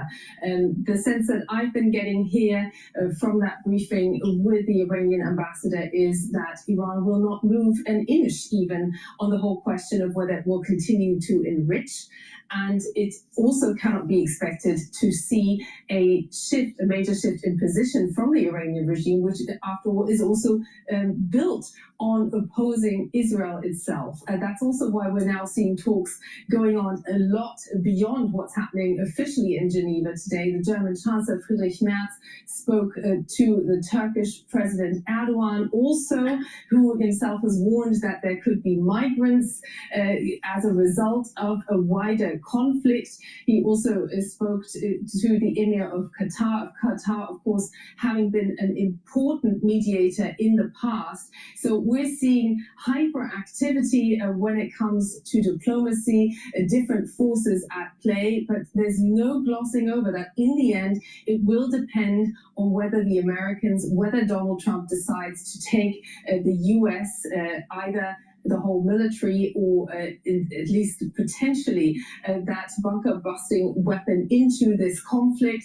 That could become a game changer. For now, we're seeing a lot of casualties on both sides, and we're seeing a diplomacy pretty much stuck on the whole question of what the US will do next. Okay, Michaela, thank you for that. Michaela Kufner, DW's Chief Political Editor.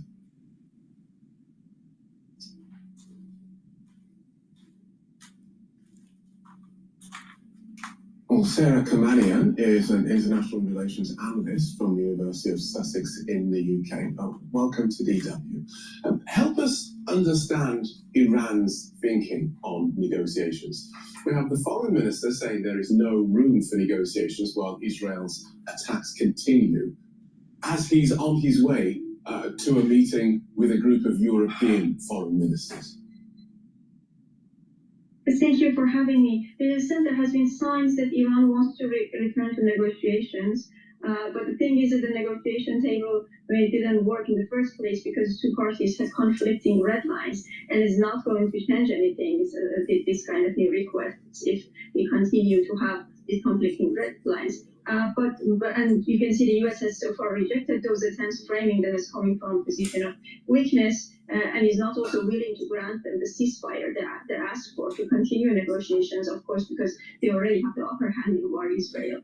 At this point, I think negotiations could only move forward meaningfully if there's some internal shift in Iran, perhaps some form of restructuring of the state or the emergence of a more moderate leadership with the involvement of the U.S., of course, which is one of the possible scenarios I think Israel might be investing in, as they already have a silent network of potential and actual allies in the Iranian state. Okay, but let me just interrupt you. Let me just interrupt you there, because that is clearly not something that is going to come out of today's talks in Geneva. It is highly unlikely that Iran is going to turn around and say, "Oh, yes, we'll change the regime." So, what's the point of today's meeting, and how does meeting the Europeans serve Iran? Well, Iran is hoping to probably just return to the that's what I said. I think they are not really helpful efforts, just as probably the earlier negotiations with the U.S. were not very helpful, because unless one party is kind of hoping to show flexibility, which is not really what I think they are willing to show. They're trying their best. They're kind of experiencing existential crisis. Of course, they're kind of trying to knock at any door that they think might be kind of open to show them some more opportunity. They might be kind of hoping to negotiate with Europe and return to the previous kind of continue the previous nuclear deal negotiation. She's in her late 20s, maybe early 30s, and she's going to tell you on what's going on in Iran. People that need to make these decisions, and you should be interviewing and talking about the international relation, should be 50 plus years of age, not anyone below that, because they haven't lived through the arc of Carter. All right, please go to my store, the-studio-reykjavik.com, and get the elderberry zinc lozenges. These are very high quality. You get 21 lozenges in each bag. Get a few bags for your household or for work. Once you have that irritation, take them right away, no matter what the season is. Very important. And the drops are smaller. You get 100 per bag. Again, take them just like the lozenges. You get 3 different flavors that you can choose from: blueberry, honey and lemon, and cherry. Again, get a few bags for your household. Make sure you have some at work and at home. Right when you have that irritation, take them right away and mitigate the problem. Super important. Please go to my store, the-studio-reykjavik.com. Use discount 5. You get $5 off any order. And if you spend $150 or more, you get a free gift until supplies last. Let's go back to Miss, around late 20s, early 30s. I'll tell you, these people, I don't know. It's so obvious. It's really simple. Blow up the nuclear facilities, decapitate the Ayatollah, bring in the international community to allow for economic integration and a flourishing democracy. It's that simple. No boots on the ground. It's about making sure that the Iranian people, the secular Iranian people, are integrated in the global economy. It's that simple. Because with that kind of terms, what Iran was expecting to see was probably more sanctions, not necessarily a war. But I think that ship is sank, and these efforts are not really taking them anywhere unless, as I said, there is this sort of not necessarily a regime change, as you frame it, even though this is one of the scenarios. But at least they are willing to show flexibility, because the U.S. is now in a position of power. They are very unlikely to kind of give up on their red lines. Okay, so as Iran knocks at any door, what concessions do you think they might give in order to try and keep the US out of this? The concessions they are willing to give are probably, well, given that they have lost much of their nuclear facilities by now, it's not very unlikely that they are kind of more willing to negotiate maybe in terms of that deal. But I think this time, as you were asking your previous guest, that these negotiations are unlikely to conclude in any meaningful resolution unless the U.S. is somehow involved. And if the U.S. is involved, I think what they are going to ask for is not going to be only about Iran's kind of stopping its nuclear program. They're going to ask for more advantages at this time, which I think is and part of the reason I'm saying I think this is some sort of a deadlock at the moment. I think in addition to halting the nuclear program and stopping nuclear enrichment, Iran would likely be asked to stop producing ballistic missiles, given what has happened in the past few days, and maybe in tiny cut support for proxy groups. But is Iran is willing to do those? I don't think so. Unlikely. And not only will it, very unlikely. So how stable is the regime in Tehran at the moment? Stable, do you mean like the possibility of popular uprisings? Or Yes, yes indeed. In that sense, because Israel has been kind of, I think, strategically deploying this narrative of opening up a vacuum power for popular uprisings in Iran the past few days, but I think this narrative is far from new. Foreign interventions have always been justified on the ground of enabling democratic changes. We need to remember that Iran, the Islamic Republic, has repressed political organization, has prevented the possibility of creating political parties for decades. So there are no kind of political organizations that could mobilize people at this particular moment. And we know that war is a context, is not the context for collective organizing, right? People are very concerned about their day-to-day survival. They're coping with anxiety. They are not really, you cannot really expect. But I think people who are kind of putting more hope, they have more hope in the possibility of regime change to the war are royalists mostly. And they are the ones who are actually mostly hopeful in the war bringing a top-down change rather than a popular uprising. But something that is important to notice is that this is uneven, like the geography of Iran is uneven. In some areas, such as, for instance, in Kurdistan, the Kurdish regions, there is this kind of historical, there's a history of political organization. In those areas, the situation might be different, as we already have seen in the political statements of the parties. And finally, and briefly, if you wouldn't mind, what support does Iran have in the region in its conflict with Israel? At the moment, I would say not much, really, probably none. I mean, that they would be lucky if the course of events don't drag more states into this war, because I'm afraid that many states would rather just take a neutral position in this war, very, very expectedly. As we have seen, at least, I mean, when compared to Assad regime, they could survive for that long because at least they had the support of Iran and Russia to an extent. Iran doesn't even have that.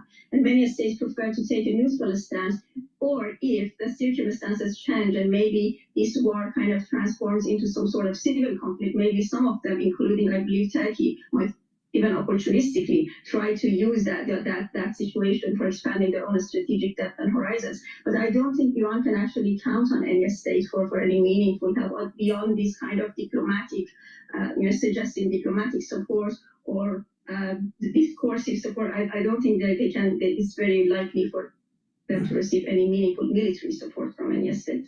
Okay, thanks for guiding us through that, Sarah. Sarah Kamanian from the University of Sussex. Thank you so much. No, everyone understands that I'm for bombing Iran. Everyone understands that I'm for decapitating the Ayatollah, literally. Not just figuratively, literally, all right? And that democracy needs to flourish with the secular movement that is very strong in Iran.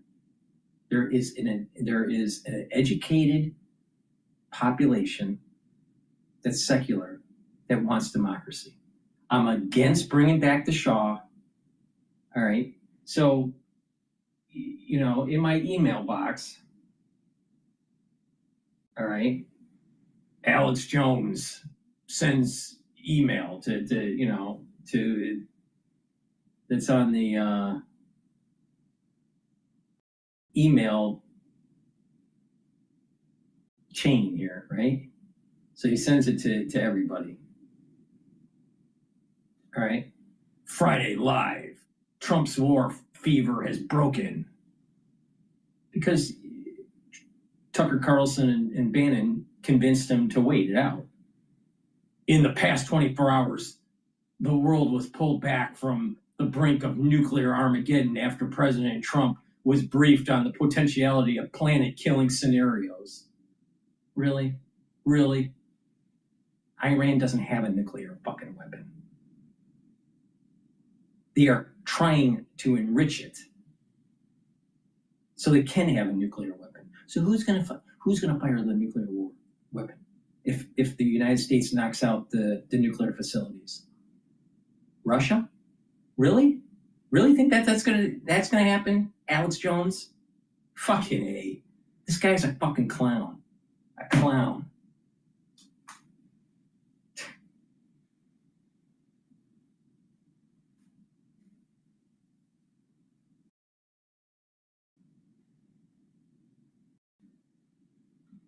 All right, let's go to Fox News here. Israel and Iran now enters its second week. Iran continues to lob missiles at Israel. Earlier today, the sirens were sounding here from the north to the south of the country. We were able to watch the missile interceptions overhead here in Tel Aviv. One missile did get through in the Tel Aviv area, striking down, causing no injuries. Another missile landed to the south, the town of Beersheba, that's been under fire lately, also resulting in no injuries. A different story in the northern port city of Haifa, where a missile came down. More than 20 people were injured. 3 of those injuries said to be serious, including a 16-year-old who took shrapnel to the chest. One woman did die, but she died of a heart attack running to the bomb shelters. The Director General of the International Atomic Energy Agency says Iran was not taking the final steps toward making a bomb. And despite the recent warfare, diplomacy, he says, could still prevent Iran from getting that bomb. We have confirmed that Iran does have, even now, enough material for several warheads. But this should not be equated with a nuclear weapon. We do not have, at this point, if you ask me, at this point, any tangible proof that there is a program or a plan to fabricate, to manufacture a nuclear weapon. Now, in response to the missile strikes, Israel's defense minister promised increased activity of the air campaign in Iran last night and today. Israeli fighter jets were active both above central and western Iran. The IDF says the targets were missiles and military infrastructure. Caitlin, back to you. Thank you, Mike. Keep us updated. Well, General Jack Keane, here's where I want to start. It's very clear to me why Iran can never have a nuclear weapon for myriad reasons. You look at Pakistan, the fears of a non-state actor getting a nuclear weapon. There's the question of if Iran's rational. There's the idea that we don't want let me nuclear get this straight. proliferation. Let me get this straight. It's very clear to her. But why isn't it very clear to Alex Jones? Huh? Because Alex Jones is a pacifist. Alex Jones is a fucking pacifist. Among rogue regimes. But I'm wondering if you could explain very clearly why it is in the U.S. national interest to prevent this from happening. Yeah, well, first of all, look at Iran's behavior and the language they've used for 45 years. Their theme is dominating control of the Middle East and the flow of oil out of the Persian Gulf, drive the United States military out of the region so we lose our influence in the region, and destroy the state of Israel. Now, when they used to say that, in the early days of the regime back in the 80s, people would roll their eyes and say, well, they're not really serious about that. They are dead serious about it. And acquiring a nuclear weapon gives them 2 things. And the first thing is the destruction of the state of Israel. And the state of Israel has to take that existential threat seriously, based on the language and the rhetoric that they've exercised for all these years, and their determination to have a weapon. And secondly, it leads to a nuclear arms race if they get a weapon. Exactly. In the region. This is the issue. This is the issue that is the biggest. By them getting a nuclear weapon, Saudi Arabia is going to buy a bunch of them. And they have more money than God. All right? And there will be a nuclear arms race there. And not only that, it changes the whole power dynamic in the region. So if we do what Alex Jones wants, and Iran gets a nuclear weapon, that would be Armageddon. The whole idea is to circumvent, to prevent, to cut at the pass Armageddon. But there are so many people in the United States that are a bunch of pacifists that are aligned with Bannon and Tucker on this and don't see.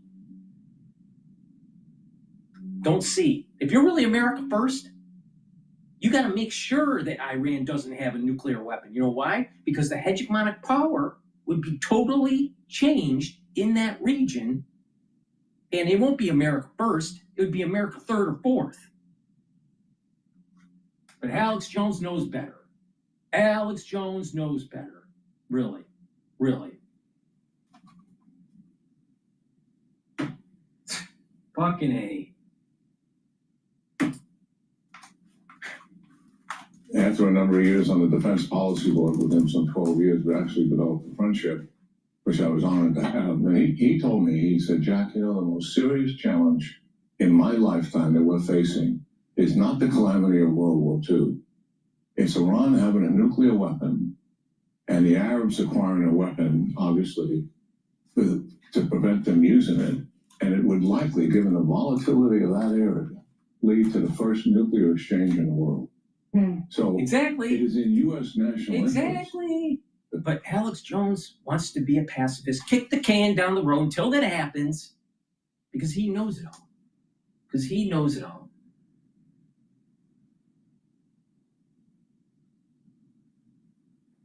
Let's just repeat what he said. Trump's war fever has broken. In the past 24 hours, the world was pulled back from the brink of nuclear Armageddon after President Trump was briefed on the potentiality of planet-killing scenarios. Alex Jones is a bullshit artist.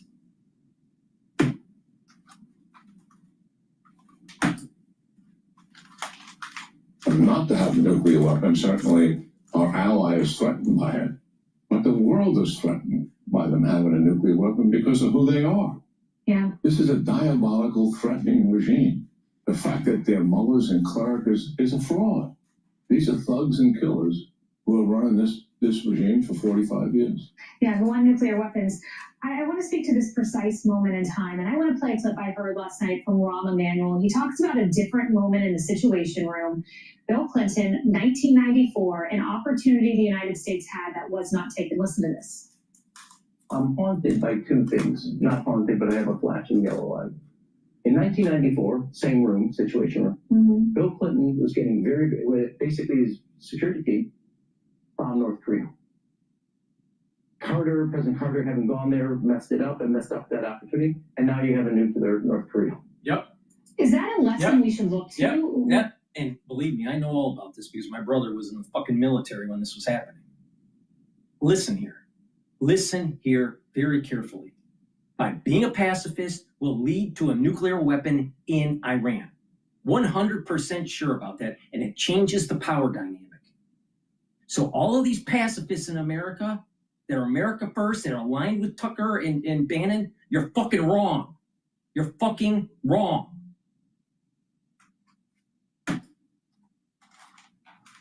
Stopped North Korea in 1994, and here we are again, history repeating itself with the fanatical regime. Yeah, absolutely. I mean, you have Grossi on here and others saying, well, we have even people in our intel community saying, well, Iran hasn't made a decision to have a nuclear weapon. Are you kidding me?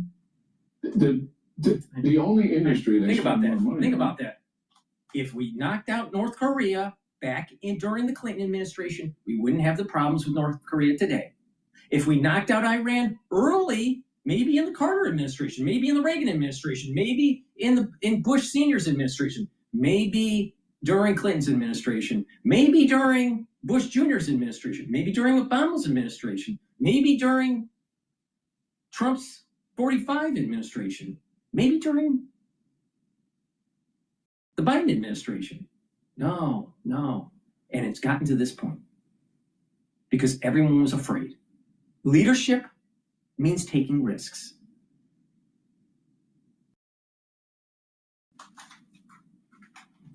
But what it is that you have a huge community out there in the United States that listens to people like Alex Jones.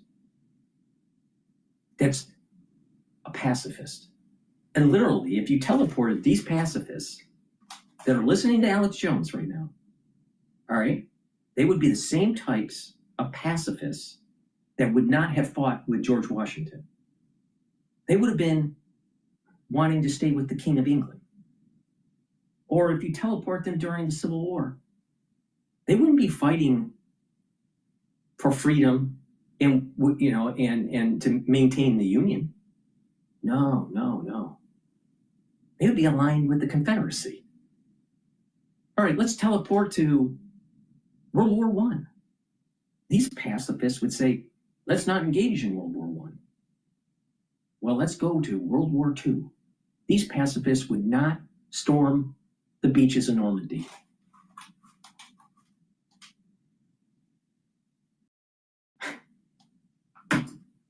And we're supposed to think that Alex Jones is a paragon of virtue and a paragon of intellect?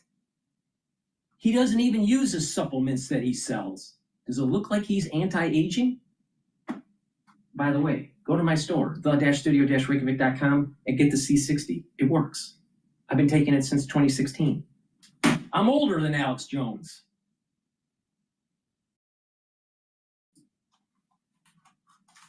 Well, this is an enterprise. It's at 12 sites. Some of the buildings there's 25 to 30 buildings on some of these nuclear sites. Their academic universities are all tied to it in terms of research that's done with it.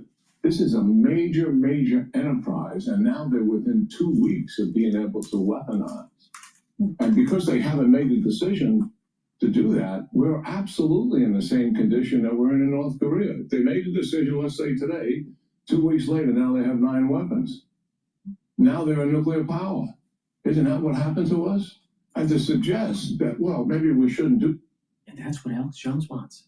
Alex Jones is saying that we're going to stop Armageddon by just not engaging. Now, if you look at this from a Kabbalistic point of view, and I'm 100% right on this one, you look at this from a Kabbalistic point of view, if you don't attack negative Esau and destroy Satan, you are a part of negative Esau, and you will die. That's how that's how the metaphysics of this works. But Alex Jones knows better. Alex Jones is negative Esau. Anything, because they haven't officially made a decision of weapon. They for 25 years they've taken every step that's humanly possible, not only to develop a nuclear weapon, but also they put into this major enterprise, and this is what some people don't get, is the Ayatollah has built an... Exactly. If you're doing peaceful nuclear energy for civilian purposes, why in the fuck would you put it in a bunker in a middle of a mountain? Alex Jones. But Trump's fever is broken. The world's pulled away from Armageddon. I'm telling you, if Trump doesn't take this opportunity to knock out the nuclear capability and knock out the Ayatollah, Trump has failed his administration. This is the reason why there was a blessing given to him. And he doesn't even take it because he's afraid. And he listens to stupid asses like Bannon and Tucker. That's redundant and resilient, because he knows at some point it would be attacked. And he wants to absorb that attack, survive it, recover and rebuild. And he is never going to voluntarily dismantle his program with verification, because it's gone. He believes some of it will be left and I can recover and rebuild. That's really where we are. That's why no progress in negotiations have been made. And that's why the only way to deal with this is you have to forcibly dismantle the program. Sandra, what could you tell us, General Aquino, about what the president may be weighing in this very moment? We know that Caroline Leavitt at the White House press briefing yesterday made the news of laying out within 2 weeks. We'll know how the president plans to proceed. I want to also add that we just learned through sources to Fox that Senate Majority Leader John Thune has now scheduled an all senators classified briefing on Iran, Israel, on the conflict. That's set for next Tuesday, June 24th. So within 2 weeks means we could have the president tell us how he's going to move forward in an hour. It could be in a couple days. It could be in 2 weeks. We know he's meeting with his national security team this morning. We don't know if he's emerged from that yet. But what options do you think he is seriously having to weigh in this moment? Yeah, certainly. Well, he's had 4 or 5 meetings, and these are very detailed meetings in terms of what is our policy overall. And I think when you strategically look at it, I would assume someone like Secretary Rubio is saying, given what the Israelis have done to the Iranians and how back on their heels they really are, you know, they took down 70 of their air defense batteries. There's none left. They've hit 40. We're seeing the actual melting away of Iran. It's a blessing from God. If Trump doesn't take this, he's going to be cursed. I'm telling you. And the United States is going to, there is a metaphysical thing that is happening here that was written down 2,000 years ago. 2,000 years ago. And if you go against the grain, there's going to be a negative pushback. There's going to be a pushback to it, metaphysically. Trump's going against the grain here. Because he's afraid. He's afraid. Like Bannon is afraid. Tucker's afraid. Alex Jones afraid.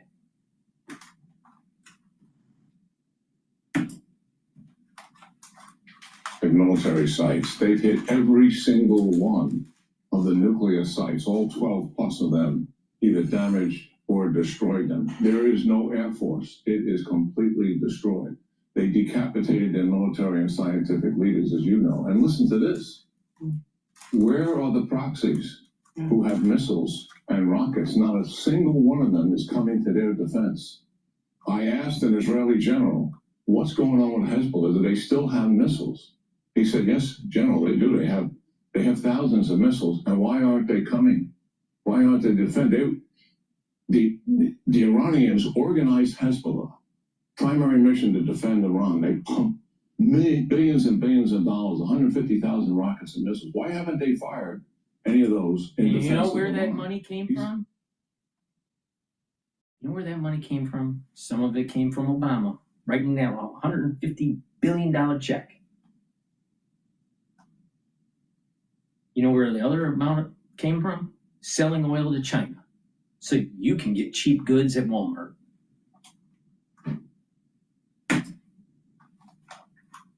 They have lost their will, and they believe that Iran is about to be finished. Where is Russia and China and North Korea, their strategic partners, that then they have been cooperating, coordinating, and collaborating with each other for 4 years during the Biden administration? Where is the assistance coming to Iran, given the situation they're in? They have plenty of ballistic missiles. They have plenty of rockets. They have all sorts of things that can come to Iran's aid. Not going near it. Yeah. It is isolated and most vulnerable it's been in 45 years. So I think Rubio would likely say this is a strategic opportunity for us to not to remove, but to end Iran's domination of the region in their adverse behavior that has been going on for all of these years. We could come close right now to ending that, and maybe in the long run. And don't you think that there was a metaphysical, construct here, that there's a blessing that's wrapped up that I've been saying since October 7th of 2023. All right.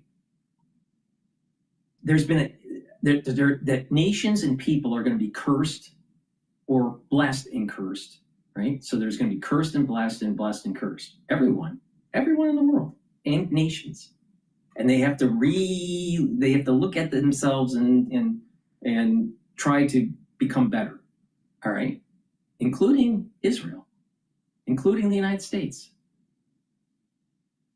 and that there's going to be this battle between Jacob and Esau is going to have to repent and align with Jacob, and the part that doesn't repent, what I call the negative Esau, is going to die. And this is not, just a great thought from Dr. Paul Cottrell, even though I do have great thoughts, but this was written down 2,000 years ago, and no one's paying attention to the Zohar about this. Listen. Iran is supposed to fall. It always was supposed to fall. Now, Syria melted away.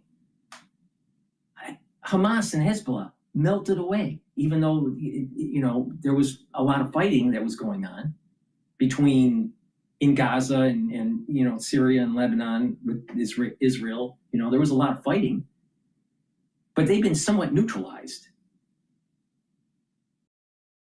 And now Iran's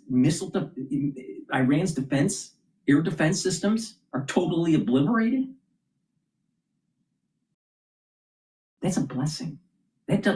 All that doesn't happen in such a short amount of time unless God is blessing this whole situation. And Trump is not seeing this? There was a blessing that was brought down to protect Trump during Butler. And he can't see that it's only literally steps away of solving the fucking Middle Eastern problem, and he's not willing to knock out the nuclear facilities and topple the regime and bring democracy to Iran. You don't even need boots on the ground on this. This is not Iraq and Afghanistan. Afghanistan is a bunch of goat herders in the Stone Age. And Iraq didn't have enough people that were educated. This is not the same thing.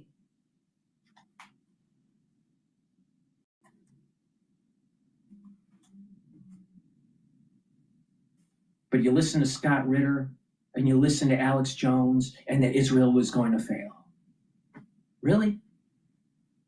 Did they fail at the end of 2023? No. Did they fail in 2024? No. Are they failing in 2025? No. So maybe Scott Ritter and Alex Jones is fucking wrong.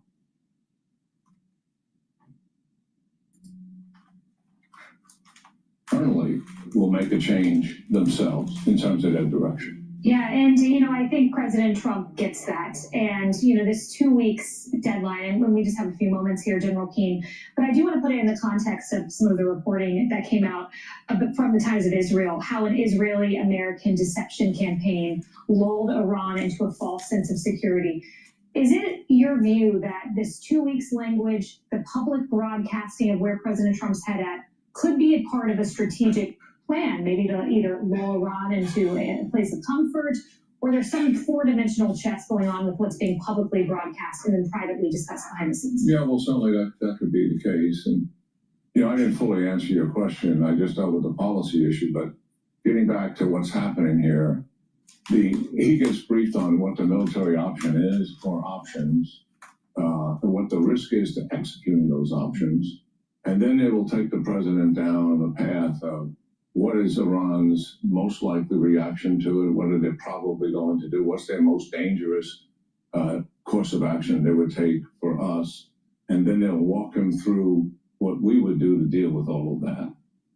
So those things are clearly out there. In terms of the 2 weeks, I think the carrier strike group may be a factor here. It's coming from the Pacific Ocean. It arrives this weekend. I don't think it has much to do with protecting our forces as much as it has to do with retaliation against Iran if they make the decision to strike our forces. Now, obviously, they can thicken the defense, but I think that extra combat power. He's right, but I think that what really is going to happen is that because Israel knocked out their command and control, military command and control, the transmission mechanism of an order from the Ayatollah to actually what to do isn't there anymore. We're literally seeing Iran fall apart.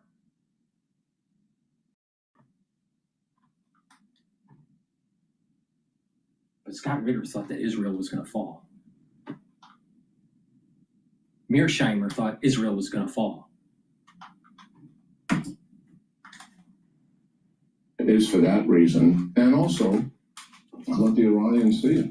Yeah. And so the 2 weeks, obviously he advertised it as he wanted to see if they were willing to make a deal. Well, they've already answered that question. It goes right back to what I said at the outset. They are not going to give up their program. They are willing to accept this attack. Say that we say 60 days to make a deal, but they've had nearly half a century since 1979. Hey everyone, I'm Emily Campagno. Catch me and my co-hosts Harris Faulkner and Kaylee McEnany on Outnumbered every weekday at 12 p.m. Eastern, or set your DVR. Also, don't forget to subscribe to the Fox News YouTube page for daily highlights.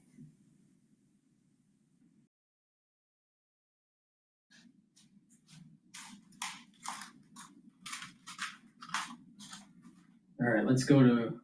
This is what Ivy League universities you can get into with a 3.6 GPA. 90%. All right, let's listen to Bloomberg here. Stand out in historic terms.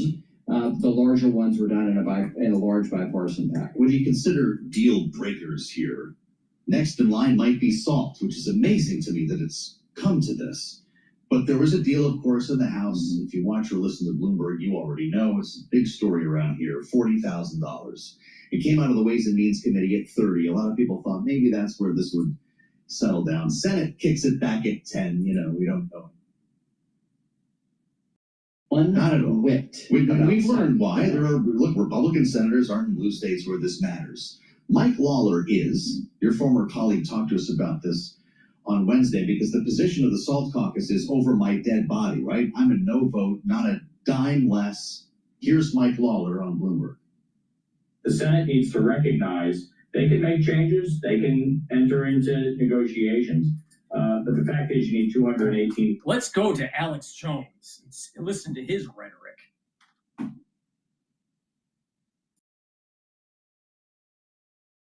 Listen, in Israel's sake, they're going to attack the aircraft carriers in our bases. And then what do you think Trump's going to do? So for Trump, it's all about, can we take out this and end this problem? Trump, the Iranians are going to escalate. And your advisors know that. So the majority have told him that, but others are telling him, no, they'll back down. Just like NATO said for decades since 1991, encroaching on Russia, moving weapons to their border, and trying to overthrow... Now just remember, Dr. Paul Cottrell is older than Alex Jones.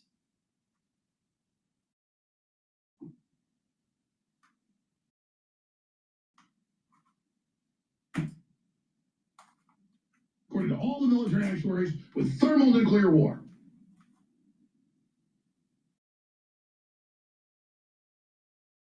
That is the reality. And I can't harp on it enough. And even if Trump makes the right decision and doesn't go to full war with Iran, and if they try to attack our strike groups, we'll be able to knock down the missiles. Don't worry about it. And guess what? Being a risk taker is part of being a leader.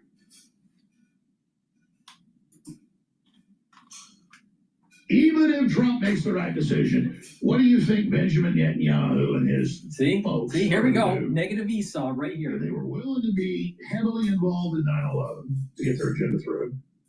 This is the seventh country they want to take down, and they're now about to do it, they think. What do you think the different elements of the globalist system? The British can stage a terror attack, the Israelis can do it, elements of the CIA, or the Iranians might order their people to go ahead and do it. And we're told imminently they want to kill Trump. Trump's being set up to be killed. It's blame on Iran. I mean, you could not be in a more dangerous, out of control situation. So that's why it's so refreshing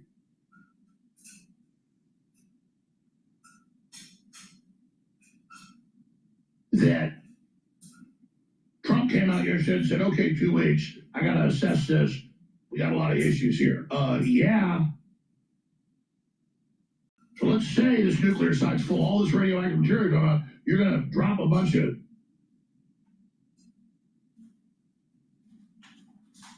giant bombs on it.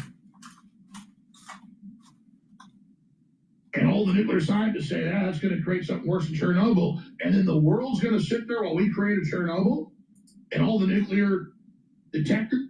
It's not going to make it worse than Chernobyl because you don't have it's not. Could you have like dirty bomb kind of radioactivity? Yes, but it's not going to be Chernobyl because you don't. It's not in a nuclear reactor. They're just spinning it in a centrifuge. This guy's an idiot. Because Trump's 79 years old, has a lot of general knowledge, very smart in many ways, but he didn't know Ukraine doubled the tax for 4 weeks before Russia did theirs. He later said, I found out, no, Russia's doing what it has to do. Zelensky should stop that. See, I know how this works, and I talk to the people that advise the president. So I know what's going on. And they got the B-2 bombers all lined up over there. Yeah. Because they have to do it in a serial bombing run. Pulling up. Got to eat popcorn listening to Alex Jones because it's so entertaining. And they've been trying to sell us this war fever, but the American people in polls, over 80% on average, do not want this. Because everybody knows who's starting all this. Everybody knows who's behind this. Everybody understands it at a base level. Really? Basic level. Really? Basic level, huh? He really doesn't understand. And then it's boiled down to, are you for the mullahs or are you for Israel? It's for when I am for not entering into something. There's only 3 soul roots that you need to pay attention to: Jacob, Esau, and Ishmael. Which one are you?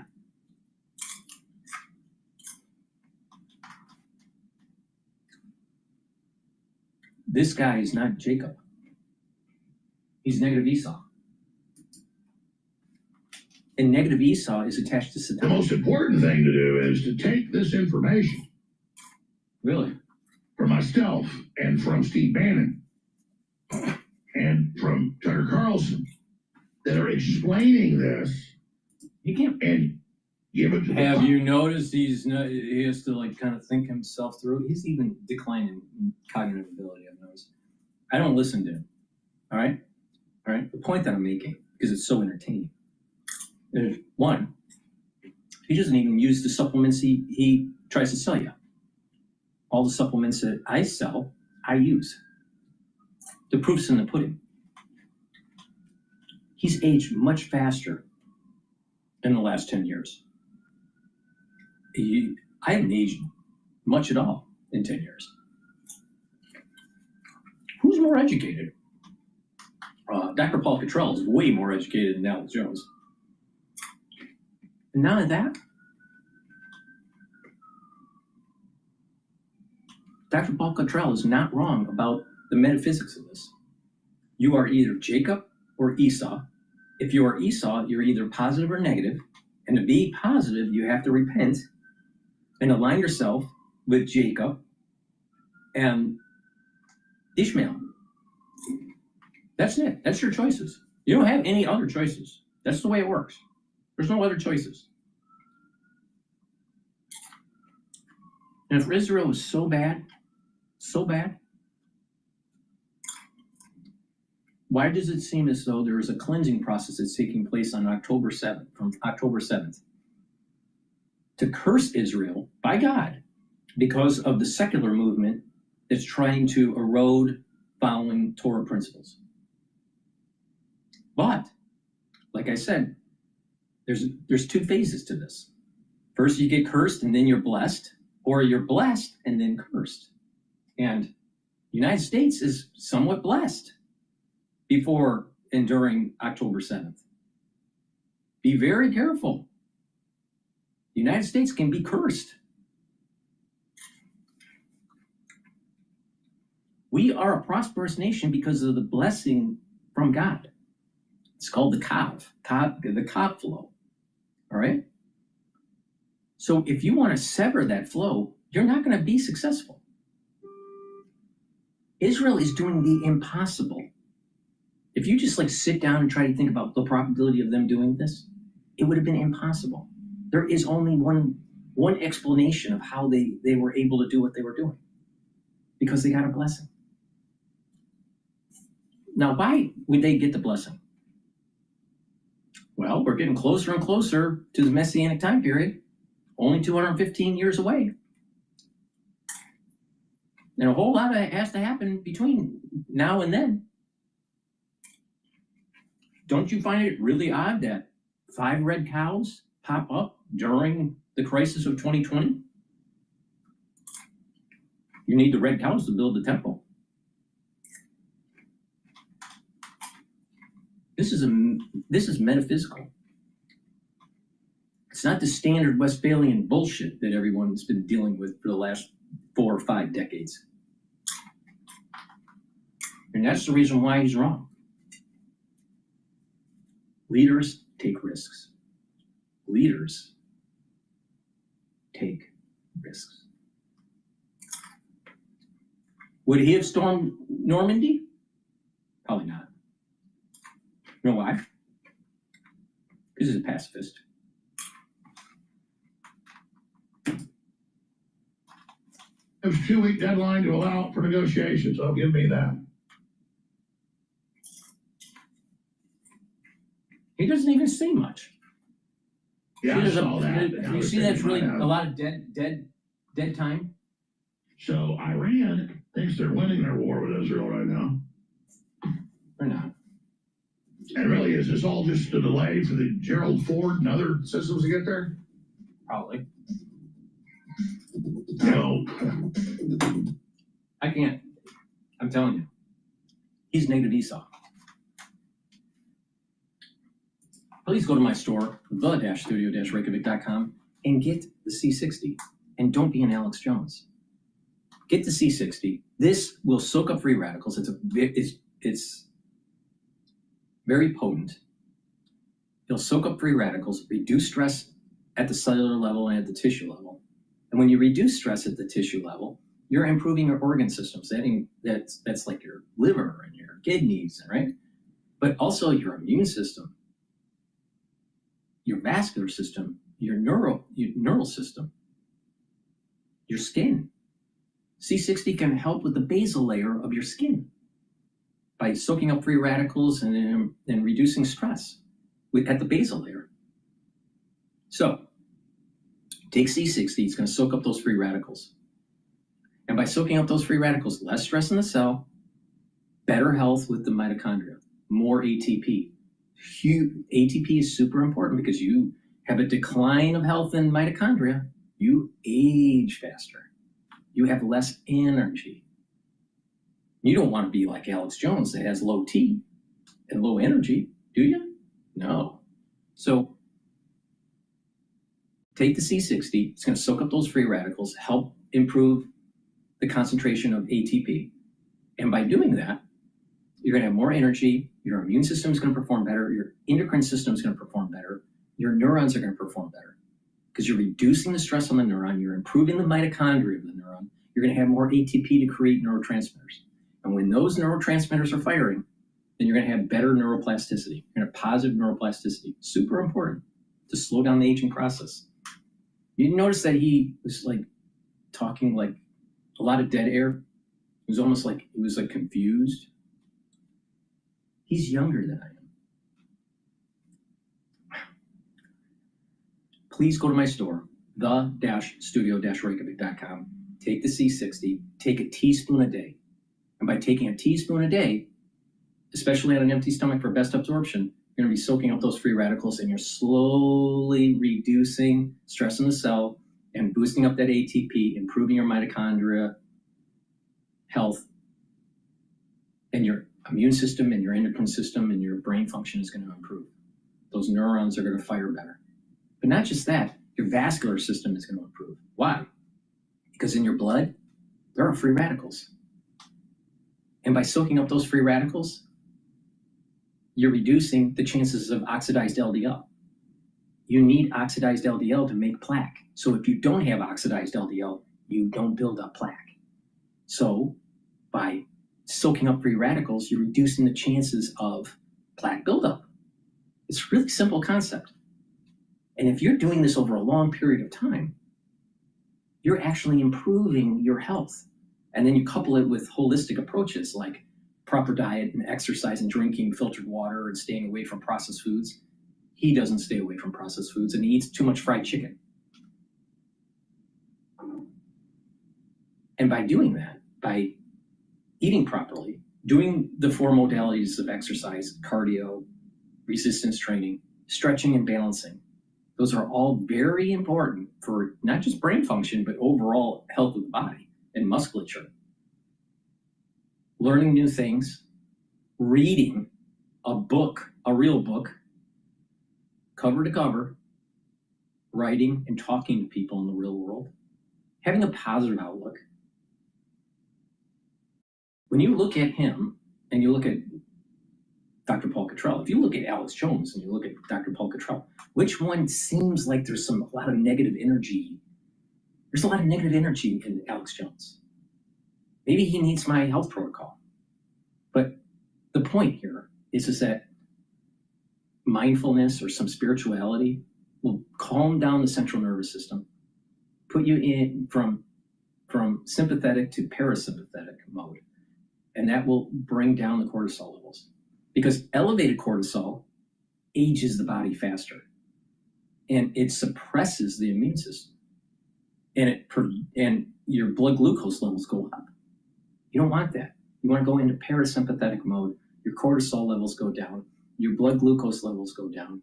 And your immune system goes up.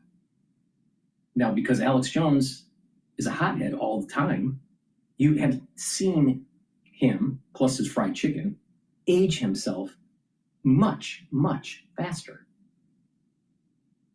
So this is proof positive that a holistic approach is the proper path. And then you go to your doctor and you get, tests, blood work, get, a EKG, make sure you get bone density scans and calcium screening, right? And you can see your numbers improve over time. And if you have a problem, let's say liver enzymes are a little elevated and you need to improve the health of your liver, then you can target that. So by getting telemetry of how your body is performing over, so many months or over so many years, you're going to actually see that you're improving your health. But not just that, when you look in the mirror after a year taking C60, you're going to notice that you're slowing down the aging process. Because there is a very strong correlation, the slowing down of aging and bringing down inflammation and bringing down free radicals. And that's the core of the protocol. So there's this core, max 35, max 14 or cleanse to boost up the immune system. That's the first pillar of the core. The second pillar is the C60, soak up those free radicals. The third pillar is the turmeric, the ashwagandha, and the lignans. So bring down that inflammation, right? When you're bringing down that inflammation, you're boosting up your immune system and you're helping your cardiovascular system. And the boomer boost, to boost up those energy levels and to rev up that metabolism. And you've targeted all these different points, these vectors, you have all these different vectors that are targeting and slowing down the aging process. That's why my protocol works. It's that simple. It's not like overly complicated at all. But there's so many people that don't do it. But it works. So don't be an Alex Jones. And don't be a negative Esau. So go to my store, the-studio-reykjavik.com, get the C60, take a teaspoon a day every day. You can get it in MCT coconut oil, avocado oil, or extra virgin olive oil. C60 has to be in an oil for you to properly absorb it. It's that simple. Take a teaspoon a day every day, preferably on an empty stomach. If you work out, take it before your workout so you can soak up those free radicals that you're generating during your workout. And you'll be able to recover quicker from the workout. So please go to my store, get the C60, get the protocol. If you don't want to get the full protocol, then you can mix and match based on what I've been saying throughout this whole transmission. Don't be an Alex Jones. Alex Jones is younger than I am. And he looks a hell of a lot older. Please go to my store, the-studio-reykjavik.com. Use discount 5, you get $5 off any order. If you spend $150 or more, you get a free gift until supplies last. Follow my protocol, it works. Thank you for listening, and have a nice day.